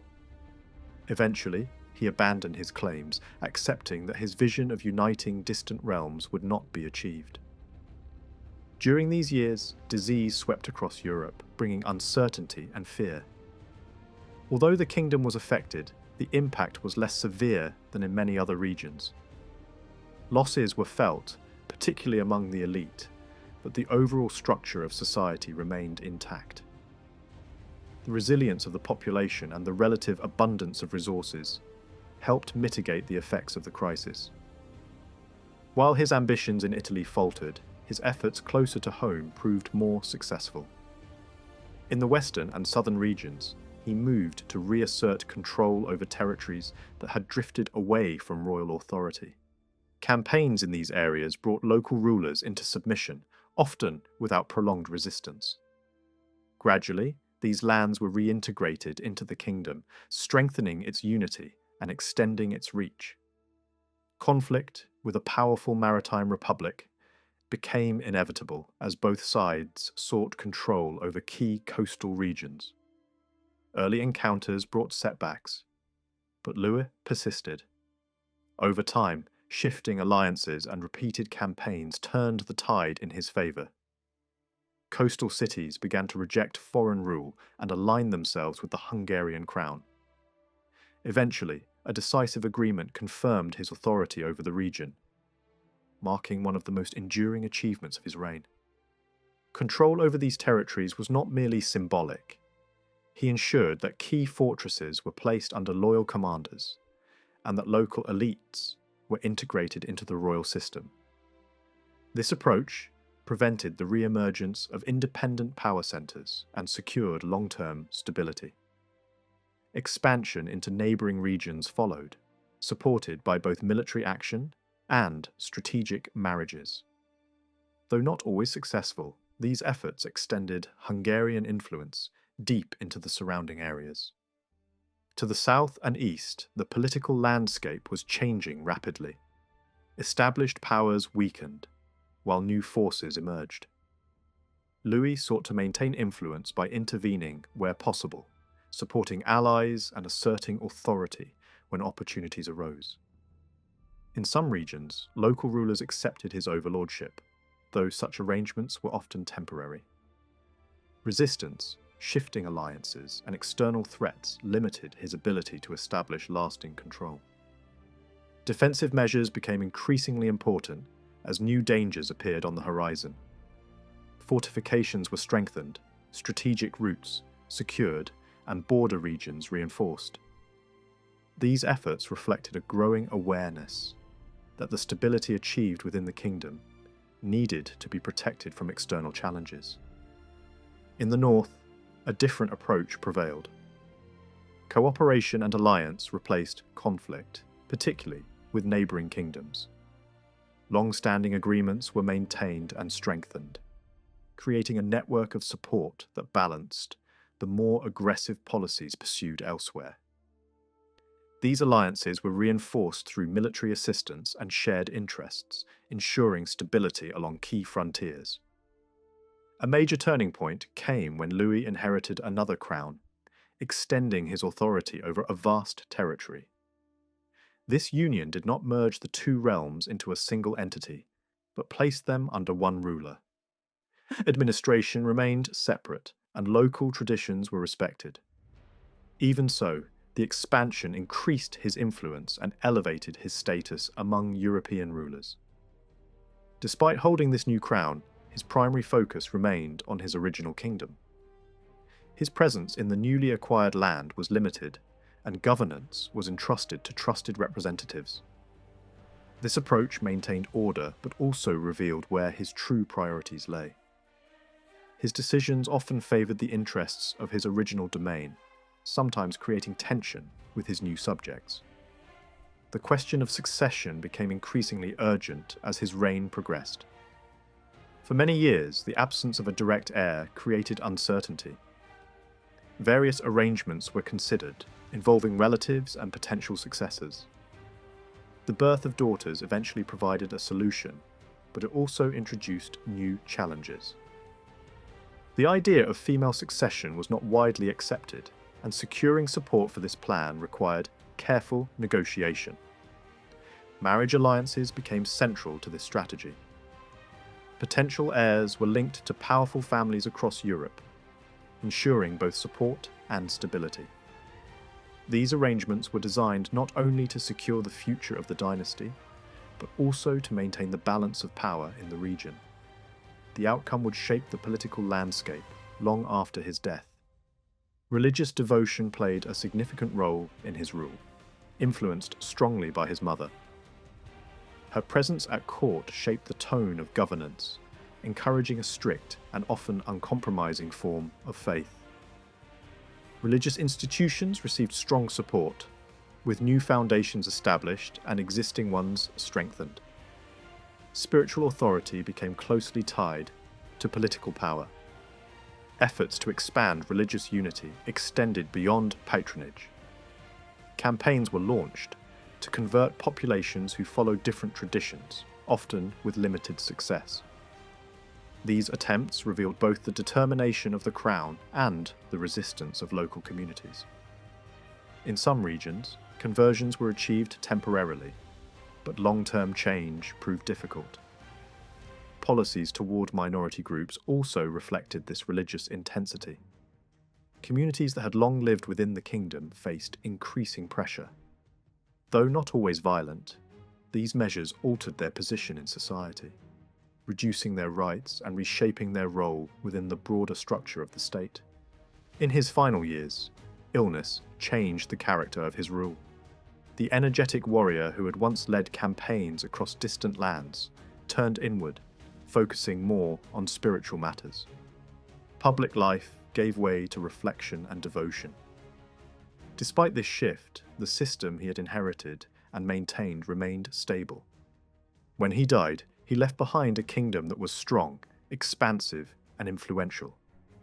His reign had extended its reach, reinforced its authority, and secured its place among the major powers of the time. Yet the challenges of succession and the complexity of his legacy ensured that the story would not end with him. Once royal authority had been firmly re-established, it remained remarkably stable throughout the reign of Louis the Great. For nearly 3 decades, his rule was defined not by quiet governance, but by a relentless pursuit of expansion and military action. War shaped both his reputation and the structure of his court. Those who surrounded him were not scholars or administrators, but seasoned commanders. Men who had proven themselves in battle and shared his appetite for conquest. Only in his later years, when illness began to weaken him, did this atmosphere change. The king gradually withdrew from active campaigning and turned instead toward a more contemplative and religious life. By then, however, a new and pressing issue had emerged. It had become clear that his successor would be a young girl, and this reality forced the court to confront a problem that could not be solved by force of arms alone. To secure continuity, power had to be reorganized and concentrated more carefully than ever before. The reforms introduced during the final decade of his reign were designed to achieve precisely that, even if they ultimately fell short of their intended goal. During the 14th century, Hungarian society underwent a profound transformation. Older distinctions between social groups faded away, replaced by a simpler and more rigid structure. Categories that had once defined rural life disappeared from records, and even the last traces of slavery vanished. In their place emerged a broad class of dependent peasants who formed the overwhelming majority of the population. These individuals were tied, not to a master in a personal sense, but to the land they cultivated. Their obligations were heavy, yet clearly defined, and they possessed a limited degree of freedom, including the ability to move from one estate to another under certain conditions. This freedom, once a privilege, gradually became the norm across most of the kingdom. At the same time, the noble class also became more unified. Groups that had once been distinct merged into a single category of recognized nobility. Regional differences lost their importance, and a common legal identity replaced earlier divisions. By the middle of the century, all nobles were officially declared to share the same rights, regardless of their origin. This formal recognition completed a process that had been developing for generations. Society now rested on a clear division between those who owned land and those who worked it. Nobles were defined by their possession of estates, while peasants were those who lived on land belonging to others. This distinction was absolute, leaving little room for movement between the two groups. Within the noble class itself, family structures played a central role. Property was often held collectively by extended kin groups, bound together by shared ancestry and mutual obligation. These groups functioned as unified entities, managing their lands and resources together until division became unavoidable. When estates were eventually divided, strict rules ensured that each branch of the family received an equal share. Yet this process also marked the beginning of new divisions, as each branch became a separate entity in its own right. Women occupied a limited position within this system. While they were entitled to a portion of family wealth under certain conditions, measures were gradually introduced to prevent the fragmentation of estates through inheritance. Instead of receiving land, daughters were often compensated with movable wealth, preserving the integrity of family holdings. Marriage arrangements further reinforced male control over property, ensuring that land remained within the established lineage. A small portion of the nobility found its place at court, forming a distinct elite. These individuals enjoyed privileges and opportunities that were entirely out of reach for the majority of nobles living in the provinces. Life at court offered access to royal favour, offices, and the possibility of acquiring land through grants. Over time, this created a growing divide within the noble class. Those at court accumulated wealth and influence, while provincial nobles struggled to maintain their existing holdings. The contrast between these two groups became increasingly sharp, leading to tensions that would shape the political landscape. One of the most significant sources of conflict was the issue of inheritance. Earlier traditions had allowed nobles to dispose of their property with considerable freedom. This changed as the crown asserted greater control over land. New laws restricted the ability of landowners to pass on their estates, ensuring that property without direct heirs would revert to royal hands. At the same time, new forms of royal grants limited inheritance to specific lines of descent, further strengthening the crown's position. These measures allowed the king to reclaim lands and redistribute them, often to the benefit of those closest to him. Another innovation altered the balance of property even further. In certain cases, daughters could be granted the legal status of sons, allowing them to inherit land directly. This practice provided a way to transfer estates outside traditional lines, often benefiting individuals connected to the royal court. While it offered flexibility, it also contributed to the growing frustration of those who felt their ancestral rights were being undermined. The authority of local institutions declined alongside these changes. The county, once an important centre of administration and justice, lost much of its significance. Powers that had traditionally been exercised at the local level were transferred to central authorities. Judicial functions were increasingly handled by royal courts, while local assemblies were replaced by officials acting on behalf of the crown. Even the right to enforce justice within a territory was gradually extended to private landowners, weakening the role of county officials. As a result, the traditional structures of local governance were steadily eroded. For many lesser nobles, these developments created a sense of exclusion and resentment. Opportunities for advancement were limited, and the legal system increasingly favoured those with influence at court. Wealth flowed toward a small group of powerful families, while others saw their fortunes decline. The gap between expectation and reality became a source of tension, reflected in stories that celebrated individuals who rose from obscurity to prominence through strength and determination. Among the elite, however, a different pattern emerged. Certain families succeeded in establishing lasting influence, passing power from one generation to the next. Their rise was often closely tied to military service and loyalty to the crown. These families accumulated vast estates and held key offices, forming a new aristocracy that dominated political life. Their prominence was reinforced by the king's reliance on them for both warfare and governance. Military organization itself reflected the priorities of the age. Armies were raised through a combination of obligations and paid service. Large numbers of men could be summoned when needed, though their effectiveness varied.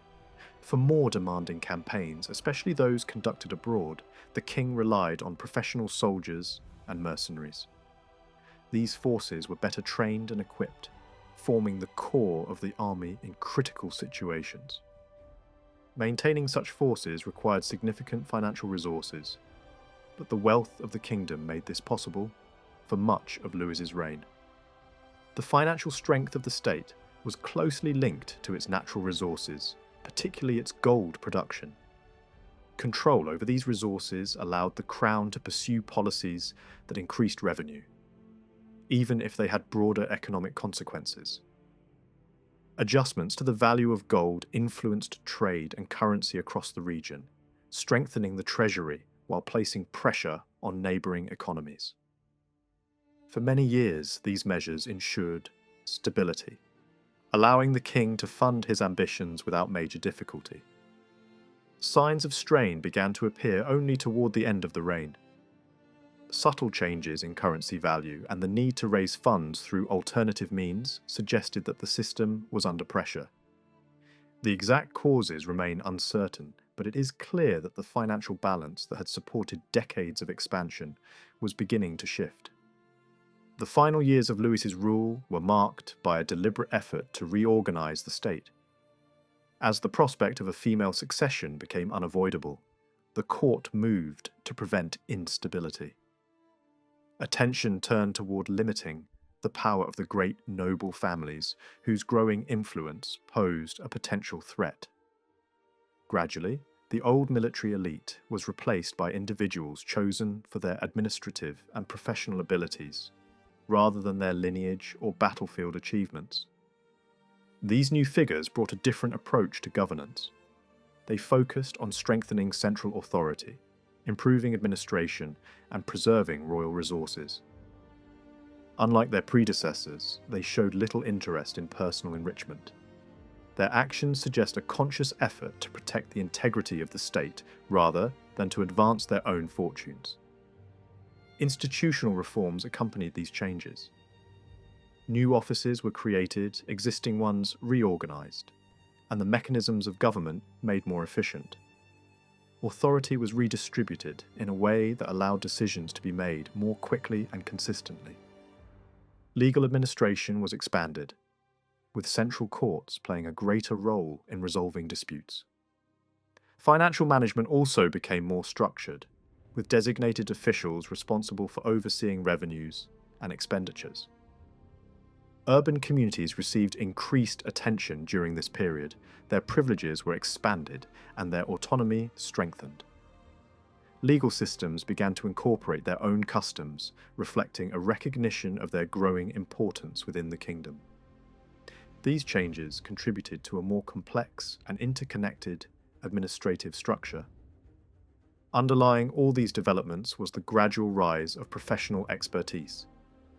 A growing number of individuals with specialized skills entered royal service, particularly in law and administration. Their education, often focused on practical knowledge rather than theoretical study, made them valuable in managing the increasingly complex affairs of the state. Written documentation became more widespread, and the use of Latin ensured a common framework for legal and administrative communication. Higher education, however, remained limited. Attempts to establish institutions of advanced learning met with only temporary success. The needs of the state did not yet require a large class of highly trained scholars, and support for such endeavours remained weak. As a result, intellectual life developed unevenly, shaped more by practical necessity than by long-term planning. By the time of Louis's death, the kingdom had been transformed in many ways. Its authority was centralized, its administration more structured, and its social divisions more clearly defined. Yet beneath this stability lay unresolved tensions. The concentration of power, the growing divide within the nobility, and the uncertainty surrounding succession all hinted at challenges that would soon emerge. The death of Louis the Great marked a turning point that shook the foundations of royal authority in Hungary.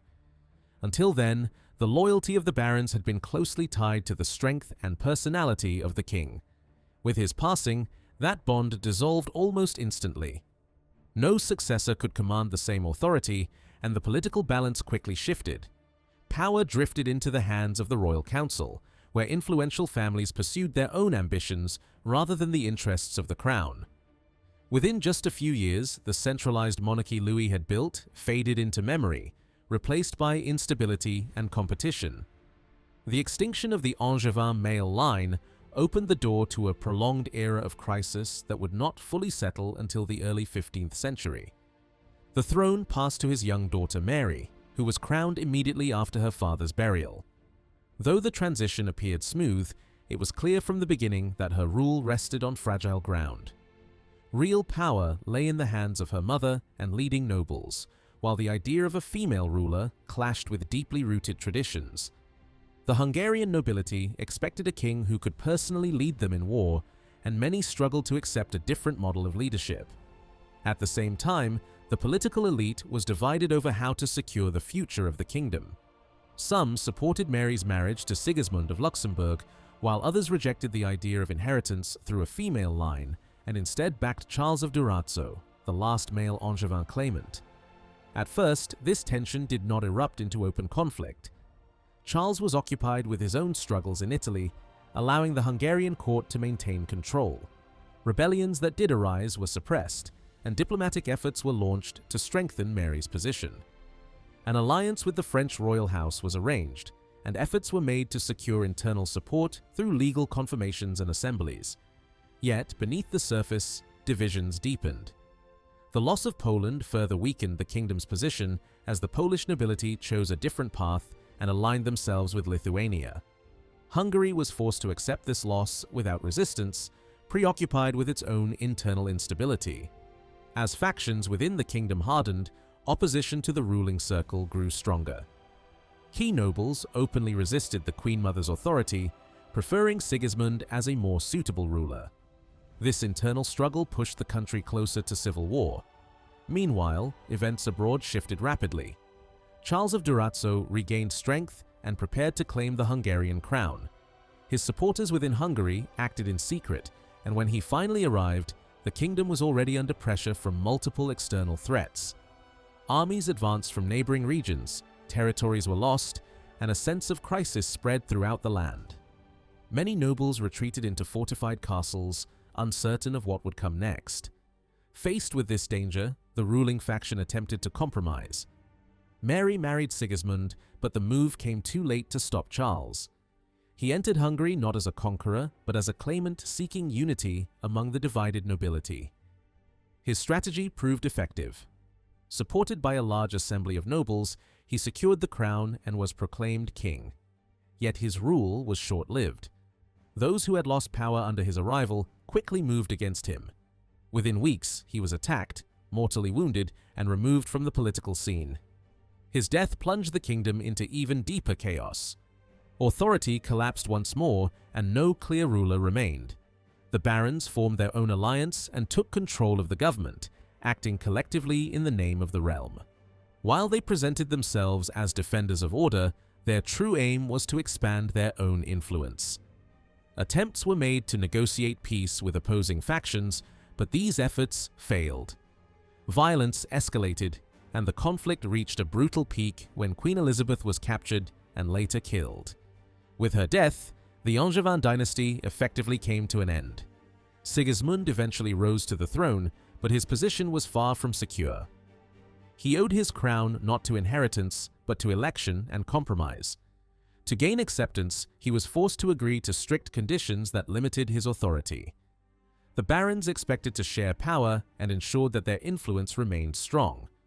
Almost immediately, they began to exploit their position, acquiring royal lands and wealth on a massive scale. Castles, towns, and estates that once belonged to the crown were transferred into private hands.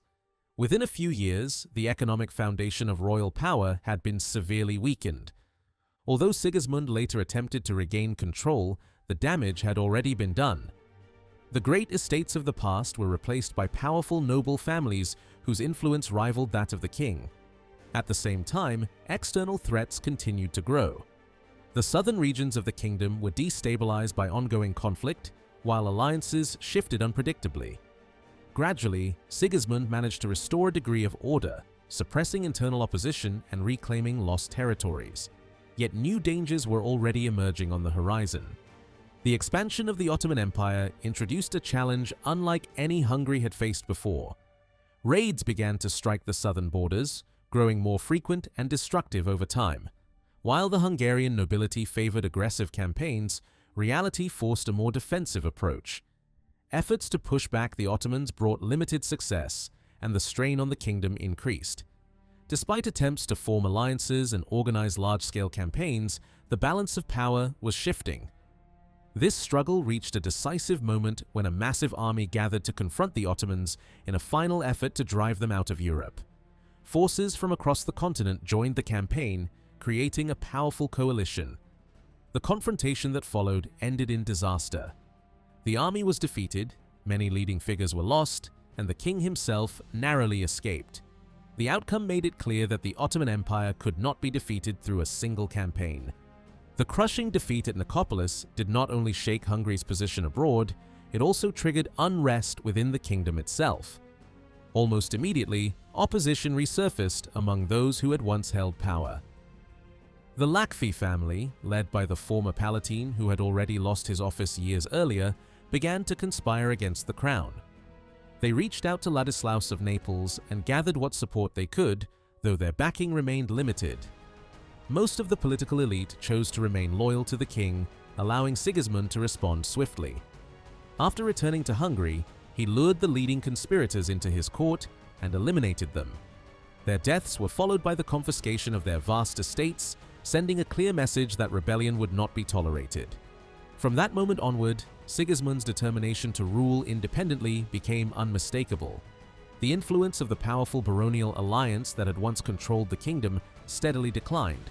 Only a few figures retained their positions, while many others were replaced by new individuals drawn from the royal household or from abroad. Among these new allies, Count Hermann of Chile emerged as one of the king's most trusted companions, gaining lands and influence that would make his family dominant in Slavonia. Alongside him stood advisors from distant regions, clerics, administrators, and financiers, many of whom rose rapidly through royal favor. Some of these figures would go on to shape the kingdom's administration for decades. Sigismund's efforts to strengthen his authority were not limited to political appointments. He also turned to reform. In the aftermath of the disaster at Nicopolis, he called a great assembly with the aim of reorganizing the kingdom's defenses. Many of the measures adopted simply reaffirmed older laws, but others introduced significant changes. The nobility, who had long enjoyed exemptions from military service in offensive wars, now found those privileges restricted. In the face of growing threats, they were required to serve personally when called upon and to contribute armed forces based on the size of their estates. Each group of landholders was expected to provide trained soldiers, and penalties were imposed on those who failed to comply. A comprehensive survey of land and population was ordered to ensure that these obligations could be enforced. This marked an important step toward a more organized and systematic military structure.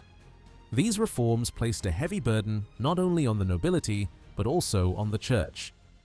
Significant portions of ecclesiastical income were redirected toward the defense of the realm, with the promise that the funds would be used for this purpose alone.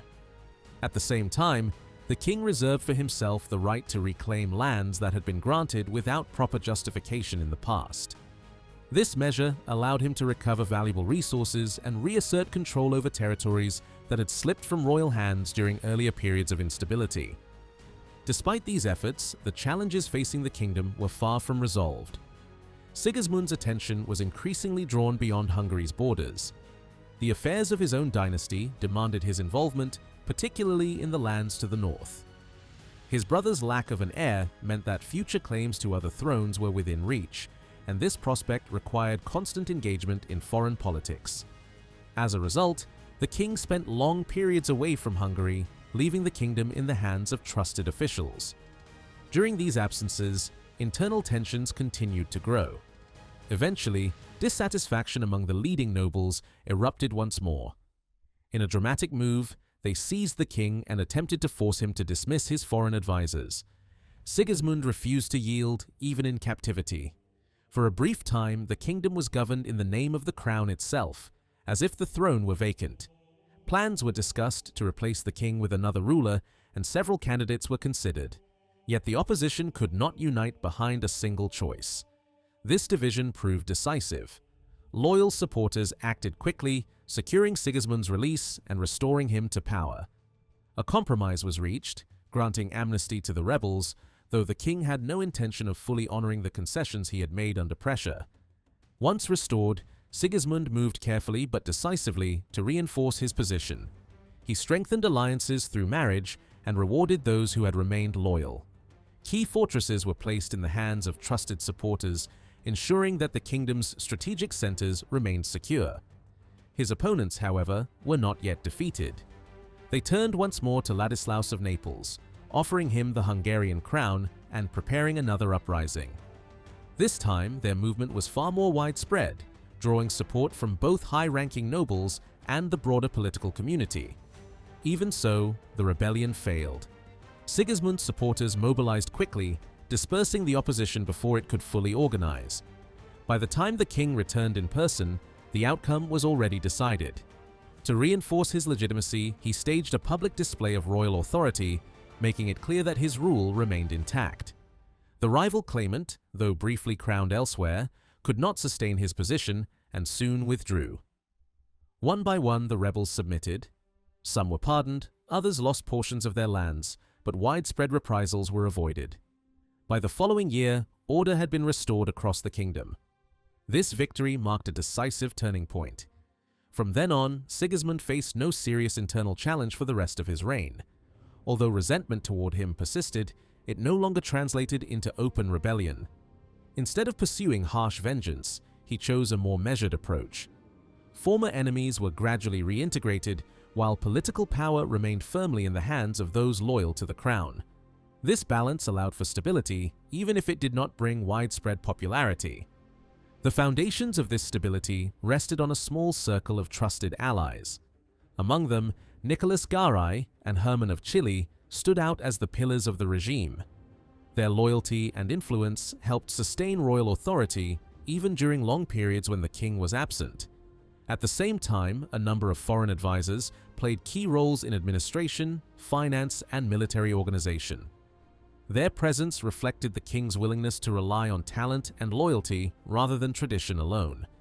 Despite the prominence of these outsiders, the political elite of the kingdom underwent a broader transformation.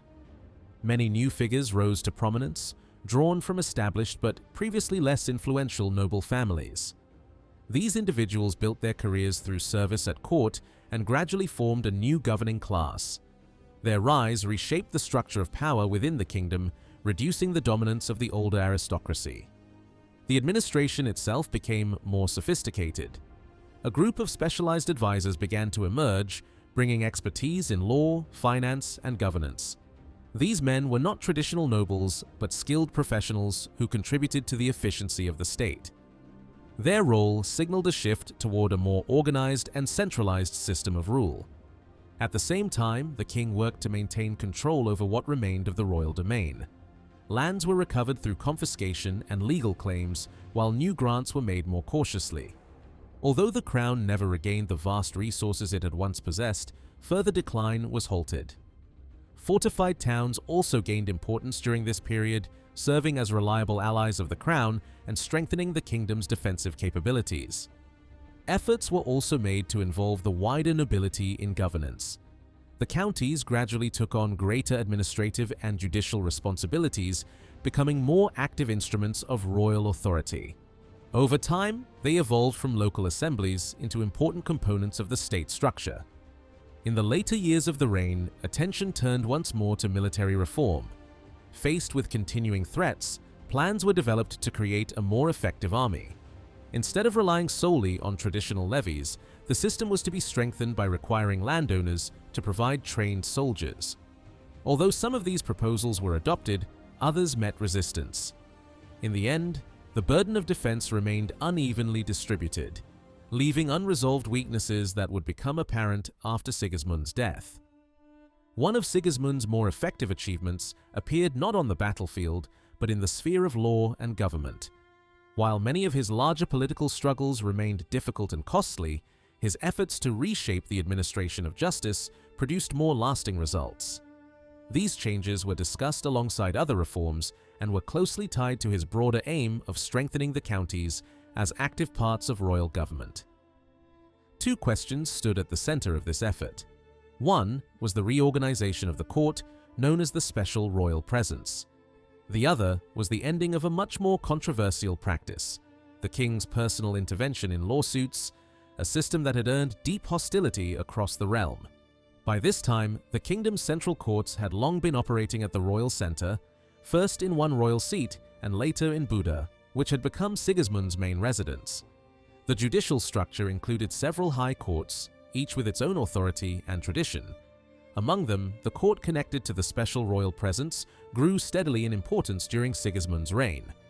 In practice, it came to be directed by a powerful legal expert who acted with remarkable independence for many years. He became so central to its operation that the court itself was almost identified with him personally. His judgments could even overturn decisions made by other high courts.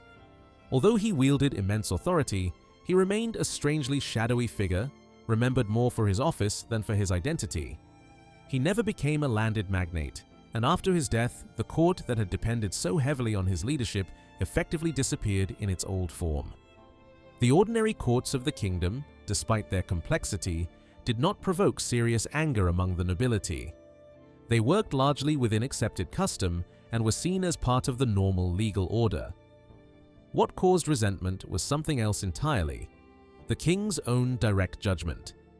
Sigismund had developed a way of deciding sensitive cases personally, especially when royal interests were involved. This was not a regular court in the formal sense. It was the ruler acting as supreme judge, surrounded by leading clerics and barons, and issuing decisions by personal authority. It could be held wherever the king happened to be staying. That meant anyone drawn into such a case might be forced to travel across the kingdom to appear before him. The inconvenience alone made the system unpopular, but the deeper problem was its political use. Sigismund employed this form of justice in matters that touched his own power, his followers, or lands he wanted to control. He could brush aside the decisions of established courts and issue a ruling by royal favor, often in ways that ignored accepted custom. For many nobles, this seemed less like justice and more like an instrument of domination. During one of the king's long absences, this hated practice was finally ended. After that, the term personal presence no longer meant the king judging cases wherever he wished. It became the name of a regular royal court led through the chancellery and absorbed into the recognized judicial structure of the realm. The reforms of the mid-1430s also aimed to protect lesser nobles from the violence of the great lords. In many parts of the kingdom, abuses of power had become common. Landowners used force to seize property, attack rivals, and ignore local order. Earlier measures had already given the counties some authority to act in such cases, and those powers were now reaffirmed and expanded. The county court increasingly operated with direct royal backing. Its officers were counted among the recognized judges of the kingdom, and they were expected to take formal oaths upon entering office. There was also an attempt to raise the standing of local magistrates by requiring that these positions be filled by wealthier men of substance. Those who refused service were to be fined. Even so, this effort did not really succeed. In practice, these roles continued to be taken mainly by poorer nobles, often men without large landed followings. As the role of the counties grew, their very character began to change. In earlier centuries, a county had primarily meant an old territorial unit, often bounded by rivers, streams, and other natural markers. These frontiers could be so precise that a single village might be split between two counties. But once the county court gained wider authority, especially as a place where nobles of every rank could appeal, the meaning of the county shifted. It came to represent not only a geographical district, but also a legal community tied together by jurisdiction. What mattered now was not simply where a river flowed, but which estates answered to which county court. For landowners, this became an important practical issue. More and more of them petitioned the king to have individual estates attached to a different county, usually one where they held most of their other lands or where local conditions seemed more favorable. Over time, these changes quietly altered the old map of the kingdom. If Sigismund managed to make progress in law and administration, money remained the problem he never truly solved. Throughout his reign, financial pressure weighed constantly on the crown. Earlier rulers had known expense, but Sigismund faced a persistent and exhausting shortage of funds that shaped nearly every aspect of his government. For that reason, later tradition often painted him as wasteful and reckless with money. Yet the reality was more complicated. He ruled during a period of rising military costs, unstable currency, and growing political demands, and even strong royal authority could not remove those burdens. The machinery of royal finance was handled largely by experienced foreign merchants and specialists, especially Italians, and men connected to major commercial centers in Germany. Their influence increased because money itself had become more politically important than ever before. Some financial administrators rose far beyond the level of ordinary officials. One of the most striking examples was Pipo of Azora, who began in commerce and eventually became one of the kingdom's major political figures. Sigismund relied on him not only for revenue collection, but for broader financial organization. At one point, the king even attempted to centralize financial management around Buda, placing key branches of royal income under tighter supervision. This process did not remain stable, and after Pipo's death it loosened again, only to be reorganized once more later. Currency created constant headaches. The value of silver money weakened badly, and the process accelerated during periods of political crisis. Attempts were made to restore order by issuing new coinage and redefining values, and for a while these measures appeared to work. But new upheavals soon undermined that stability. The crown responded by reducing the value of the currency again, and confidence in coinage suffered badly. By the later years of the reign, the kingdom was using multiple forms of money at once, including smaller coins whose quality steadily declined until they were barely trustworthy at all. The result was confusion, distortion in payments, and a deep loss of faith in silver currency. In the end, monetary reform brought only limited relief and sometimes created fresh tensions of its own. Even in the midst of this disorder, the crown still drew income from many sources. Salt remained one of the most valuable of all royal monopolies and produced a very large share of annual revenue. Its administration was closely guarded, and over time, the main center of the trade shifted to new producing regions. Yet even this branch suffered from old habits and inefficiencies that no ruler managed to remove completely. Another major source of ordinary revenue came from the long-established tax imposed on peasant households. Though modest at the individual level, it produced substantial income because of the sheer number of taxpayers across the kingdom. Under Sigismund, the collection of this tax became more systematic, with written registers and closer county supervision. These practices helped tie local administration more tightly to the fiscal needs of the crown. Mining also remained important, though not as profitable as it had once been. Gold and silver still provided significant income, but output no longer matched earlier expectations. Trade tolls added another layer of revenue, collected from merchants moving goods within and across the kingdom. Regional taxes also continued to exist, with certain communities paying in forms specific to their traditions and legal status. Royal towns and privileged groups made their contributions in different ways, often through fixed sums rather than ordinary peasant taxation. Taken together, these ordinary revenues still formed a substantial income, and under strong royal control they could yield impressive sums. Yet ordinary revenue was never enough. Sigismund repeatedly turned to extraordinary sources of money, many of which gradually became almost normal features of government. The church bore one of the heaviest burdens. A large share of ecclesiastical income was diverted to the treasury, first under the pressure of war and later as an established expectation. Vacant bishoprics and abbeys were often left unfilled for a time so that their revenues could be absorbed directly by the crown. Alongside this, extraordinary taxes were imposed on peasants, towns, and other groups whenever military or political needs became urgent. These levies could be extremely heavy, especially in times of crisis. The king also made relentless use of mortgages and pledges. Lands, castles, towns, and revenues were repeatedly used to secure loans. Sometimes an estate was mortgaged, then reclaimed, then burdened again for more money. Even loyal supporters were not spared these demands. Sigismund pressed every available asset into service, including lands outside the core of Hungary. On one occasion, whole districts were pledged in return for badly needed funds. Such arrangements could last for generations, showing just how severe the pressure on the treasury had become. All of this reflected a simple truth. Sigismund's ambitions were enormous, and the costs of his rule were equally great. Defending the southern frontier, maintaining authority at home, engaging in Western politics, traveling for long periods abroad, and fighting wider wars all consumed resources on a scale that older structures of royal finance could barely sustain. The empire itself brought him prestige, but little money. That meant Hungary remained the main financial base for his wider political world.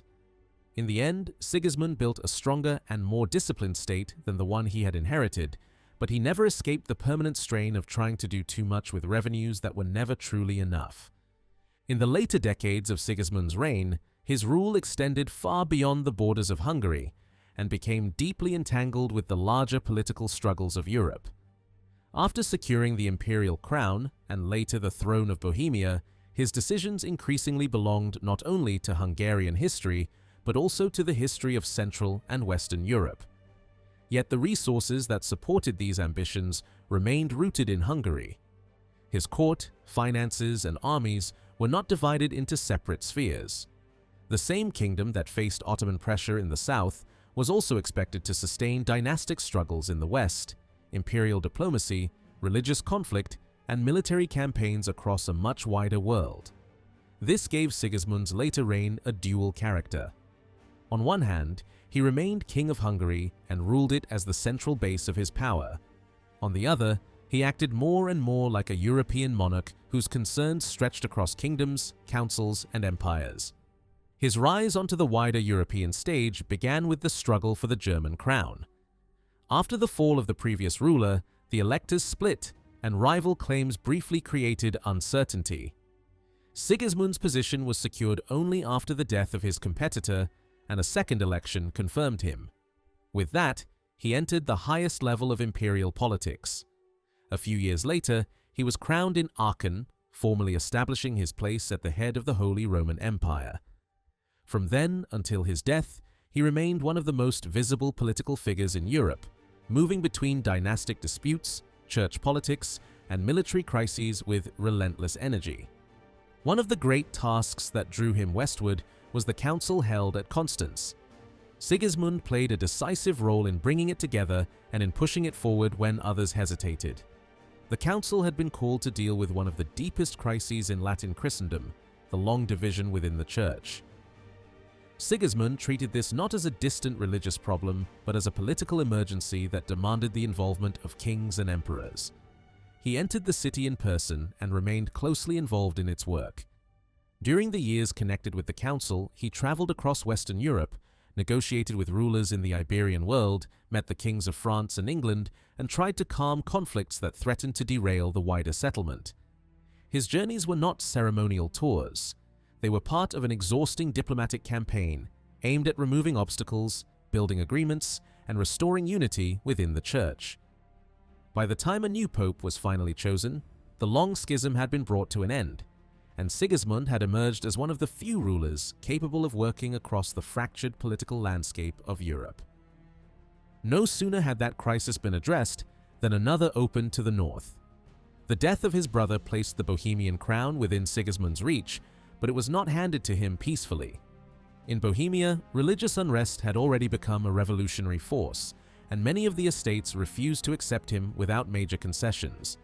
Sigismund chose confrontation rather than compromise. He backed the call for a crusade against the Hussites and tried to secure the kingdom by force. Although he did reach Prague and was crowned there, his hold on the land remained fragile. Soon afterward, military defeat pushed him back, and for many years his authority in Bohemia survived only in the more loyal provinces on its edges.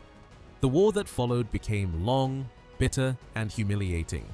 Repeated campaigns failed to crush the Hussites. Imperial armies, regional forces, and Hungarian contingents all proved unable to secure a lasting victory. Large efforts were launched more than once, and each time the result was disappointment or disaster. Even carefully prepared crusading expeditions broke apart under the pressure of Hussite resistance. Sigismund's military reputation suffered badly, yet the war also revealed the limits of traditional armies against more mobile and disciplined opposition. It forced him and those around him to think more seriously about reform, not only in Hungary, but across his wider political world. While these conflicts were unfolding, Sigismund continued to pursue another lifelong ambition, the imperial crown itself. To achieve it, he had to move through northern Italy and navigate a dangerous landscape of rival powers, city-states, papal politics, and Venetian interests. He was crowned King of Italy before finally reaching Rome, but the journey was delayed by war and negotiation. Long months passed in uncertainty before the imperial coronation could take place. When it finally came, it was one of the symbolic high points of his life. Yet even this success came at a cost. In order to secure his position, he had to settle with Venice in a way that confirmed the loss of Dalmatia. Prestige had been won, but not without sacrifice. For Hungary itself, however, the most urgent problem remained the Ottoman advance. After the disaster at Nicopolis, Sigismund no longer believed that a single bold campaign could solve the southern question. He abandoned dreams of grand conquest and adopted a more realistic strategy. The aim now was not to destroy Ottoman power in Europe, but to contain it, delay it, and survive beside it. This meant building a system of defense rather than relying on occasional offensives. It also meant thinking in political terms, using neighboring states as protective zones between Hungary and the empire of the sultans. The moment that made such a strategy possible came after the Ottoman defeat at Ankara. The shock of that battle weakened Ottoman control, threw succession into confusion, and gave the surrounding states room to breathe. Sigismund did not waste the opportunity. Instead of marching south in search of glory, he moved to reshape the political order of the Balkans. His goal was to bring neighboring rulers under Hungarian overlordship, but not in the old, rigid way.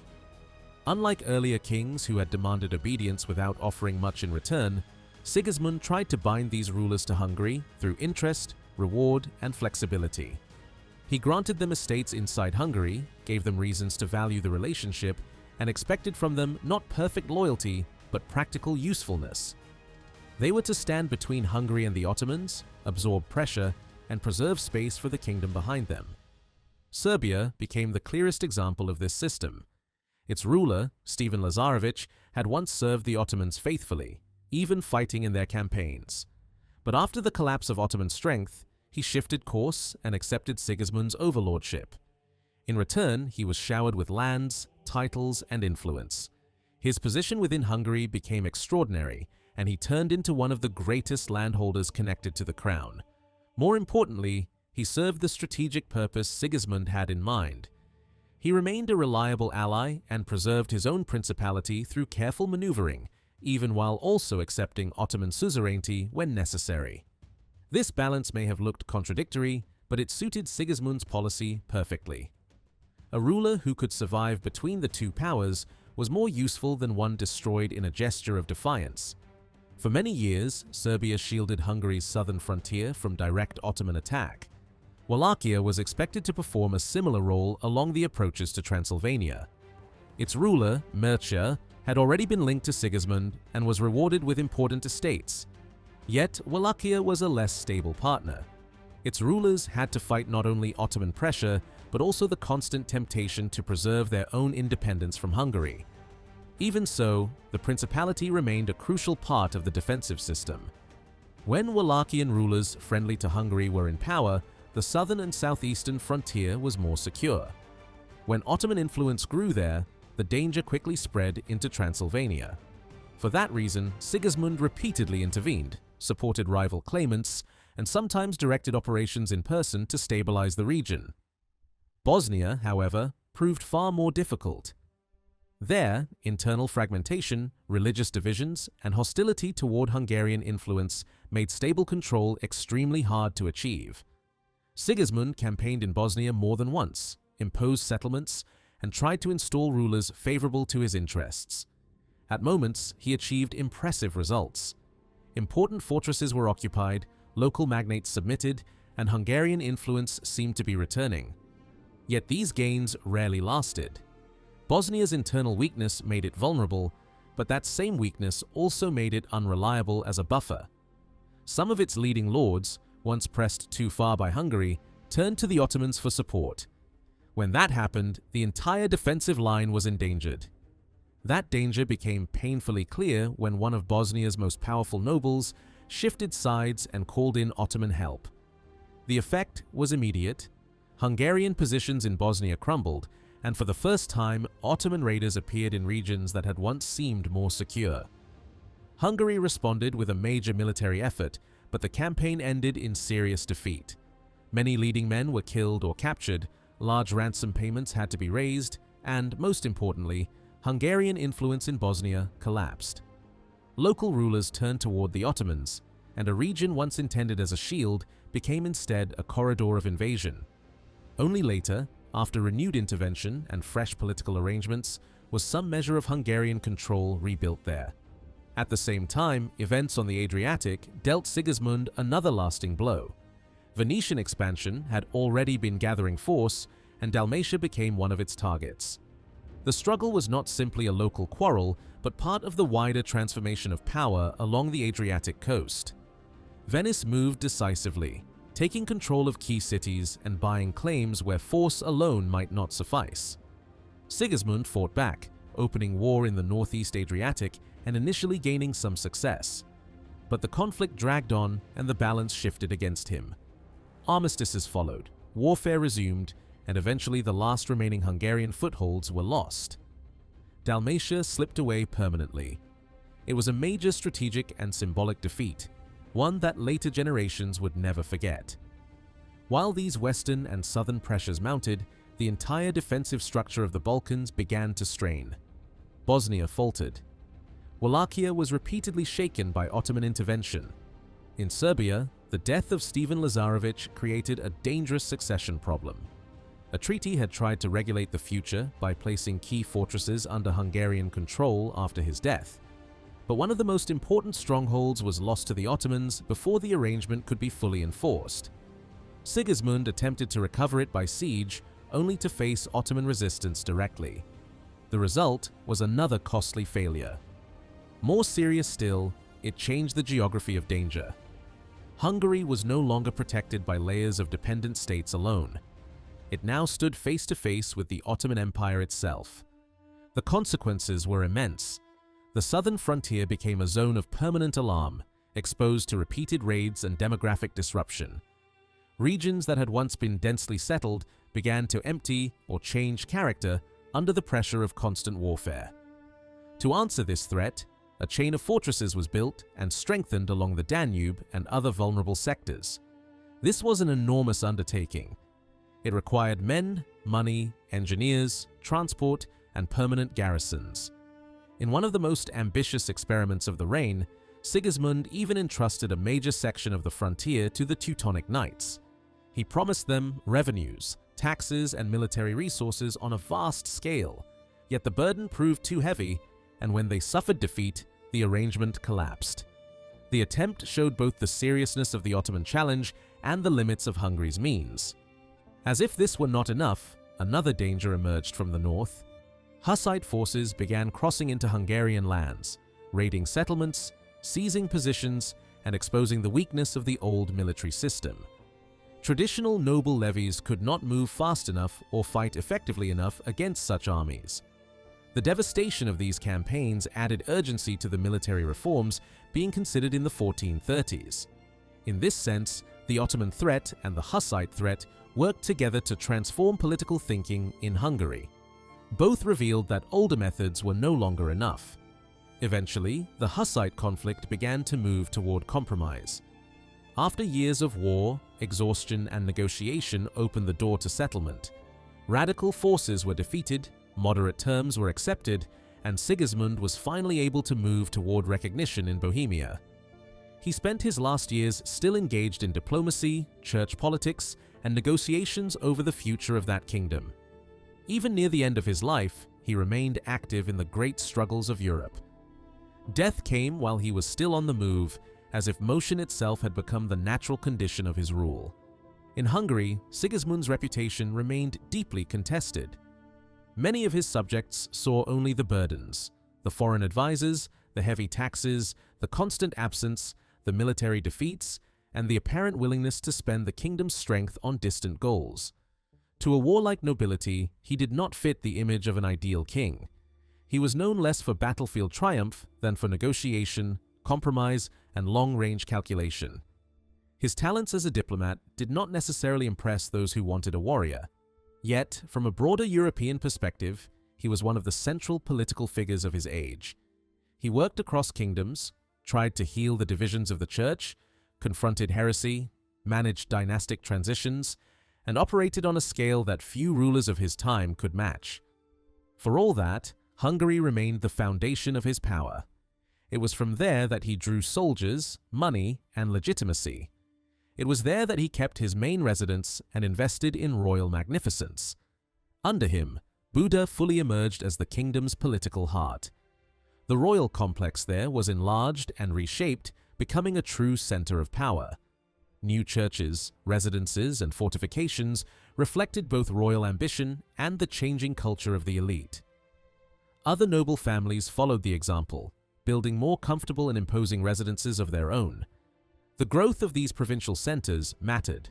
It signaled that power and culture were no longer concentrated only around the moving royal court, but were beginning to develop new local strongholds as well.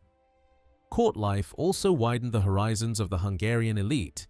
Foreign envoys, princely gatherings, councils, and diplomatic celebrations brought new influences into the kingdom. Many nobles traveled with Sigismund and saw cities, courts, and customs far beyond Hungary. These experiences did not transform the noble world overnight, but they did broaden it. New habits, symbols, and ambitions appeared, even if older attitudes remained strong. Some foreign figures at court also left their mark, especially those who brought different administrative skills, artistic tastes, and commercial knowledge. In architecture, finance, and style, traces of wider European influence became more visible during these years. Even education reflected this changing world. Efforts were made to establish a university in Hungary, but they failed to endure. Interest was not strong enough, and the institutional foundations were weak. As a result, students continued to seek learning abroad, especially in nearby universities. This too was part of the larger pattern of the age. Under Sigismund, Hungary became more exposed than ever before to the wider currents of Europe, not only in war and diplomacy, but also in culture, administration, and elite life. During the 14th and early 15th centuries, the Kingdom of Hungary underwent a profound economic transformation, one that reshaped its structure in ways not seen again for centuries. This change was most visible in the rapid rise of towns. In earlier times, only a few scattered settlements could be described as true urban centers. But by the end of Sigismund's reign, dozens of towns had emerged across the kingdom, forming a growing network of economic and social activity. Few places illustrate this change more clearly than Buda. Once little more than open land where animals grazed, it developed within 2 centuries into a major city at the heart of Central Europe. This expansion of urban life did not remain confined to the towns themselves. It reached deep into the countryside and altered the rhythm of rural existence. Weekly markets, which had existed for generations, gained new importance, while many new ones were established. These markets drew together people from surrounding areas, including both peasants and members of the nobility. Some of these centers gradually developed beyond their original function and began to take on more urban characteristics. From this process emerged a new type of settlement, known as the market town. These places stood between village and city, acting as economic hubs for their regions. They were not fully urban, yet they played a crucial role in connecting local production with wider trade networks. At the same time, the use of money spread throughout society. By the time of Sigismund, coinage had become the standard medium of exchange across the entire kingdom. This shift reflects a broader change in the economy. More and more people were producing goods not only for their own use, but also for sale. Internal trade expanded, linking distant regions into a single economic space. The kingdom was no longer a collection of isolated local economies. It had become an interconnected system where goods, money, and people moved with increasing frequency.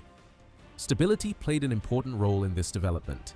For long stretches of time, the kingdom avoided large-scale internal conflict, allowing commerce to grow. Royal authority was strong enough to enforce order and maintain conditions favorable to trade. While it would be misleading to speak of a modern economic strategy, the monarchy did shape certain aspects of economic life. The crown controlled coinage, ensuring a degree of consistency in currency. It also exercised authority over the trade of precious metals and livestock, while customs duties at the borders regulated external commerce. These measures helped bind the kingdom together, both politically and economically. Yet despite this growth, Hungary's prosperity had clear limits. Its development did not match that of Western Europe. Even the largest Hungarian towns remained relatively small by comparison. Buda, impressive within the region, could not rival the great cities of Italy or the major urban centers of Central Europe. This difference points to a deeper issue. In the West, urban expansion had been driven by industry, which generated wealth and supported further growth. In Hungary, such industrial strength never fully emerged. Craft production remained limited, and the economy relied heavily on trade rather than manufacturing. Towns could influence their surroundings, drawing them into a monetary system, but they lacked the power to transform them completely. Trade dominated economic life, and this shaped the structure of towns in fundamental ways. Their locations were determined by trade routes, border crossings, and areas of production. Their social life and governance reflected the needs of merchants rather than artisans. Their political influence remained limited, as they lacked the economic base that had empowered towns in the West. Even the available data on commerce is fragmentary, but it reveals a system heavily dependent on imported goods. Textiles formed the largest share of imports, followed by metal products, especially tools and knives. Many of these goods were luxury items, intended for a small elite, while cheaper fabrics were distributed more widely among the population. Hungary's exports, on the other hand, were dominated by raw materials. Above all stood gold. The kingdom possessed some of the richest gold deposits in Europe, and their exploitation transformed its place in the wider economy. Gold production increased dramatically during the 14th century, and Hungarian gold coins became widely used beyond its borders. This influx of gold affected the entire European monetary system, making gold currency more common across many regions.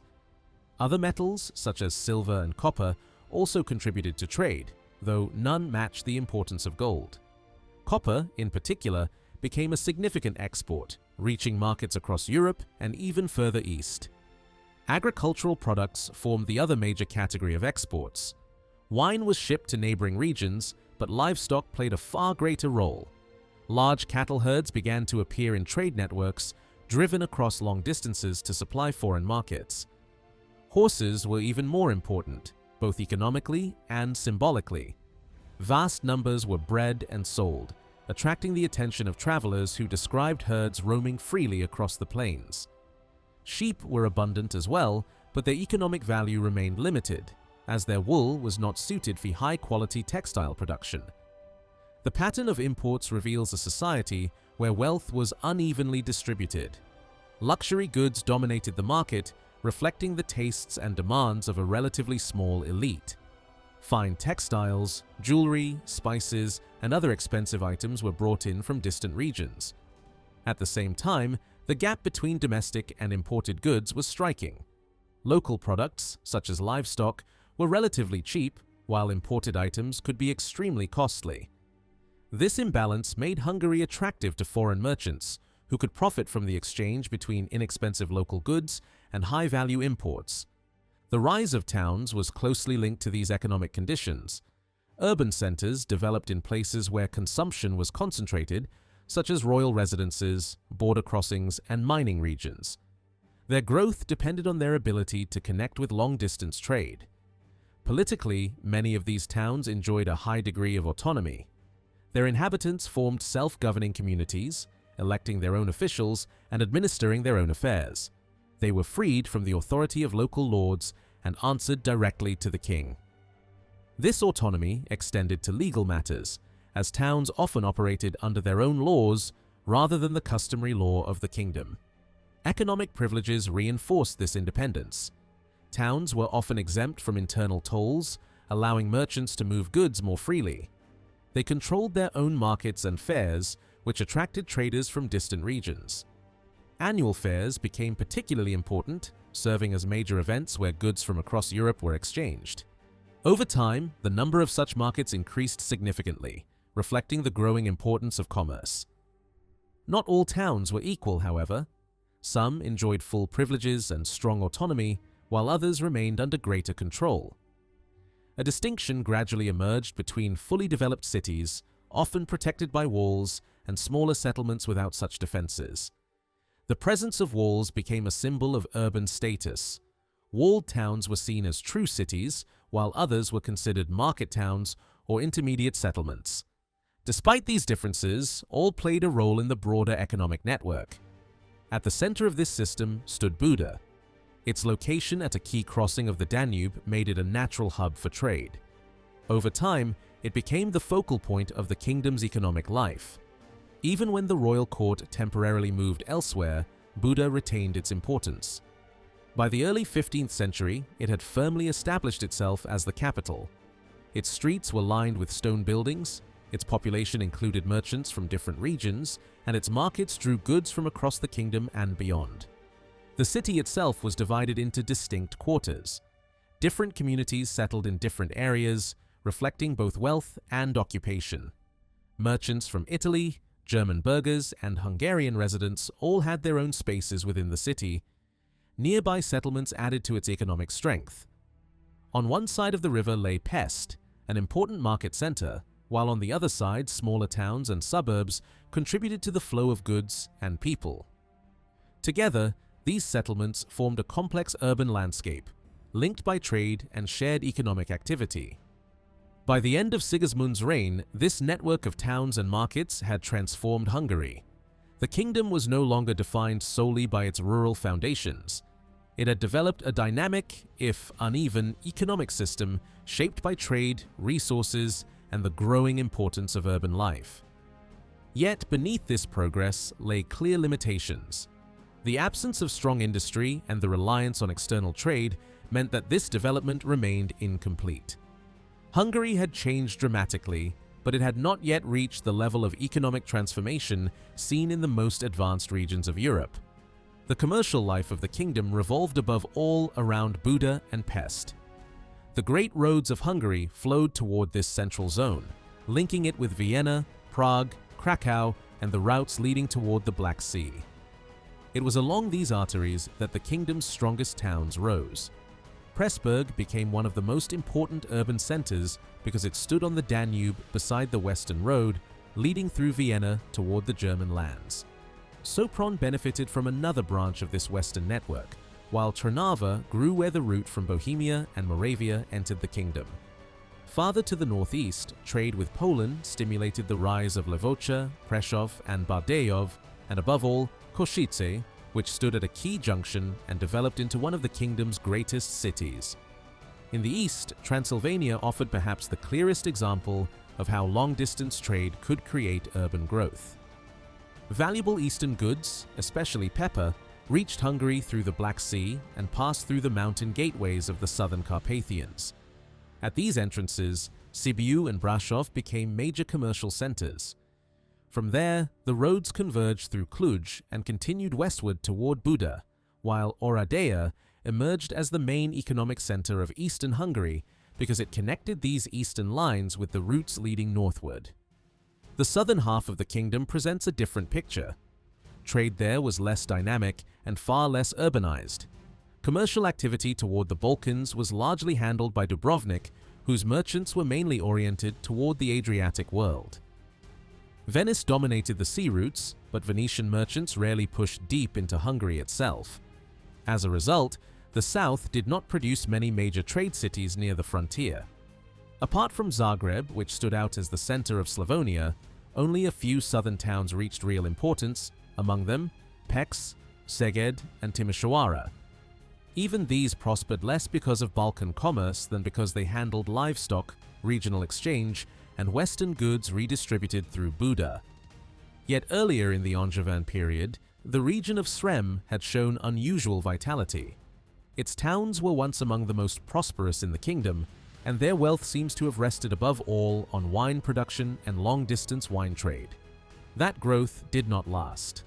Ottoman raids shattered the region from the end of the 14th century onward, and several once flourishing towns fell into decline or vanished entirely. The life of these Hungarian towns was shaped above all by long-distance commerce. The most fortunate among them were the few that possessed staple rights. This privilege forced merchants, both foreign and local, to halt in a given town and offer their goods there before moving on. It meant that the burghers of such a place profited not only from wholesale trade, but also from resale and retail. At first, this privilege belonged mainly to royal seats, but over time, a few additional towns gained access to it. In practice, however, it remained concentrated in only a very small number of major urban centers. Even Sigismund, though he briefly extended such rights to several towns, quickly reversed himself. Later, he even restricted the old dominance of Buda in order to prevent one city from suffocating the wider economy of the kingdom. The towns also depended heavily on food supply, and this shaped their economic life as much as commerce did. Butchers often belonged to the urban elite, yet most townspeople were not directly engaged in large-scale farming. Instead, urban communities sought to acquire villages and landed property of their own, using them both to secure food and to collect income from dependent peasants. By the 15th century, many towns had become landholders in their own right. In addition, wine production formed a crucial pillar of urban prosperity in many regions. Towns like Sopron, Pressburg, Trnava, and Buda were closely tied to vineyards, and in some of them a very large share of the population owned or leased vines. The hills around Buda itself were once covered in vineyards, showing how deeply wine growing was woven into town life. By contrast, manufacturing played a much smaller role than in the major cities of Western Europe. No powerful export-oriented craft industry developed in most Hungarian towns. There were artisans everywhere, of course, and the larger towns supported dozens of different crafts. But these workshops mainly supplied local needs and everyday goods. The most respected and profitable crafts were those connected to elite consumption, such as goldsmithing and leatherwork. Guilds remained weak, limited in number, and politically unimportant. Even in Buda, the greatest city of the kingdom, organized craft life remained relatively modest. Urban wealth did not rest on industry. It rested on trade, land, provisioning, and connections to long-distance exchange. Even the greatest Hungarian towns remained small by broader European standards. Buda was by far the most impressive, with dense building, extensive storage space, markets, cellars, and stables. But even there, the core population stayed limited. The wider urban cluster that included Pest and the suburbs may have approached 20,000 people by the end of the Middle Ages, yet this was still modest beside the leading cities of Europe. Other towns were much smaller. Pressburg and Košice lagged well behind Buda, and places like Sopron or Bardejov were smaller still. The urban network was real and growing, but its scale remained restrained. The social structure of the towns reflected their dependence on trade. Because urban capital was limited, outside merchants, especially those from the German lands, had enormous influence over Hungarian commerce. Vienna in particular stood above all others, using its own advantages to dominate trade flowing westward. Hungarian rulers occasionally tried to weaken this dependence by encouraging alternative routes, especially toward Bohemia, but the balance never fully shifted. German-speaking settlers had been central to Hungarian urbanization from the very beginning. In many important towns, they formed the dominant urban elite, wrote official documents in German, governed the councils, and shaped legal culture. Even Buda's law code was written in German, and urban office there was long restricted in ways that favored German ancestry. Italians played a different but also important role. They were fewer in number and focused less on local settlement than on high-level commercial and financial opportunities. They preferred the world of great trade, royal administration, and credit. A small number settled permanently, especially in Buda, where they controlled much of the wholesale trade in luxury goods such as spices, silk, and fine cloth. Their influence rose and fell depending on royal policy, but they remained central in financial administration and large-scale commerce. Inside the towns, government was usually controlled by a narrow circle of wealthy merchant families. These families monopolized the leading offices and defended their position carefully. Many traced their origins back to the original urban founders, while others rose later through trade and ties with cities in southern Germany. Although immigrants from the countryside steadily increased the Hungarian-speaking population in several towns, urban power remained concentrated in merchant hands. This helps explain why major social conflicts were rare. In most towns, craftsmen and poorer inhabitants did not develop enough independent strength to challenge the ruling elite. Only in a few places did unrest force concessions, such as broader councils or limited participation by artisans. Buda, however, was exceptional. There, social and ethnic tensions became more explosive. One revolt brought the temporary removal of the old leadership and the creation of a much larger council in which poorer elements were represented. Another later uprising was even more serious, driven by conflict between German and Hungarian factions within the city. The violence forced a compromise, and from then on, the Hungarians gained equal political rights in the town government. This change reveals that even in a merchant-dominated city, ethnic and social pressures could reshape urban rule. Beyond the privileged royal towns stretched a very different urban world, that of the market towns. These filled the gaps in regions where no strong cities had developed. On the Great Plain and in much of Transdanubia, they became the real centers of local economic life. Hundreds of settlements were known by this status, though many of them still looked and functioned much like large villages. Some had only a market and little more. Others developed more clearly urban traits, with craftsmen, merchants, and a more complex local society. These towns served both landlords and peasants, distributing imported goods, collecting produce, and linking rural populations to wider exchange. In livestock regions, they benefited from animal trade. Elsewhere, they handled grain, wine, and cheaper manufactured goods arriving from abroad. Outwardly, however, these market towns still remained simple. Stone houses were rare, and most buildings were made of wood or earth. Yet beneath that modest appearance, social change was underway. A layer of richer peasants emerged, men who went beyond simple farming and began to invest in trade. Some moved up into larger towns, becoming respected burghers. Others sent their sons to study abroad, creating new paths into church careers and literate culture. These places were socially restless as well. Their inhabitants often thought of themselves as townspeople, even though their lords still treated them as peasants. That tension helps explain why certain radical religious ideas found fertile ground there. Hussite influence, for example, spread strongly through some of these market centers, especially in the south, before being crushed by determined suppression. All of this was tied to another major change: the growing triumph of money over older forms of payment. In the early 14th century, silver by weight, mixed payments in goods and cash, and local monetary customs were still common. But during the Angevin period, and even more clearly by Sigismund's time, coin became the universal medium of exchange. The royal penny and the gold florin spread across the whole kingdom, gradually displacing local currencies and older habits of reckoning. What had once been a confusing landscape of regional accounts and different silver standards slowly gave way to a more unified system. By the early 15th century, one common calculation began to dominate. This change did not erase all local differences, especially in weights and measures, but it did show that the kingdom had become a far more integrated market than before. What emerged from all these developments was a more tightly connected economic world. Great roads linked Buda and Pest to the frontiers. Major towns flourished where international trade entered the kingdom.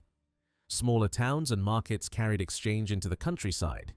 Money replaced older local systems and helped bind distant regions together. Yet the limits remained visible. Urban life was expanding, but it was still shallow in many regions. Commerce was strong, but manufacturing weak. The kingdom was moving decisively toward a more commercial and urban order, but it was doing so in its own way, shaped less by industry than by trade, land, and the movement of goods across a broad and increasingly unified market. The reigns of the Angevin kings and Sigismund of Luxembourg represent the high point of medieval Hungary. Over the course of more than a century, the kingdom underwent a deep transformation that reshaped its society, economy, and settlement patterns. This long process of development, which had begun in the 13th century, reached its full maturity by the time of Sigismund's death in 1437. After that moment, the momentum was lost. For centuries to come, no change of equal scale or depth would take place until the modern era. A stable political environment played a decisive role in this growth. Internal conflicts during the late 14th century caused disruption, but their long-term impact was limited. External threats, though dangerous, were still geographically contained. Ottoman forces remained largely restricted to the southern borderlands, while the Hussite incursions, though destructive, were short-lived. For most of the population, daily life continued under relatively secure conditions. Strong royal authority provided a framework that encouraged both economic activity and rural stability, and the driving force behind change remained closely tied to the royal court and its immediate circle. Compared to Western Europe, the kingdom advanced under more favorable circumstances.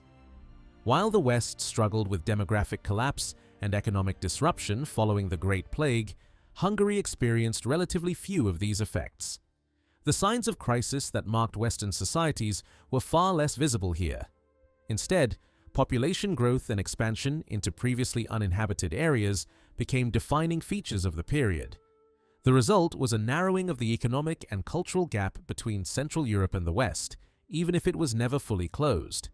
The most visible sign of this expansion was the steady growth of population and the colonization of vast frontier regions. Forested and mountainous areas that had long remained empty were gradually settled. By the mid-15th century, most of the available land had been brought into use, with only a few remote regions still sparsely populated. Over the course of 2 centuries, new villages spread across the landscape in remarkable numbers. Entire regions that had once been wilderness became inhabited and integrated into the kingdom's economic life. This process can be observed clearly in several northern and eastern territories, where settlement advanced rapidly. Areas that had once contained only a handful of villages grew into densely inhabited regions with dozens of communities. Large estates expanded through organized colonization, often under the direction of powerful noble families. By the early 15th century, some of these estates contained over 100 villages and thousands of households. Similar developments occurred across the eastern and northeastern frontiers, where settlement transformed empty land into productive agricultural zones. Population density rose significantly during this period. At the beginning of the 14th century, the kingdom appeared sparsely populated, with vast stretches of land left untouched. By the 15th century, however, the situation had changed dramatically. Hundreds of thousands of peasant holdings were recorded across the kingdom, suggesting a population of several million. The countryside had become more densely settled, and the economic potential of the land was far more fully exploited than before. This expansion also reshaped the ethnic composition of the kingdom. As new lands were settled, many of the incoming populations were not Hungarian. In the northern regions, Slavic-speaking communities became dominant, while in the east and southeast, Romanian and Ruthenian populations spread into newly colonized areas. Although written sources rarely describe the origins of these settlers in detail, the later linguistic and cultural landscape makes their presence clear. The settlement of these regions was often organized by intermediaries who arranged migration and oversaw the establishment of new communities. In the northern mountains, villages founded during this period often followed patterns associated with Central European settlement traditions. These communities were typically established under favorable conditions, including temporary exemptions from taxation that allowed settlers to clear land and establish farms.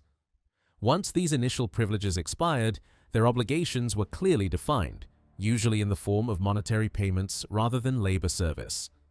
Local leaders who organized the settlement process enjoyed special privileges, including control over local administration and economic activities such as milling or brewing. Further east, the arrival of Romanian populations followed a similar pattern of organized settlement. These groups gradually spread into new territories, often at the initiative of local lords seeking to populate and exploit their lands. Over time, entire regions came to be dominated by these communities.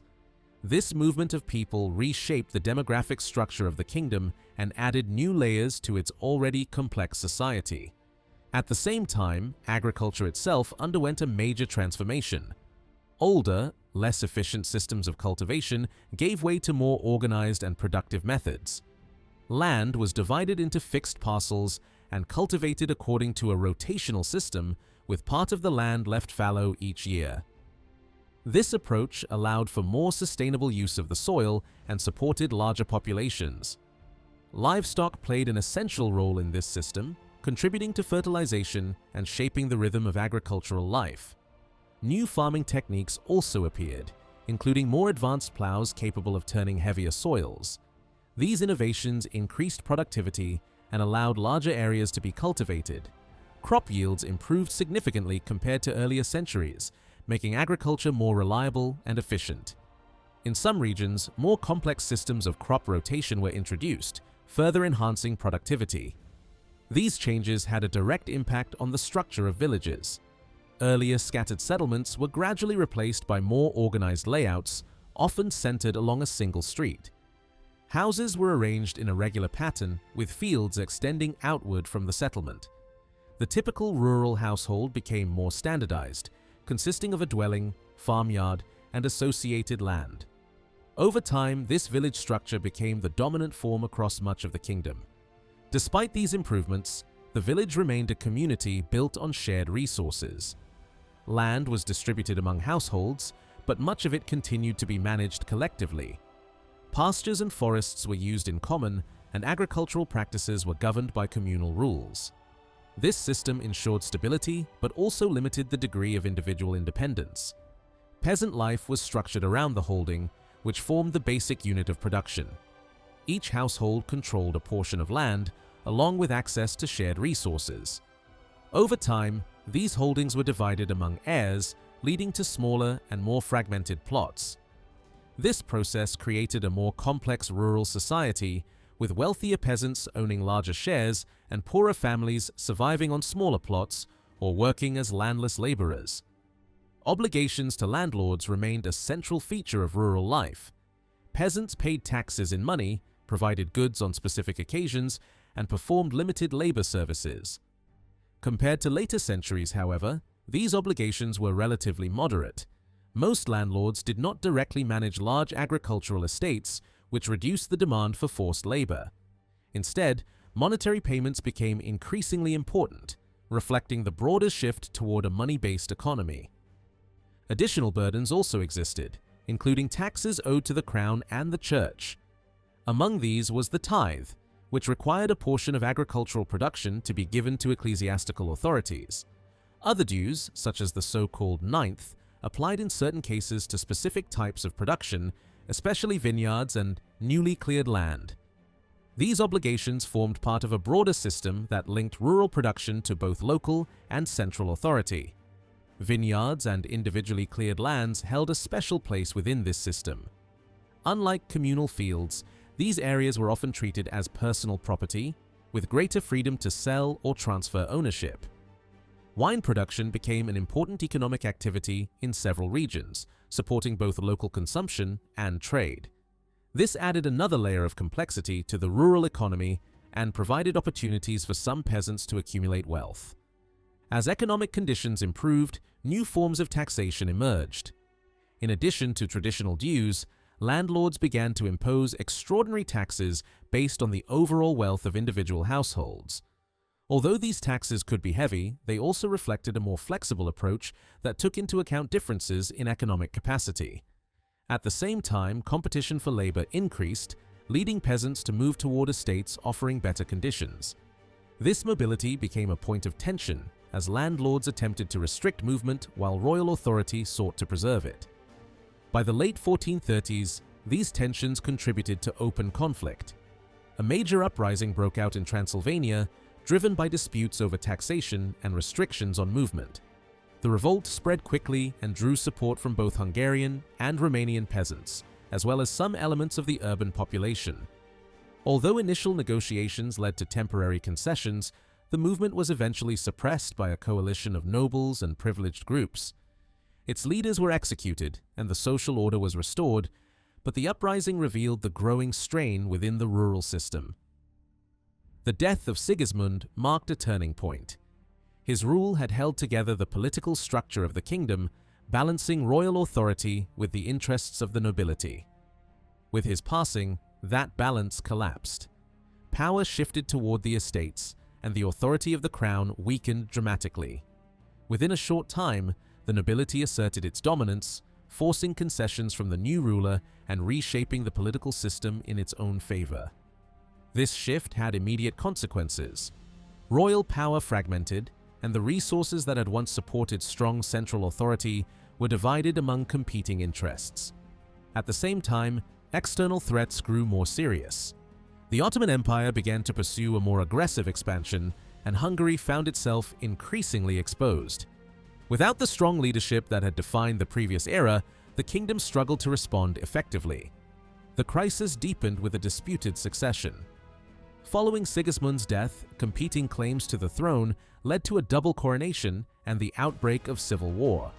One faction supported a child heir, while another backed a foreign ruler seen as more capable of defending the kingdom.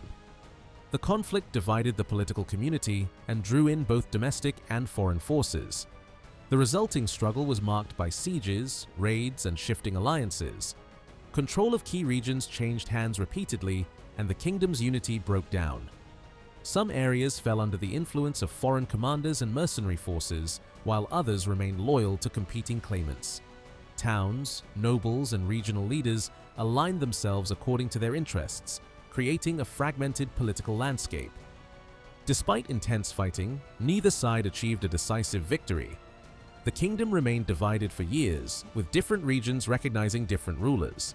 This prolonged instability weakened Hungary at a critical moment, just as external threats were intensifying. The era that followed would be defined by attempts to restore order and rebuild royal authority, setting the stage for the rise of new leadership in the mid-15th century. The chaos of civil war unexpectedly brought forward a new figure who would soon dominate the political stage, John Hunyadi. Until that moment, he had been little more than a capable but relatively obscure military captain. His origins were modest by the standards of the great baronial families. His father, Voic, was a noble of Romanian background who had entered royal service and earned favor under Sigismund, receiving lands centered on Hunedoara.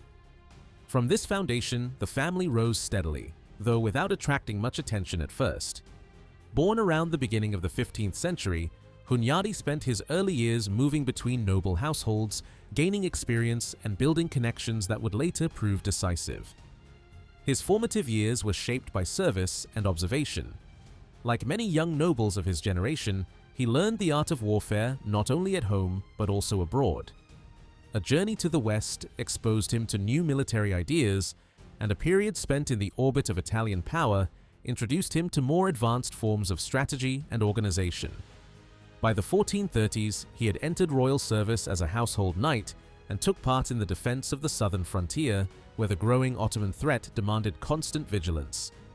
Step by step, he built a reputation as a capable and determined commander, though he still stood far below the leading magnates in rank and influence. Everything changed after the victory at Batasek.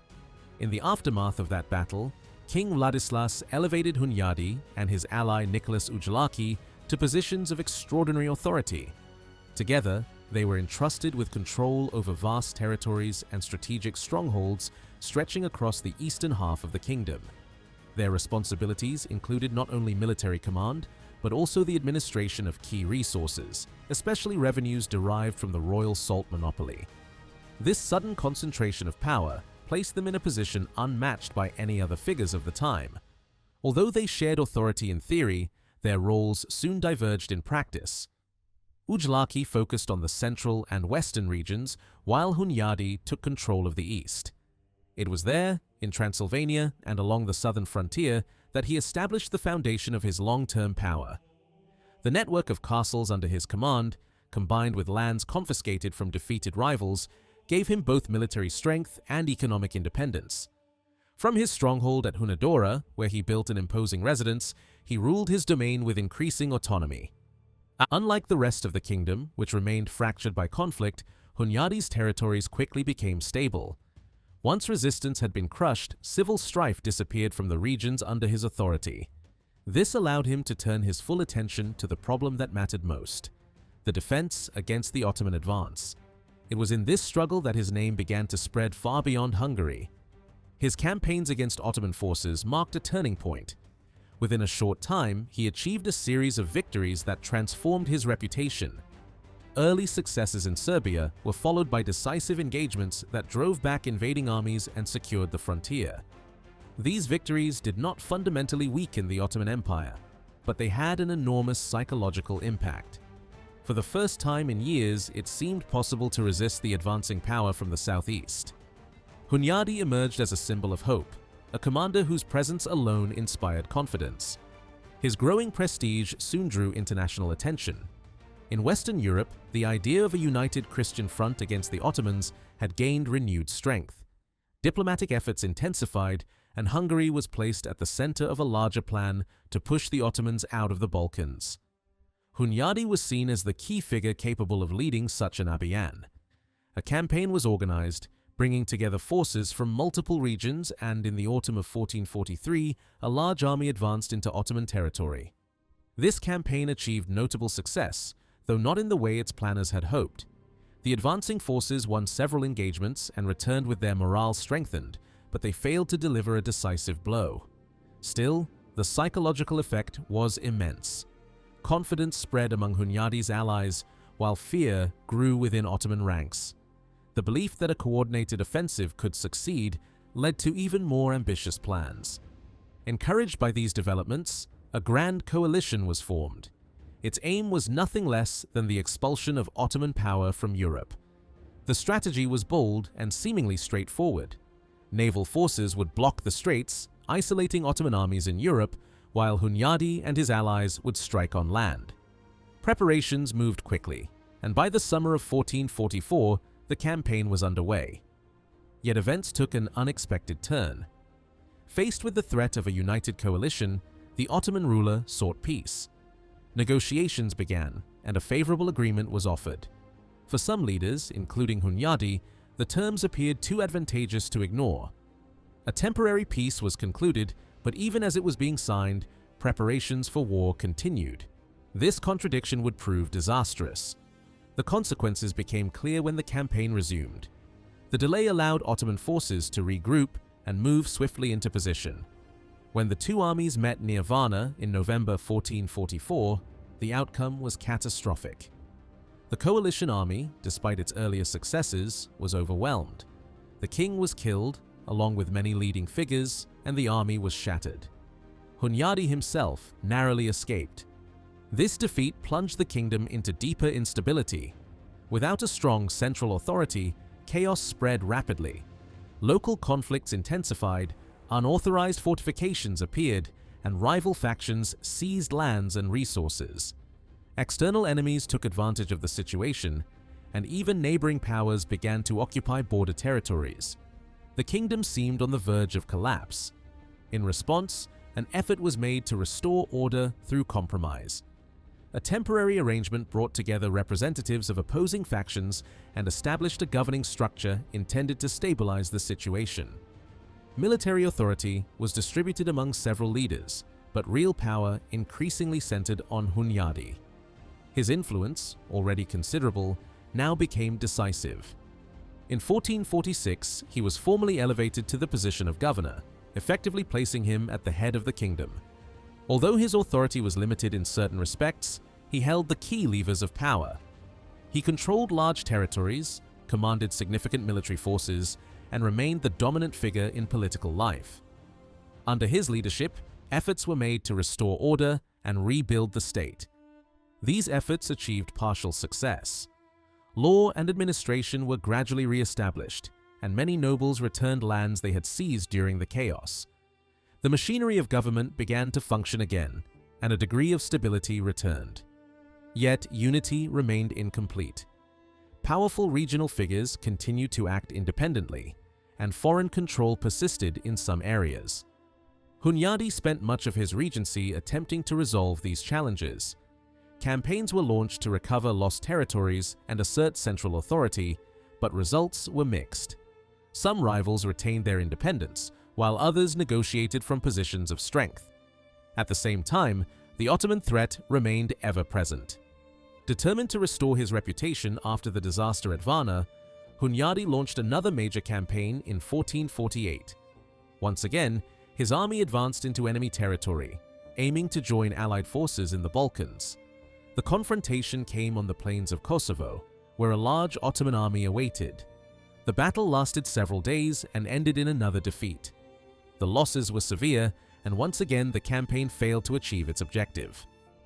Despite these setbacks, Hunyadi's position remained strong.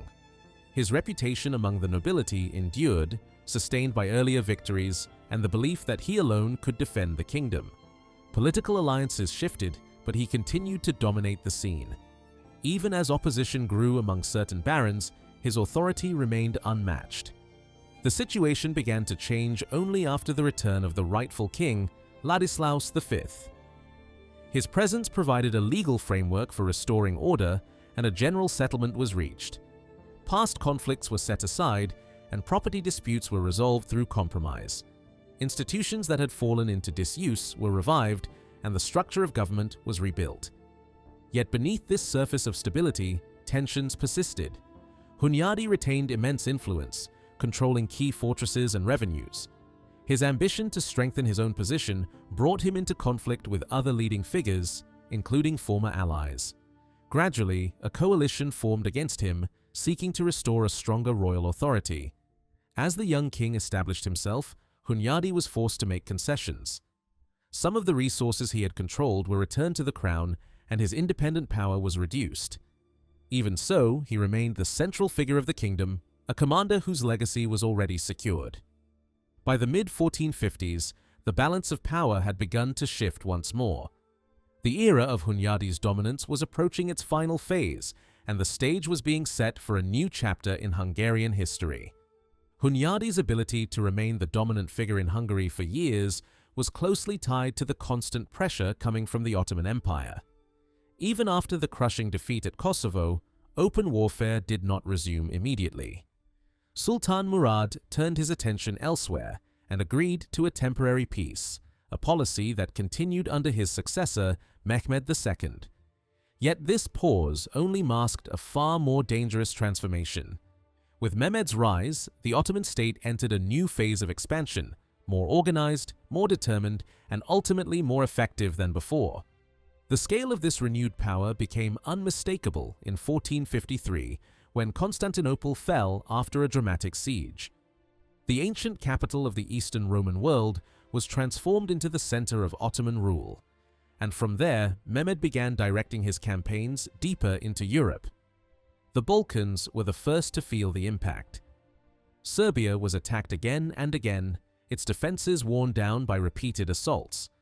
By the mid-1450s, most of its territory had been occupied, leaving only a few strongholds still resisting. It was clear that Hungary would soon face the full force of this advance.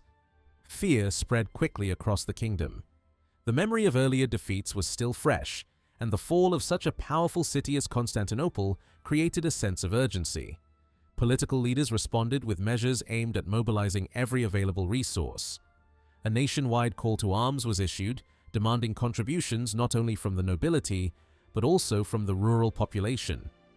The scale of these preparations surpassed anything attempted before, reflecting the growing realization that survival itself was at stake. Despite these efforts, the anticipated large-scale offensive never materialized. Instead, Hunyadi carried out limited operations, striking where he could and avoiding unnecessary risks. These actions demonstrated his continued effectiveness, but they also revealed the limitations facing Hungary. Without broader support from the rest of Europe, any major campaign against the Ottomans remained uncertain. At the same time, a different kind of movement was gathering strength. Inspired by religious fervor and driven by popular preaching, large numbers of ordinary people began to rally under the banner of a holy war. This movement, encouraged by the church, created a massive but loosely organized force. By the summer of 1456, thousands had assembled, many of them poorly equipped but highly motivated. The decisive moment came when Mehmed launched a major campaign against Belgrade, the key fortress guarding the southern frontier. His army, large and experienced, advanced with the clear intention of breaking Hungary's defenses once and for all. Hunyadi moved quickly, organizing the defense of the city and gathering both professional soldiers and volunteers. Alongside him stood a charismatic preacher whose influence helped draw even more recruits to the cause. What followed was one of the most dramatic confrontations of the age. The siege reached its peak in July when Ottoman forces launched a full assault on the fortress. The defenders held their ground and the attack failed. The next day, the battle shifted beyond the walls, where Hunyadi's forces struck back. Against expectations, they defeated the invading army and forced it to retreat. The victory was decisive, not only in military terms, but also in its psychological impact. For the first time in years, the Ottoman advance had been stopped in a clear and unmistakable way. The news spread rapidly across Europe. It was celebrated as a turning point, a moment when the tide had been pushed back. Yet the opportunity that followed was not fully seized. The army that had gathered around Belgrade began to disintegrate almost immediately. Internal tensions rose, discipline weakened, and the fragile unity that had made the victory possible quickly dissolved. Recognizing the danger, Hunyadi chose to disperse the forces rather than risk further unrest. Tragically, the triumph was followed by personal loss. Disease swept through the camp, and within weeks, Hunyadi himself was dead. His passing marked the end of an era. The man who had carried the burden of defending the kingdom for so long was gone, leaving behind a power vacuum that would soon lead to new Sanghersh. His eldest son, Ladislaus, stepped forward to claim his place, but he lacked his father's authority and experience.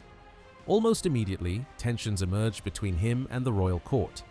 Demands were made for the return of fortresses and revenues that Hunyadi had controlled, and the situation escalated rapidly. Determined to hold on to his position, Ladislaus chose a dangerous path. In a calculated move, he lured his rivals into a position of vulnerability and struck first. One of the most powerful figures opposing him was killed, and for a brief moment it seemed that Ladislaus had secured control. He even managed to take custody of the king, strengthening his position further. But this act, bold as it was, proved to be a fatal miscalculation. The reaction was swift and overwhelming. The killing shocked the political elite and united even former allies against him. Trust vanished, and a plan was formed to bring him down. Through a combination of deception and careful planning, Ladislaus was captured along with his supporters. Accused of treason, he was swiftly condemned and executed. His downfall was as rapid as his rise. Yet his death did not restore stability. Instead, it triggered another wave of Sanghersh. His family's supporters, still powerful and well-armed, refused to accept the outcome. Resistance spread, and fighting resumed across the kingdom. Once again, Hungary found itself divided, its future uncertain. This fragile situation persisted until a sudden and unexpected event changed everything. The young king died without an heir, leaving the throne vacant. With no clear successor, the kingdom stood at a crossroads once more, facing the challenge of choosing a new ruler and rebuilding its shattered unity. Traditional military structures did not disappear under Matthias. The mounted contingents of bishops and great lords still mattered and continued to play a visible role in his campaigns. There were also some attempts after 1459 to restore the old militia portales, yet the true strength of the crown increasingly rested on paid professional soldiers. In this, Matthias stood ahead of many rulers of his age. He was among the earliest European monarchs to build a large mercenary force and keep it in service on a lasting basis. The first of these troops were likely taken into royal service from the followers of Jan Žižka in the early 1460s, and from then on their presence became a constant feature of the army. Their numbers expanded sharply during the long struggles in Bohemia and Austria. By the late 1480s, during the review at Wiener Neustadt, the king is said to have inspected a force of thousands of heavily armed cavalry and infantry, with a large share belonging directly to his own permanent troops. This force later became famous as the Black Army. Its ranks were filled largely by Czechs and Germans, along with some Hungarians, while many of its commanders came from outside the kingdom. It was supported by strong artillery, which added to its striking power on campaign. Under the king's firm direction, this army showed its value again and again in war. Yet such strength came at a high price. Even a force of 10,000 men required an enormous yearly sum, and that did not include the cost of defending the southern frontier castles, which had already drained royal resources in earlier reigns. Because of this burden, regular payment cannot always have been guaranteed. In practice, war often fed the army. Looting helped fill the gap whenever money ran short. As long as campaigns continued and success followed, this arrangement seems to have held together. During Matthias's lifetime, there is no clear sign that unpaid mercenaries ever turned openly against him. The older financial resources of the Hungarian crown were far too limited to support such ambitions. Earlier estimates of royal income make that clear. To sustain his military system, Matthias needed more than inherited revenues. He therefore launched a thorough reorganization of finance. In the late 1460s, he placed the management of royal income into the hands of John Ernust, a highly capable official with a background in trade. Under this administration, the treasury became more systematic. Revenue and expenditure could be tracked with greater order, and something like a simple state budget began to emerge. Monetary stability was also strengthened through the introduction of a reliable penny, fixed in relation to the gold florin. Customs dues were also reorganized, and older exemptions were swept aside by redefining them as part of the crown's own rights. Even more important was the repeated extraordinary taxation imposed on the peasantry. From the beginning of Matthias's reign onward, this became a regular instrument of government. It was far heavier than older dues and was assessed through the traditional tax unit of the porta, though in practice the burden often came close to a florin each year. Over time, the levy was demanded again and again, sometimes more than once within a single year. The result was a level of taxation far beyond what had once been normal. Since many tax units included more than one peasant household, the king also tried to widen the base of collection. That effort, however, met sharp resistance, especially in Transylvania, where it helped provoke unrest. Faced with determined opposition, the crown chose not to press the matter to its limit. Taken together, Matthias's revenues reached a remarkable level for the kingdom. Income came from many channels, including the salt monopoly, minting, customs, towns, and above all, the direct burden laid upon the rural population. By the middle of his reign, the crown's annual income had risen to a sum that far exceeded that of earlier Hungarian rulers, though it still remained well below the immense resources of the Ottoman Empire. Even so, it was enough to explain much of Matthias's strength. With greater income came a standing army, stronger government, and a freedom of action that few of his predecessors had possessed. This financial and military power helps explain the stability of his rule after the early crises had passed, but money alone does not fully account for the endurance of his government. Matthias also proved exceptionally skillful in securing support from the kingdom's most powerful men. From the beginning, he could rely on relatives, loyal retainers, and long-standing allies of the Hunyadi circle. Among them, the Szápolyai brothers rose especially high. They received offices, honors, and lands on a vast scale, and by the end of the reign, one of them ranked among the greatest landowners in the realm. Their rise suggests a bond with the ruling family deeper than ordinary service. Yet, Matthias did not limit himself to kinship ties. Like Sigismund before him, he steadily promoted personal followers into the highest ranks of office and wealth. Royal favor created fortunes for military captains, frontier commanders, financial officials, and ambitious men of previously modest standing. Service to the king became one of the main roads to power. At the same time, he was too cautious to base his rule only on men tied to him by family or direct loyalty. He worked to draw support from across the baronial world, including those who had once stood far from his father's cause. Some powerful magnates retained office and influence across decades, even if they had once belonged to rival political camps.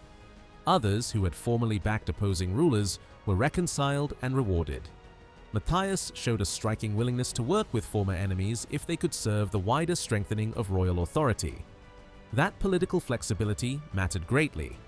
Whenever opposition threatened him, he was usually able to isolate it and rally most of the leading men of the kingdom to his side. The church also became a pillar of royal power. Matthias made full use of the crown's control over episcopal appointments. Elections that had already become little more than a formality were effectively ended, and the naming of bishops passed firmly into royal hands. Even papal resistance rarely changed the outcome. The king filled sees with men useful to his government, including relatives of leading supporters, experienced diplomats, skilled financiers, and royal servants whose careers depended on him. Some were foreigners, others came from modest urban or peasant backgrounds. This policy ensured that the higher clergy, like the leading barons, were deeply tied to the monarchy. He was equally determined in reclaiming lands through the crown's right to inherit estates when noble families died out in the male line. During his reign, several great lineages failed, placing enormous properties at his disposal. These lands could then be redistributed in ways that strengthened the royal position.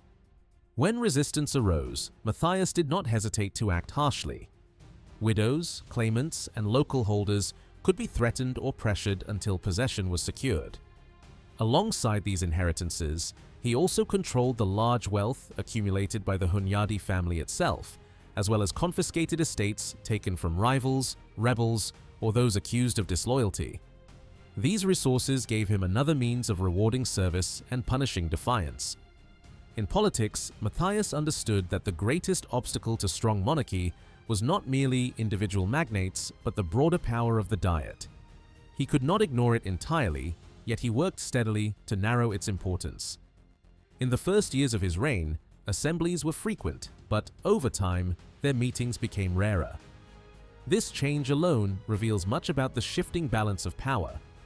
The Diet increasingly came to be dominated by the barons and county envoys rather than by large gatherings of the lesser nobility. The towns, though natural allies of the crown, were often kept apart and dealt with separately. The result was a political arena more manageable for the king. In theory, the estates still granted extraordinary taxes in return for repeated confirmations of noble privilege. In practice, many such declarations were ignored whenever they clashed with royal interests. Matthias often accepted conditions in words and set them aside in action. Taxation shows this most clearly. Though he swore more than once not to burden the realm with unlawful levies, he repeatedly imposed extraordinary taxes and sometimes did so without full consent. By the later years of the reign, the estates had grown far more compliant, appealing for moderation while continuing to approve what the king required. He had little use for the old general levy of the nobility, which offered more ceremony than military value. What mattered was cash, and the political nation increasingly yielded it. As the reign advanced, Matthias ruled with growing confidence and less restraint. Power gathered ever more tightly around the king and his closest advisors. Even leading churchmen and magnates could be humiliated, imprisoned, or stripped of property if they crossed him. Government came to rely increasingly on the royal household and trusted officials who executed orders in the counties, castles, and courts. Important reforms also reshaped administration and justice. In the 1480s, a major body of law modernized court procedure, strengthened county institutions, removed older legal customs, and expanded the reach of royal justice. The office of Palatine was also more clearly defined, confirming its central importance in the political order. These measures show that Matthias was not only a conqueror and financier, but also a ruler intent on reshaping the machinery of the state. In his final years, the question of succession became increasingly urgent. His first marriage had produced no children, and his second marriage also remained without an heir. That left only his illegitimate son, John Corvinus. At first, the boy may have been destined for a church career, but as hopes for a legitimate heir faded, Matthias changed course. He openly recognized the child, surrounded him with titles, and began building for him a power base worthy of a future ruler. Estates, castles, and fortunes flowed into his hands, some gained by inheritance, some by confiscation, and some through methods that revealed the king's impatience with obstacles. Marriage plans were pursued at the highest level, and oaths of loyalty were demanded from barons, captains, and towns in preparation for the moment when the throne would stand empty. That moment came suddenly in the spring of 1490. Matthias died in Vienna at only 47 years of age. With him disappeared the last medieval Hungarian ruler of truly commanding stature. His model had never been merely his father, but rather the wider image of great monarchy represented by Sigismund of Luxembourg. His foreign policy, his expansion into neighboring lands, his commanding view of kingship, and even his dreams of higher dignity all reflect that ambition. Much of what he built vanished quickly after his death. His conquests fell away almost at once, and the powerful monarchy he had assembled did not long survive him. Yet his ability cannot be denied. He took hold of a troubled and fractured kingdom and turned it into a respected power. Beyond politics and war, however, another side of his rule gave him lasting distinction. His court became one of the most remarkable centers of Renaissance culture north of the Alps. The taste for this world of learning and art seems to have been encouraged early by John Vitez, a churchman deeply attached to humanist culture. Matthias admired not only scholars, but books themselves. From the 1460s onward, he began assembling a library of extraordinary scale and quality.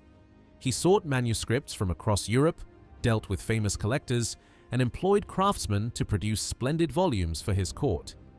By the time of his death, the Royal Library at Buda had become one of the greatest in Europe, perhaps second only to that of the papacy. Its books covered both Greek and Latin learning and were valued not merely for their contents, but for their beauty. Most were later scattered or lost, yet the surviving volumes still testify to the scale of his ambition. The same spirit shaped his buildings. Under his patronage, Buda and Visegrad were transformed with new palaces, gardens, and Renaissance forms inspired by Italy. Artists, architects, sculptors, and painters of high reputation worked for him or were linked to his projects. Though much of this splendor was later destroyed, enough survived in description and fragment to show how advanced and unusual this court had become. In these residences, Matthias tried to gather men of letters around him, though success was limited. A few distinguished figures did spend time at court, including astronomers, librarians, and scholars who praised the king and served his cultural ambitions. Yet most of the greatest minds of Italy admired him from afar rather than settling permanently in Hungary. For all its brilliance, this refined court remained isolated from the wider culture of the kingdom. It did not reflect the habits of the Hungarian elite as a whole, and it did not immediately transform them. Among the nobility, literacy itself was still far from common, even among the most powerful families. Many leading men could not even sign their names. Writing remained largely the work of clerics, notaries, and legal officials whose education was functional rather than broad. Their world was shaped by law, administration, and Latin routine rather than by classical elegance. One of the best examples of this narrower culture was the historian John Thurotzi, whose chronicle preserved valuable material but also revealed the limits of contemporary intellectual life, shaped as much by patriotic pride as by critical skill. This contrast helps explain why the humanists closest to the court sometimes felt themselves to be living in a cultural island far removed from the society around them. The world Matthias built was real, brilliant, and memorable, but it was also fragile. It was the creation of one exceptional ruler rather than the natural expression of a wider national transformation. That is why so much of it faded so quickly after his death. Even so, the image endured. Matthias remained in memory not only as a warrior and ruler, but as a prince whose court briefly drew the light of the Renaissance into the middle of Europe. The decades that followed the reign of Matthias reveal a striking contrast in the direction of the kingdom. Under his rule, and that of the two Jagiellonian kings who came after him, the country moved along two paths at once. On one side, there was clear economic growth and a noticeable rise in everyday living conditions. From the late 15th century onward, the kingdom experienced a level of development that brought it closer to Western Europe than it would again reach for centuries. On the other side, society itself became more rigid. The division between landowners and those who lived under them hardened into something almost unbreakable. These two trends were not separate. As prosperity spread and opportunities slowly expanded, the nobility reacted by strengthening their privileges and limiting the chances for others to rise. The pressure between these forces continued to build until it erupted in the Great Peasant Uprising of 1514. Around the year 1500, signs of prosperity could be seen across the kingdom. Some older Western towns stopped growing, but this slowdown was balanced by the rapid expansion of Buda, Pest, and many eastern market centers. Trade itself had begun to change in structure. Imported goods still included luxury items such as fine cloth and spices, yet cheaper, everyday products became more common, showing that demand was rising among broader layers of society. Even more important was the shift in exports. Instead of relying mainly on precious metals, the kingdom increasingly exported raw materials produced at home. Copper and cattle became the backbone of trade, eventually surpassing imports in value. Gold mining remained important, and the Hungarian florin continued to hold prestige, but it no longer dominated commerce as it once had. Trade routes stretched in several directions, linking the kingdom to the Holy Roman Empire, Venice, the Black Sea, and Poland. By the end of the 15th century, routes through the Balkans also gained importance, and even merchants from Ottoman lands appeared in Buda during times of peace. The scale of this expansion is reflected in customs revenues, which rose significantly compared to earlier generations. Mining played a crucial role in this transformation. From the 1470s onward, copper production grew rapidly, especially in the region of Banska Bystrica. New techniques allowed for more efficient extraction, including methods that separated silver from copper. Investment flowed into the industry, and large-scale operations produced vast quantities of metal over several decades, generating enormous profits. At the same time, cattle trade reached unprecedented levels. Each year, thousands of animals were driven westward toward Austria and Italy. This trade became one of the most important sources of wealth in the kingdom. Merchants involved in it could accumulate great fortunes, sometimes managing herds numbering in the thousands and employing large groups of armed retainers to protect them. The Great Plain offered ideal conditions for this expansion. Vast open lands, many left empty since earlier invasions, provided excellent grazing grounds. As a result, towns like Pest grew into major commercial hubs, while others, such as Szeged, expanded rapidly in both size and importance. In regions less suited to livestock, wine production became a key economic driver. Vineyards in western Hungary and areas around Tokaj flourished, and Hungarian wine found eager buyers in neighboring lands. At the same time, internal trade increased and market towns multiplied. Rural populations began to concentrate in larger settlements, creating a form of early urbanization. In some areas, a majority of the population lived in just a few towns, while smaller villages declined. Though many of these settlements retained a rural character, signs of development appeared, including craft guilds and stone-built houses. The remains of such buildings still hint at this period of growth. Despite this economic expansion, the structure of society did not change in a way that allowed widespread upward movement. The system of land ownership remained the defining feature of social life. Land was divided into clearly bounded units, each controlled by a lord who held extensive rights over both the land and those who lived on it. These rights extended to forests, rivers, fields, and all resources within a territory. Peasants worked the land and could enjoy a degree of personal freedom, but they did not own the land in a legal sense. Their holdings remained tied to the estate, and no amount of wealth could turn a peasant into a landowner. This division created a society split into two distinct groups: those who possessed land and those who lived under their authority. Wealth alone could not bridge that gap. The majority of the population belonged to the peasantry, making up a vast portion of society. Among them, there were important differences. Some held land and formed the main productive base, while others had little or no land at all. A smaller group enjoyed special privileges and were exempt from certain obligations. Around the year 1500, an average holding provided just enough for survival. Farming methods remained traditional and yields were modest. Yet not all peasants were poor.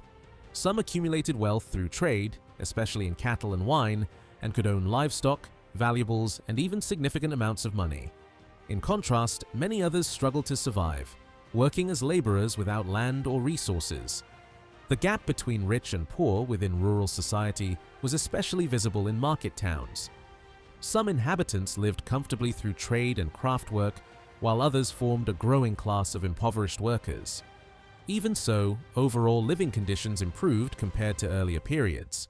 Peasants could move freely, carry weapons, and participate in local defense when needed. They were not restricted in their clothing and could enjoy a varied diet that included meat, fish, and other foods. Population density remained relatively low, allowing access to forests and grazing lands. For many households, livestock ownership was common. and daily life, while still demanding, was more stable than before. Estimating the total population of the kingdom is difficult due to the nature of surviving records. Tax systems were based on units that no longer reflected actual household numbers, as families often shared living spaces to reduce their tax burden. Even so, available data suggests a large and widely distributed population. Settlements varied greatly in size, from small hamlets to large villages housing hundreds of people. Regional differences were significant, with some areas densely populated and others nearly empty. The kingdom itself was vast, covering a wide territory that included Hungary proper, Transylvania, and neighboring regions. It was divided into numerous counties, though their size varied greatly. Over time, land ownership shifted heavily toward the nobility. Royal lands declined as rulers granted estates to supporters, and by the late 15th century, most land was in private hands. The church also held property, though its share remained relatively modest compared to other parts of Europe. Within the church, signs of decline were visible. Many high-ranking clerics were more involved in politics and warfare than in religious duties. Some were not even fully ordained, and many relied on others to carry out their spiritual responsibilities. Church offices often went to those with influence or connections rather than those chosen for religious reasons. At the same time, education remained strong among the clergy. Many studied abroad and brought back knowledge of humanist learning. They collected books, supported education, and contributed to the spread of Renaissance culture, even if their influence was limited outside elite circles. Monastic life, however, was in decline. Many monasteries fell into neglect, with reduced populations and poor conditions. Some communities disappeared entirely, while others struggled to maintain discipline. Attempts at reform were made, but often failed to produce lasting change. In contrast, certain religious groups maintained strong discipline and gained popularity, especially those that emphasized simple living and devotion. Mendicant orders, particularly the Franciscans, expanded during this period. They established new communities, especially in towns, and played an important role in society. Their preaching often addressed social tensions, defending the poor and criticizing the powerful. These tensions were not without consequence. As economic growth continued and social divisions deepened, dissatisfaction spread among the lower classes. The ideas expressed by some religious figures gave voice to these concerns, helping to shape the atmosphere that would eventually lead to open conflict. By the early 16th century, the kingdom stood at a turning point. Beneath the surface of prosperity, pressures were building that would soon reshape its future in dramatic ways. One unusual feature of religious life in late medieval Hungary was the very small number of convents for women. Aside from a few communities of Franciscan Beguines, there were only a handful of formal nunneries across the kingdom by the close of the Middle Ages. Some belonged to the Benedictines and Cistercians, while most were in the hands of the poor Clares and the Dominicans. A few of these houses were far from poor. The Dominican convent on Margaret Island and the Clarist house at Obuda ranked among the richest ecclesiastical institutions in the land. Yet, female monastic life remained limited in scale. The reason is still unclear. Noble families did not appear to place their daughters in convents in large numbers, and this may have reflected the broader distance that much of the Hungarian nobility kept from long-term careers in the church. Whatever the deeper cause, the result was a religious landscape in which women's convent life remained unusually narrow. Alongside the Latin religious world, a small number of Eastern Christian monasteries also existed. From the late 14th century onward, Basilite houses appeared on the estates of Orthodox lords. Their history is shadowy, but they seem to have been especially present in the southern parts of the kingdom, above all in Srem, where Serbian despots held extensive lands. One of the earliest foundations was linked to the lordship of Mukachevo. These communities never became central to the political or cultural life of the realm, yet their presence reveals the mixed religious world of the kingdom's borderlands. Even so, outside the great bishops and archbishops, the political importance of the church remained limited. Lesser church offices and benefices were distributed at court, much like secular rewards, granted for loyalty and service. The real force shaping power and society was not the clergy, but the nobility. And within that nobility, a small number of wealthy lineages were rising above the rest and moving toward a more clearly defined aristocratic rank of their own. The noble class in Hungary was large by European standards. It made up a surprisingly high share of the population, probably more than in most other kingdoms except perhaps Poland. But this nobility should not be imagined in the same way as the landed elites of England or France. In Hungary, noble status did not automatically mean wealth, refinement, or political prominence. At its most basic level, it meant possession of land held by a special legal title. Even a very small estate could make its owner a noble, provided that land was free from servile burdens and direct dependence on another lord. Through that right, the nobleman stood apart from those who lived under seigneurial authority. He was counted among the kingdom's free inhabitants, owing allegiance only to the crown and enjoying privileges denied to the rest of society. For that reason, land was not simply a source of income, it was the foundation of identity, honor, and legal standing. Yet enormous differences existed inside this broad noble class, and those differences deepened over time. As royal estates were granted away and power concentrated in fewer hands, a small number of families gathered extraordinary wealth. By the end of the 15th century, several dozen aristocratic houses controlled a huge share of the kingdom's land. At the summit stood figures like John Corvinus, who held castles, market towns, manor houses, and vast numbers of villages. Beneath the greatest lords stood another layer of important families, and below them a very broad world of county nobles, petty landowners, and noble families, whose way of life often differed little from that of prosperous peasants. Even with these inequalities, the noble class remained fairly closed for much of the medieval period. Only a few paths led upward into it. One route was royal favor. A man of non-noble birth who rose high in the church or at court might acquire land and transfer noble standing to relatives. Another route came through marriage at the very lowest levels. If a noblewoman married a commoner, her inheritance could under certain conditions pass in land to her descendants, and those descendants might be treated as nobles. But such cases usually brought entry only into the lowest ranks of the privileged world. They did not often produce a major social rise. A striking feature of Hungarian society was the sheer number of nobles who were noble in law but poor in reality. Many had no tenants at all and lived from a single holding little larger than that of an ordinary peasant.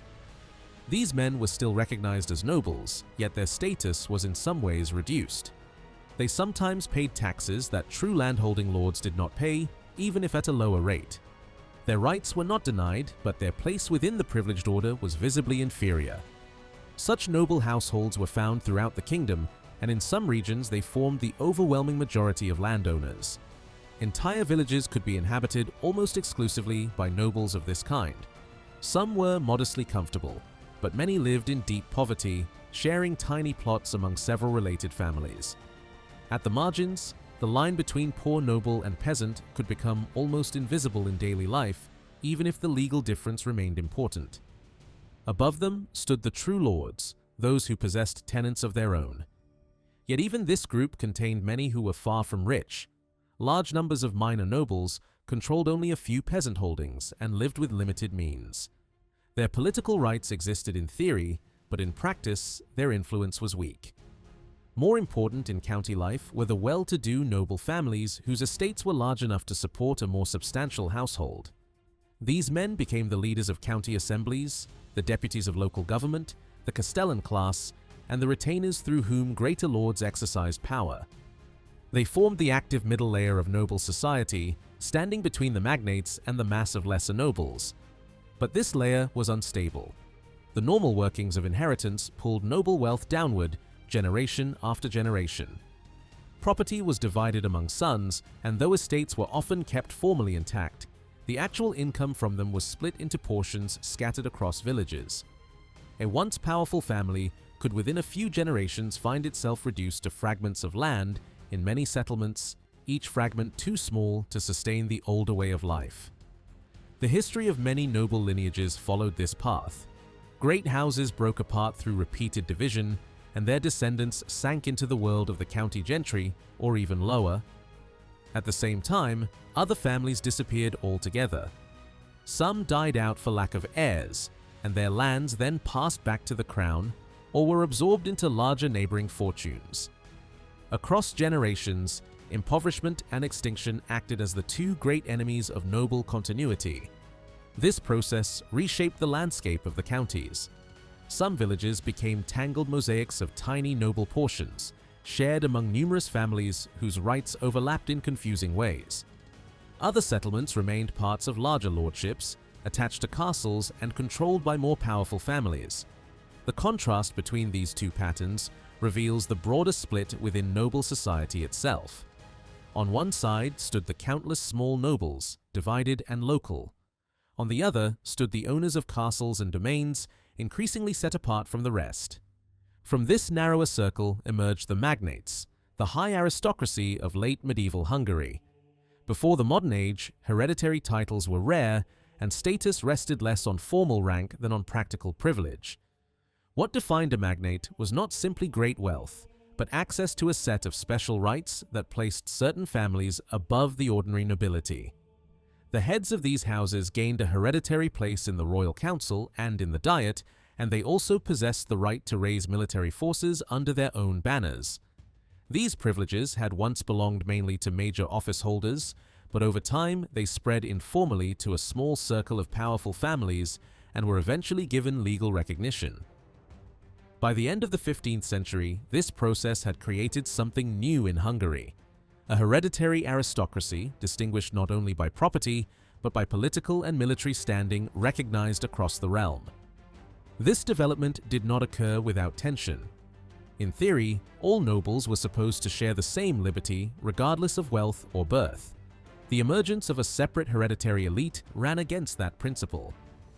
Some defenders of the lesser nobility insisted that only those holding the highest offices were true barons, while the rest were barons only by custom or courtesy. But the reality had already changed. A new upper stratum had taken shape, and law eventually acknowledged what society had long since accepted. The rise of this aristocracy also brought a profound change in lifestyle. In earlier centuries, leading men had spent much of their lives at the royal court, where influence, advancement, and wealth depended on personal presence around the king. By the 15th century, many of the greatest lords no longer centered their lives there. Instead, they spent most of their time on their own estates and came to court only when necessary. Their main aim remained the strengthening of family power, but they now pursued that aim increasingly from their own territorial bases rather than from permanent service near the ruler. Their residences reflected this shift. Older timber manor houses were replaced by more comfortable stone castles and aristocratic homes, often built near prosperous market towns rather than on remote mountain heights. These were not merely fortresses. They became the centers of family life, administration, and display. Around them grew miniature courts that echoed royal practice on a smaller scale. Great lords kept their own marshals, chancellors, stewards, physicians, and armed followers. In wartime, these households became the core of private military forces. In peacetime, they managed revenue, stored archives and treasure, and supervised the daily life of the estate. It was also in this period that written administration became more regular within noble lordships. Estate records, account books, and surveys of peasant obligations began to appear more often. Even so, the aristocracy was not yet deeply engaged in economic management in the modern sense. Most magnates still relied less on direct agricultural production than on dues, tolls, rights over peasants, and the control of local revenues. Wine remained the one product that drew sustained aristocratic interest, and in some cases it contributed a very large share of income. After the weakening of royal authority at the end of Matthias's reign, some magnates also expanded their resources by taking over revenues that had once belonged more firmly to the crown. The lesser nobles who served as castellans, stewards, and retainers were drawn into the orbit of these great households. In this way, much of county society began to revolve around magnate residences. These homes became the real centers of regional political and social life. Ambitious nobles no longer looked only to the royal court for advancement. More and more often, they sought opportunity in the service of a powerful lord. This shift marked an important change in the structure of the kingdom. Power was still royal in theory, but in practice it was increasingly filtered through the authority of the great landed houses that dominated local society. By the close of the Middle Ages, the kingdom's noble world had become more sharply layered than ever before. Legal equality among nobles still existed as an ideal, but daily reality told a different story. At one end stood thousands of minor nobles living on tiny plots, clinging to privilege while often sharing the material hardship of the peasantry. At the other stood a small and powerful aristocracy, commanding castles, councils, banners, and broad networks of dependents. Between them stretched the active county gentry, serving, competing, and trying to preserve their place in a society increasingly marked by concentration of wealth and influence. In that world, land remained the foundation of everything. It determined not only income, but status, power, and the right to shape the kingdom's future. Matthias's death lifted a heavy burden from the political nation of Hungary. During the final years of his reign, his increasingly authoritarian style had exhausted allies and enemies alike. Prelates, barons, and nobles had all felt the strain of a kingship that no longer tolerated resistance. With the ruler gone, the dominant mood among the estates was not grief, but relief. Their goal was simple: to free the kingdom from what they saw as years of pressure, arbitrary rule, and constant demands. That desire shaped everything that followed, beginning with the choice of a new king. Several men claimed the throne. John Corvinus, the illegitimate son of Matthias, still possessed enormous wealth and had been carefully prepared by his father as a possible successor, but he faced formidable rivals. Maximilian of Habsburg based his claim on earlier dynastic agreements. Two Jagiellonian princes also entered the contest: Władyslas, King of Bohemia, and his younger brother John Albert, who stood close to the Polish succession. In the end, Władyslas emerged as the preferred choice. He was not admired for force of character or military energy. In fact, those very shortcomings worked in his favor. The political elite did not want another masterful ruler. They wanted a king who would leave room for others to govern. Once the Diet assembled in the spring of 1490, it quickly became clear that Władyslas had the backing of the most influential churchmen and magnates. John Corvinus responded with force. He seized the royal treasury and rallied support in western and southern Hungary, hoping to turn wealth into power. Yet the leading barons moved just as quickly. Their armies, commanded by men of long experience, defeated Corvinus's forces in the field. With that, the military path to the crown collapsed. Władyslas was chosen by the great lords, accepted the conditions placed before him, and was crowned soon after. Corvinus was not stripped of everything. He kept a remarkable collection of castles and titles, enough to remain one of the greatest lords in the realm. But the enormous territorial base that Matthias had assembled for him could no longer serve as the foundation of royal authority. The barons had prevented that outcome. The new ruler's success was strengthened by the support of Queen Beatrice, who still mattered enormously because of her wealth and position. During Matthias's lifetime, she had strongly opposed the succession of her stepson. After the king's death, she hoped to preserve her influence by tying herself to the new monarch. Władyslas promised marriage, and the ceremony was carried out in secrecy soon after his coronation. She raised money from her estates to assist him, believing she had secured her place at the center of power. But the marriage rested on deception. Before the wedding, the king had already declared privately that he was entering it under pressure and did not consider it binding. Once his rule became secure, he moved to end the union. The dispute became a public scandal and dragged on for years before the marriage was finally annulled. Beatrice's lands were confiscated, and she returned to Naples, broken politically and personally. While these domestic struggles unfolded, the structure created by Matthias began to dissolve with astonishing speed. His empire outside Hungary did not survive him. Moravia, Lusatia, and Silesia slipped away almost immediately and returned to the Bohemian crown. The conditions once attached to their recovery were never fulfilled. In Austria, the collapse was just as swift. Maximilian gained recognition in Vienna soon after Matthias's death and attracted several men who had once served the late king. Some frontier commanders surrendered key positions without prolonged resistance. For a short time, Maximilian pushed deep into western Hungary, but financial weakness forced him to halt. He lacked the means to maintain a serious campaign, and many of his supporters fell away. Events in the west also redirected his attention. That opened the way for a settlement. The treaty that followed was deeply unfavorable to Hungary. Vladislas gave up Matthias's conquests in Austria, returned the lands long held by the Habsburgs as security, and accepted the Habsburg dynastic claim to the Hungarian throne. He also agreed to pay a large indemnity. These concessions shocked many in the kingdom, especially because they had not been forced by a clear military defeat. When the Diet met afterward, the reaction was explosive. Accusations of betrayal flew across the assembly, and public anger rose so high that open unrest seemed close. Only after tempers cooled did the leading men manage to secure ratification. The struggle for the throne was still not over. John Albert launched armed moves of his own, seizing border castles and marching into the kingdom. Yet by this point, Vladislas had gained enough ground to respond effectively.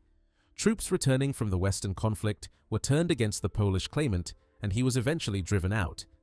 Peace followed between the brothers, and Vladislas could finally present himself as the bringer of order after the storm that followed Matthias's death. Though already king of Bohemia, Vladislas treated Hungary as his main realm. He promised to reside in Buda and largely kept that promise. He spent only limited time in Bohemia during his long reign, yet his presence in Hungary did not mean energetic rule. He rarely traveled far from the capital. He showed little appetite for war, little desire for diplomacy beyond what necessity required, and little enthusiasm for the burdens of government. Hunting, food, and ease seemed to have suited him far more than the exercise of power. He attended council meetings dutifully, but usually let others conduct affairs. He became known for a habit of passive agreement, responding with a mild phrase that suggested assent without direction. Such a king was exactly what many of the leading men had wanted. The cost of that choice soon became clear. A new political order emerged under Vladislas. Outwardly, nothing fundamental had changed.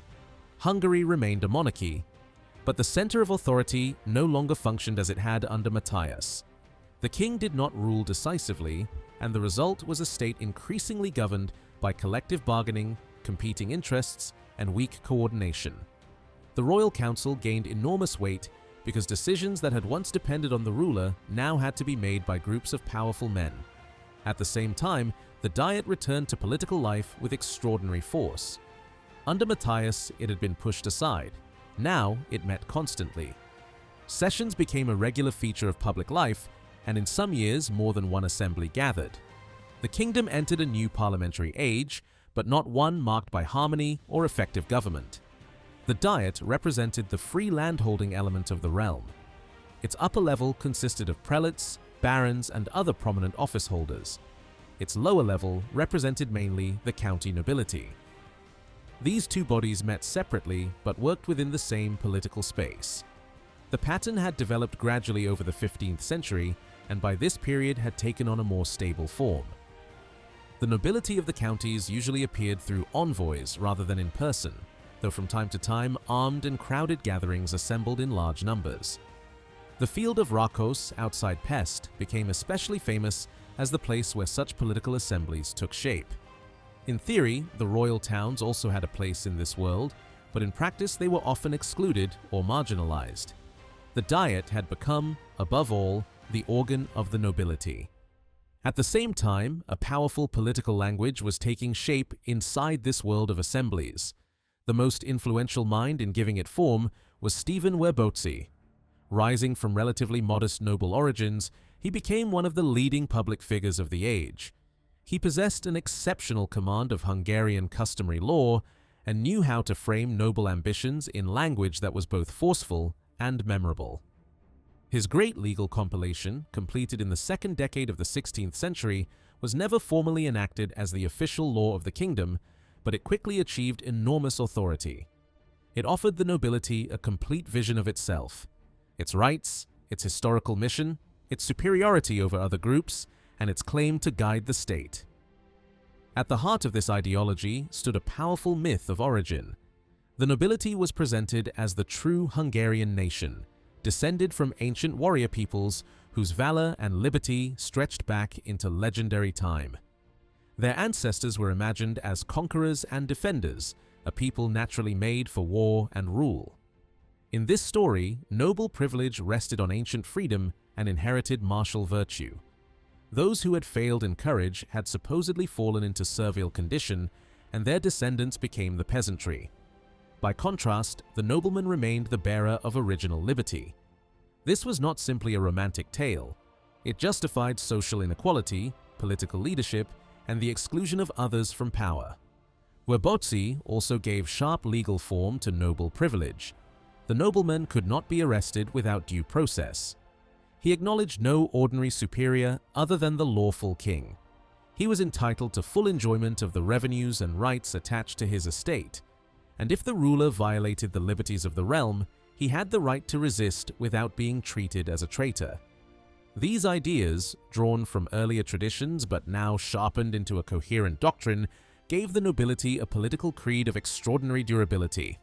From this grew the doctrine of the Holy Crown, one of the most important constitutional ideas in Hungarian political thought. In this view, the crown was not merely the ornament of the ruler, but the symbol of the whole political community. Authority did not flow solely downward from a hereditary monarch. It also rested on the noble estate, which was seen as the living body of the realm. The king and the political nation were linked through the crown in a kind of shared order. Because of that, the right to choose a ruler and to defend the liberties of the realm ultimately remained with the community of nobles. In effect, the doctrine created the ideological basis for a noble commonwealth under a king rather than an unrestricted monarchy. This way of thinking had lasting consequences. It encouraged the nobility to imagine itself as the natural master of the kingdom, entitled to govern without accepting corresponding burdens. It deepened attachment to old customs and sharpened suspicion of novelty. It also fed an early and intense hostility toward foreigners. Anyone who seemed alien to the traditions of the realm could be treated as a danger. These feelings had long existed, but now they were given new force in public debate. They were especially powerful among the lesser nobility, who found dignity in an ideal that praised martial simplicity over refinement or learning. In that vision, poverty, roughness, and even illiteracy could be transformed into virtues if they were linked to ancient freedom and military courage. Yet this ideology did not mean that the entire nobility acted as a united political force. Most nobles remained outside daily political maneuvering. Many lived on their lands and avoided public struggle. Others fought on the frontiers. Those who did take part in political life often did so through dependence on a greater lord. Active politics remained in the hands of a relatively small upper layer of county gentry, men who served as spokesmen, council members, legal officials, and intermediaries between magnates and local society. For that reason, political conflict in this period was not a simple struggle between barons and lesser nobles. It was more often a contest among baronial groups, each supported by networks of dependents and allies. The formal center of government remained the royal council, but it too reflected the fragmented nature of power. In theory, it spoke for the king. In practice, it was dominated by a smaller inner circle. The great offices of state still mattered, especially the palatine, the judge royal, and the chief financial and court officers. But the most influential figure was often the chancellor, because he controlled the seals and stood at the point where royal authority passed into written action.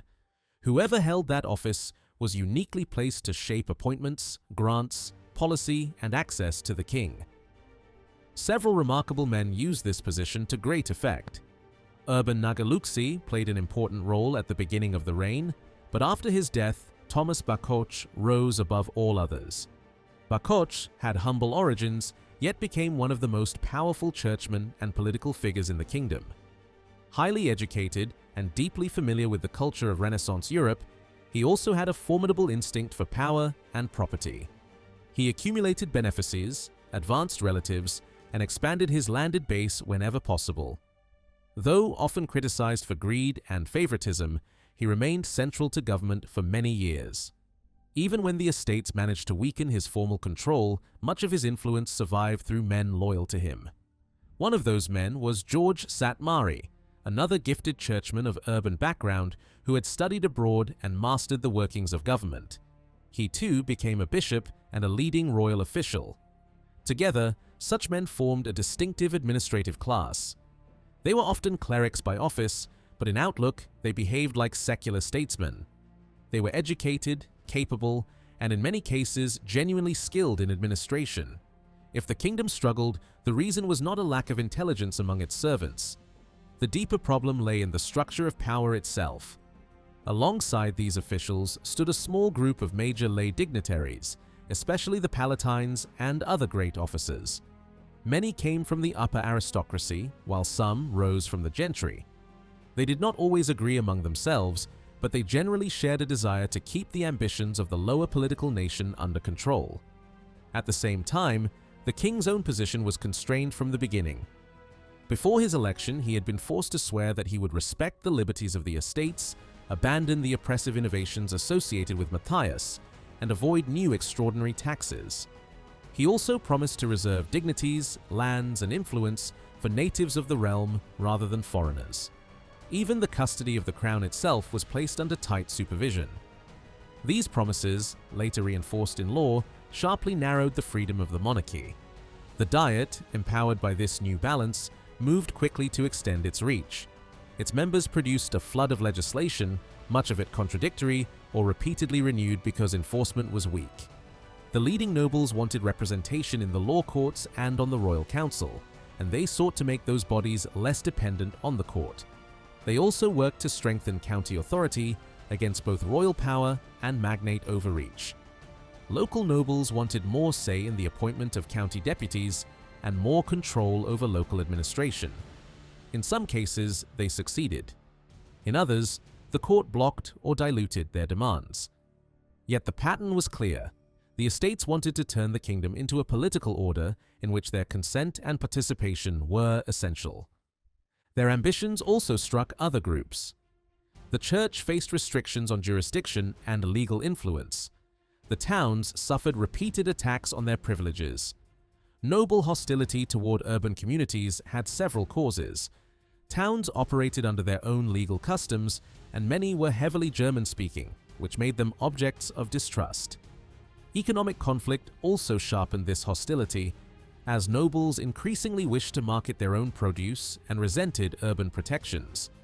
Laws were passed to shield noble property from urban taxation, reduce tolls on noble trade, and subject some urban economic activities to noble jurisdiction.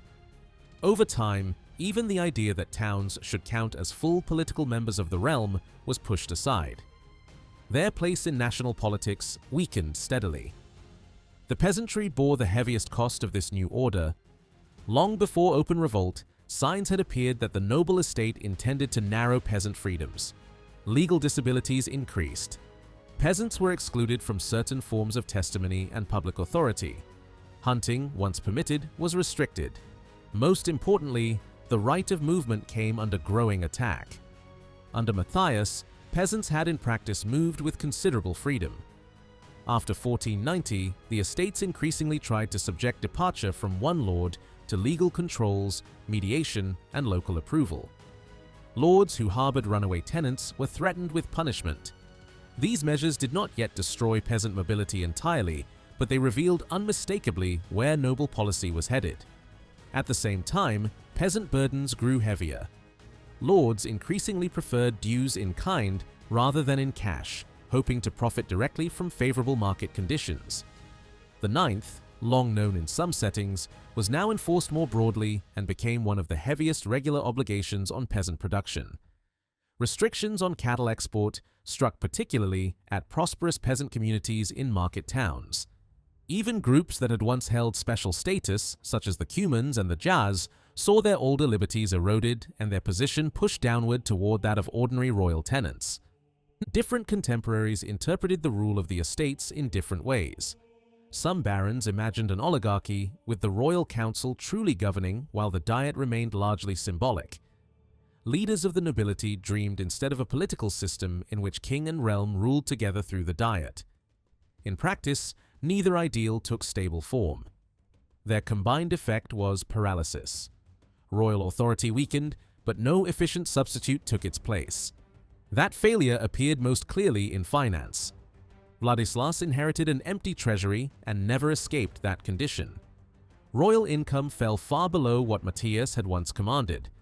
Some sources of revenue had shrunk, others were pawned away, and still others were handed over in practice to magnates, prelates, or mortgage holders. Royal towns were pledged to secure military costs that the king could not cover from ordinary income. The 1 florin tax became the chief resource of the crown, but even that was collected inefficiently and distributed unevenly. A large share disappeared into expenses, exemptions, and private retention. Leading barons were allowed to keep what was raised on their lands to pay their own forces. Attempts to redefine and divide the subsidy only deepened confusion. In theory, the new arrangements aimed at fairness and defense. In reality, they undermined the fiscal basis of the state. The court survived partly by improvisation. Small inheritances, exceptional gifts, and foreign subsidies mattered greatly. Papal and Venetian money became especially important, and without such outside support, the kingdom's financial position would have been even more desperate. Yet dependence on irregular help was no solution to structural weakness. Military decline followed the same path. The great lords wanted Matthias's mercenary army destroyed, and they achieved that goal. The once feared force dissolved in chaos and violence, and what remained was crushed. In its place came laws that attempted to revive older military forms through obligations tied to estates and counties. Prelates, barons, and other wealthy men were assigned quotas of armed horsemen, while county levies were reorganized around a revived system of militia based on tax units. On paper, this looked like a restoration of national defense. In practice, it encouraged the maintenance of private armies and diverted revenue away from the center. The cost of defending the frontiers remained enormous. Southern castles, garrisons, supplies, and construction demanded sums the treasury could rarely provide. Soldiers were often unpaid, and when unpaid, they survived by plunder and by ransoming captives. Responsibility was diffuse, and blame spread in every direction. Nobles accused barons and prelates of serving private interest instead of the common good. Popular anger grew. Preachers denounced the mighty. Public frustration turned against ministers and financiers. The sense spread that the kingdom's leaders were consuming its resources while neglecting its safety. Meanwhile, the Ottoman threat steadily increased. Raids became regular from the early years of Ladislas's reign. At first, the defensive line seemed to hold. Victories were still won, heads of fallen enemies still displayed, and castles still resisted. But defeats began to break through the illusion. A major disaster in Croatia showed how fragile the frontier had become. Truces were signed when circumstances allowed, especially when wider European wars distracted the Sultan. Venice at times allied with Hungary and supplied money. Yet none of this removed the underlying danger. When peace agreements were renewed, they often concealed weakness rather than strength.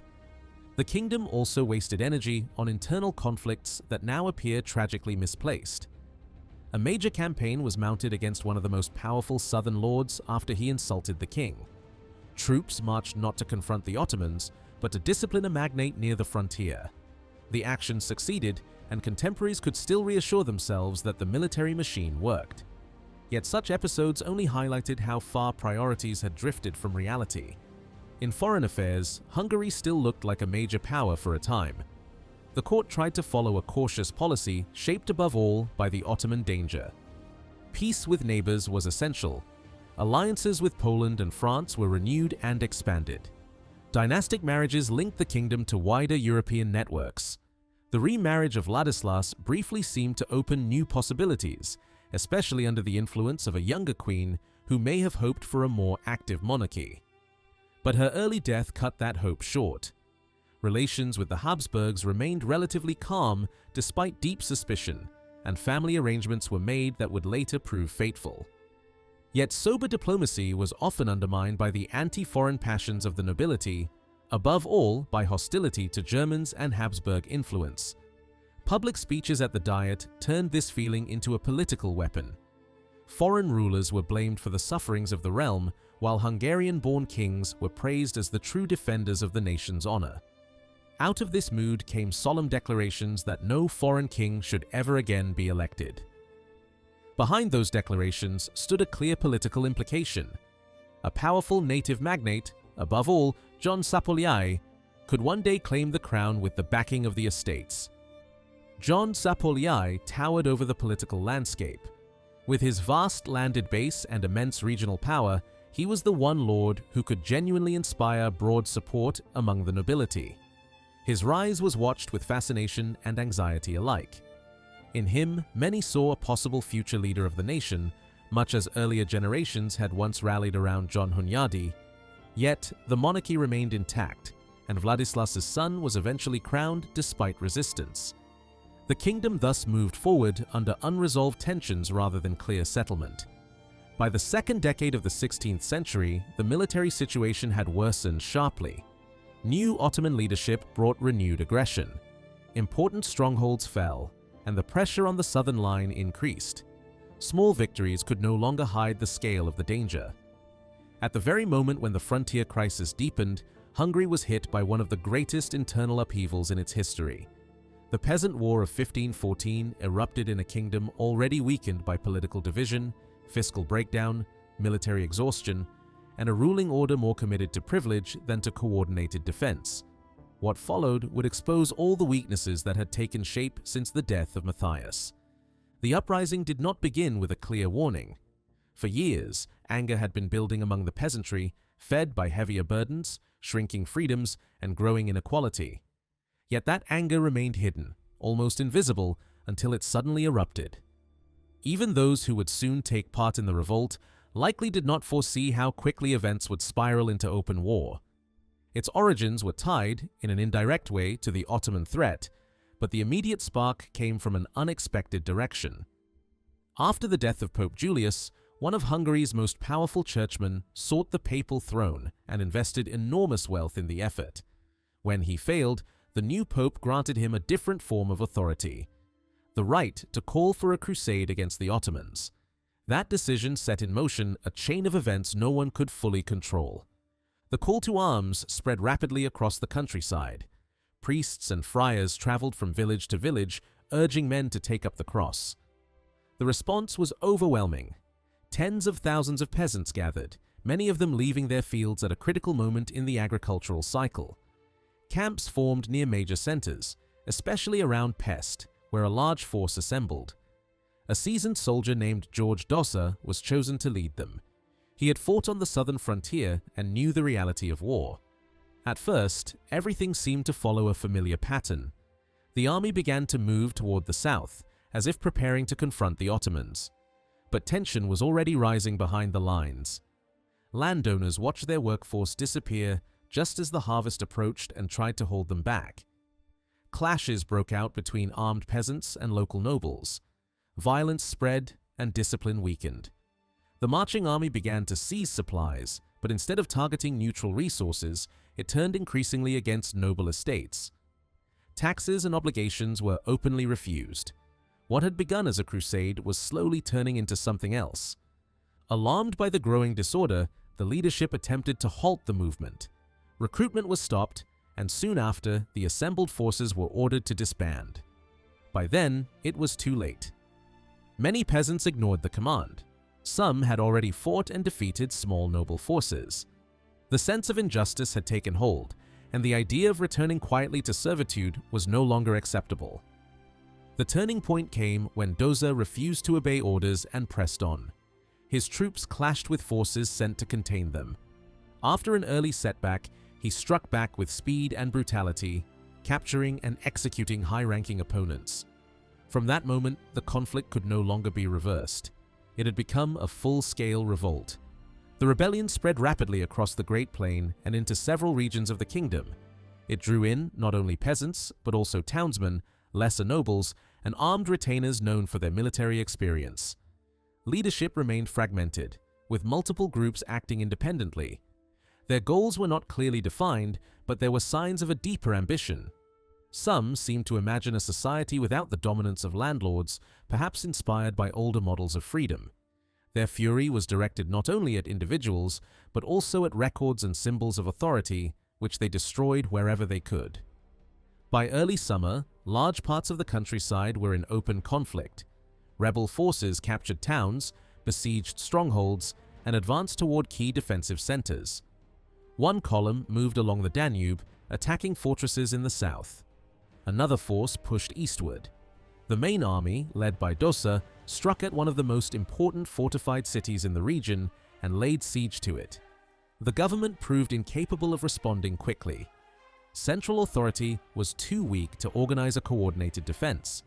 Instead, powerful regional leaders took matters into their own hands, rallying local nobles and forming ad hoc armies. At first, the rebels achieved some successes, but the balance gradually shifted. Organized resistance began to take shape.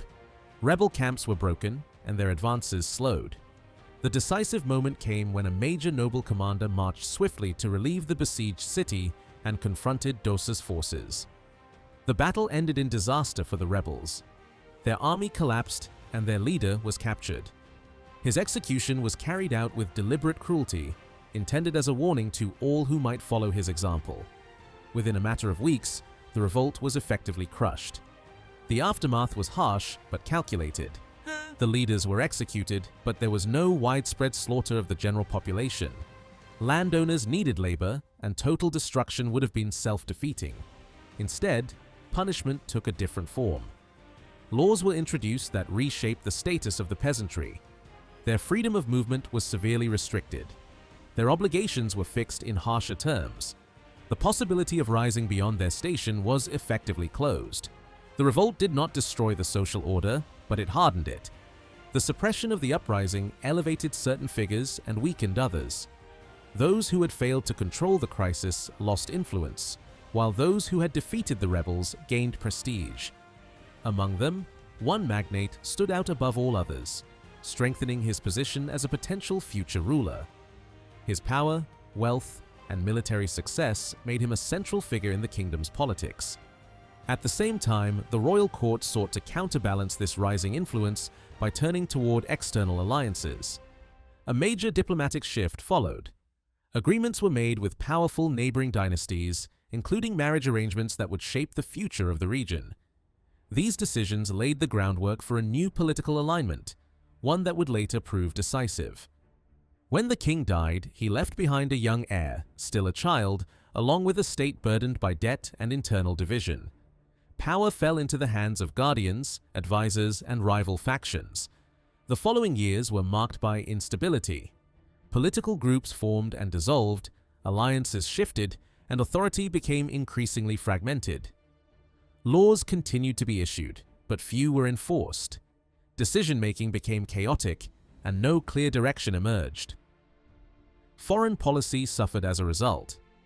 While some leaders recognized the growing Ottoman threat, others underestimated it or refused compromise. Negotiations were carried out in secret, while public opinion resisted any appearance of weakness. Temporary truces were signed, but they did not resolve the underlying danger. Meanwhile, the Ottoman Empire expanded elsewhere, consolidating its power before turning its attention westward again. When a new ruler came to power, he initially offered peace. That offer was rejected. Soon after, a full-scale invasion began. Key fortresses fell one by one. Strategic positions that had once protected the heart of the kingdom were lost. Defensive lines collapsed, and no effective response could be organized. Attempts at reform came too late. Financial decisions, such as currency debasement, briefly increased revenue but ultimately weakened the economy further. Resources dwindled, and the ability to sustain war declined. Despite the growing crisis, internal conflict continued. Rival factions fought for control, accused each other of betrayal, and demanded radical changes. At one point, the kingdom came close to civil war.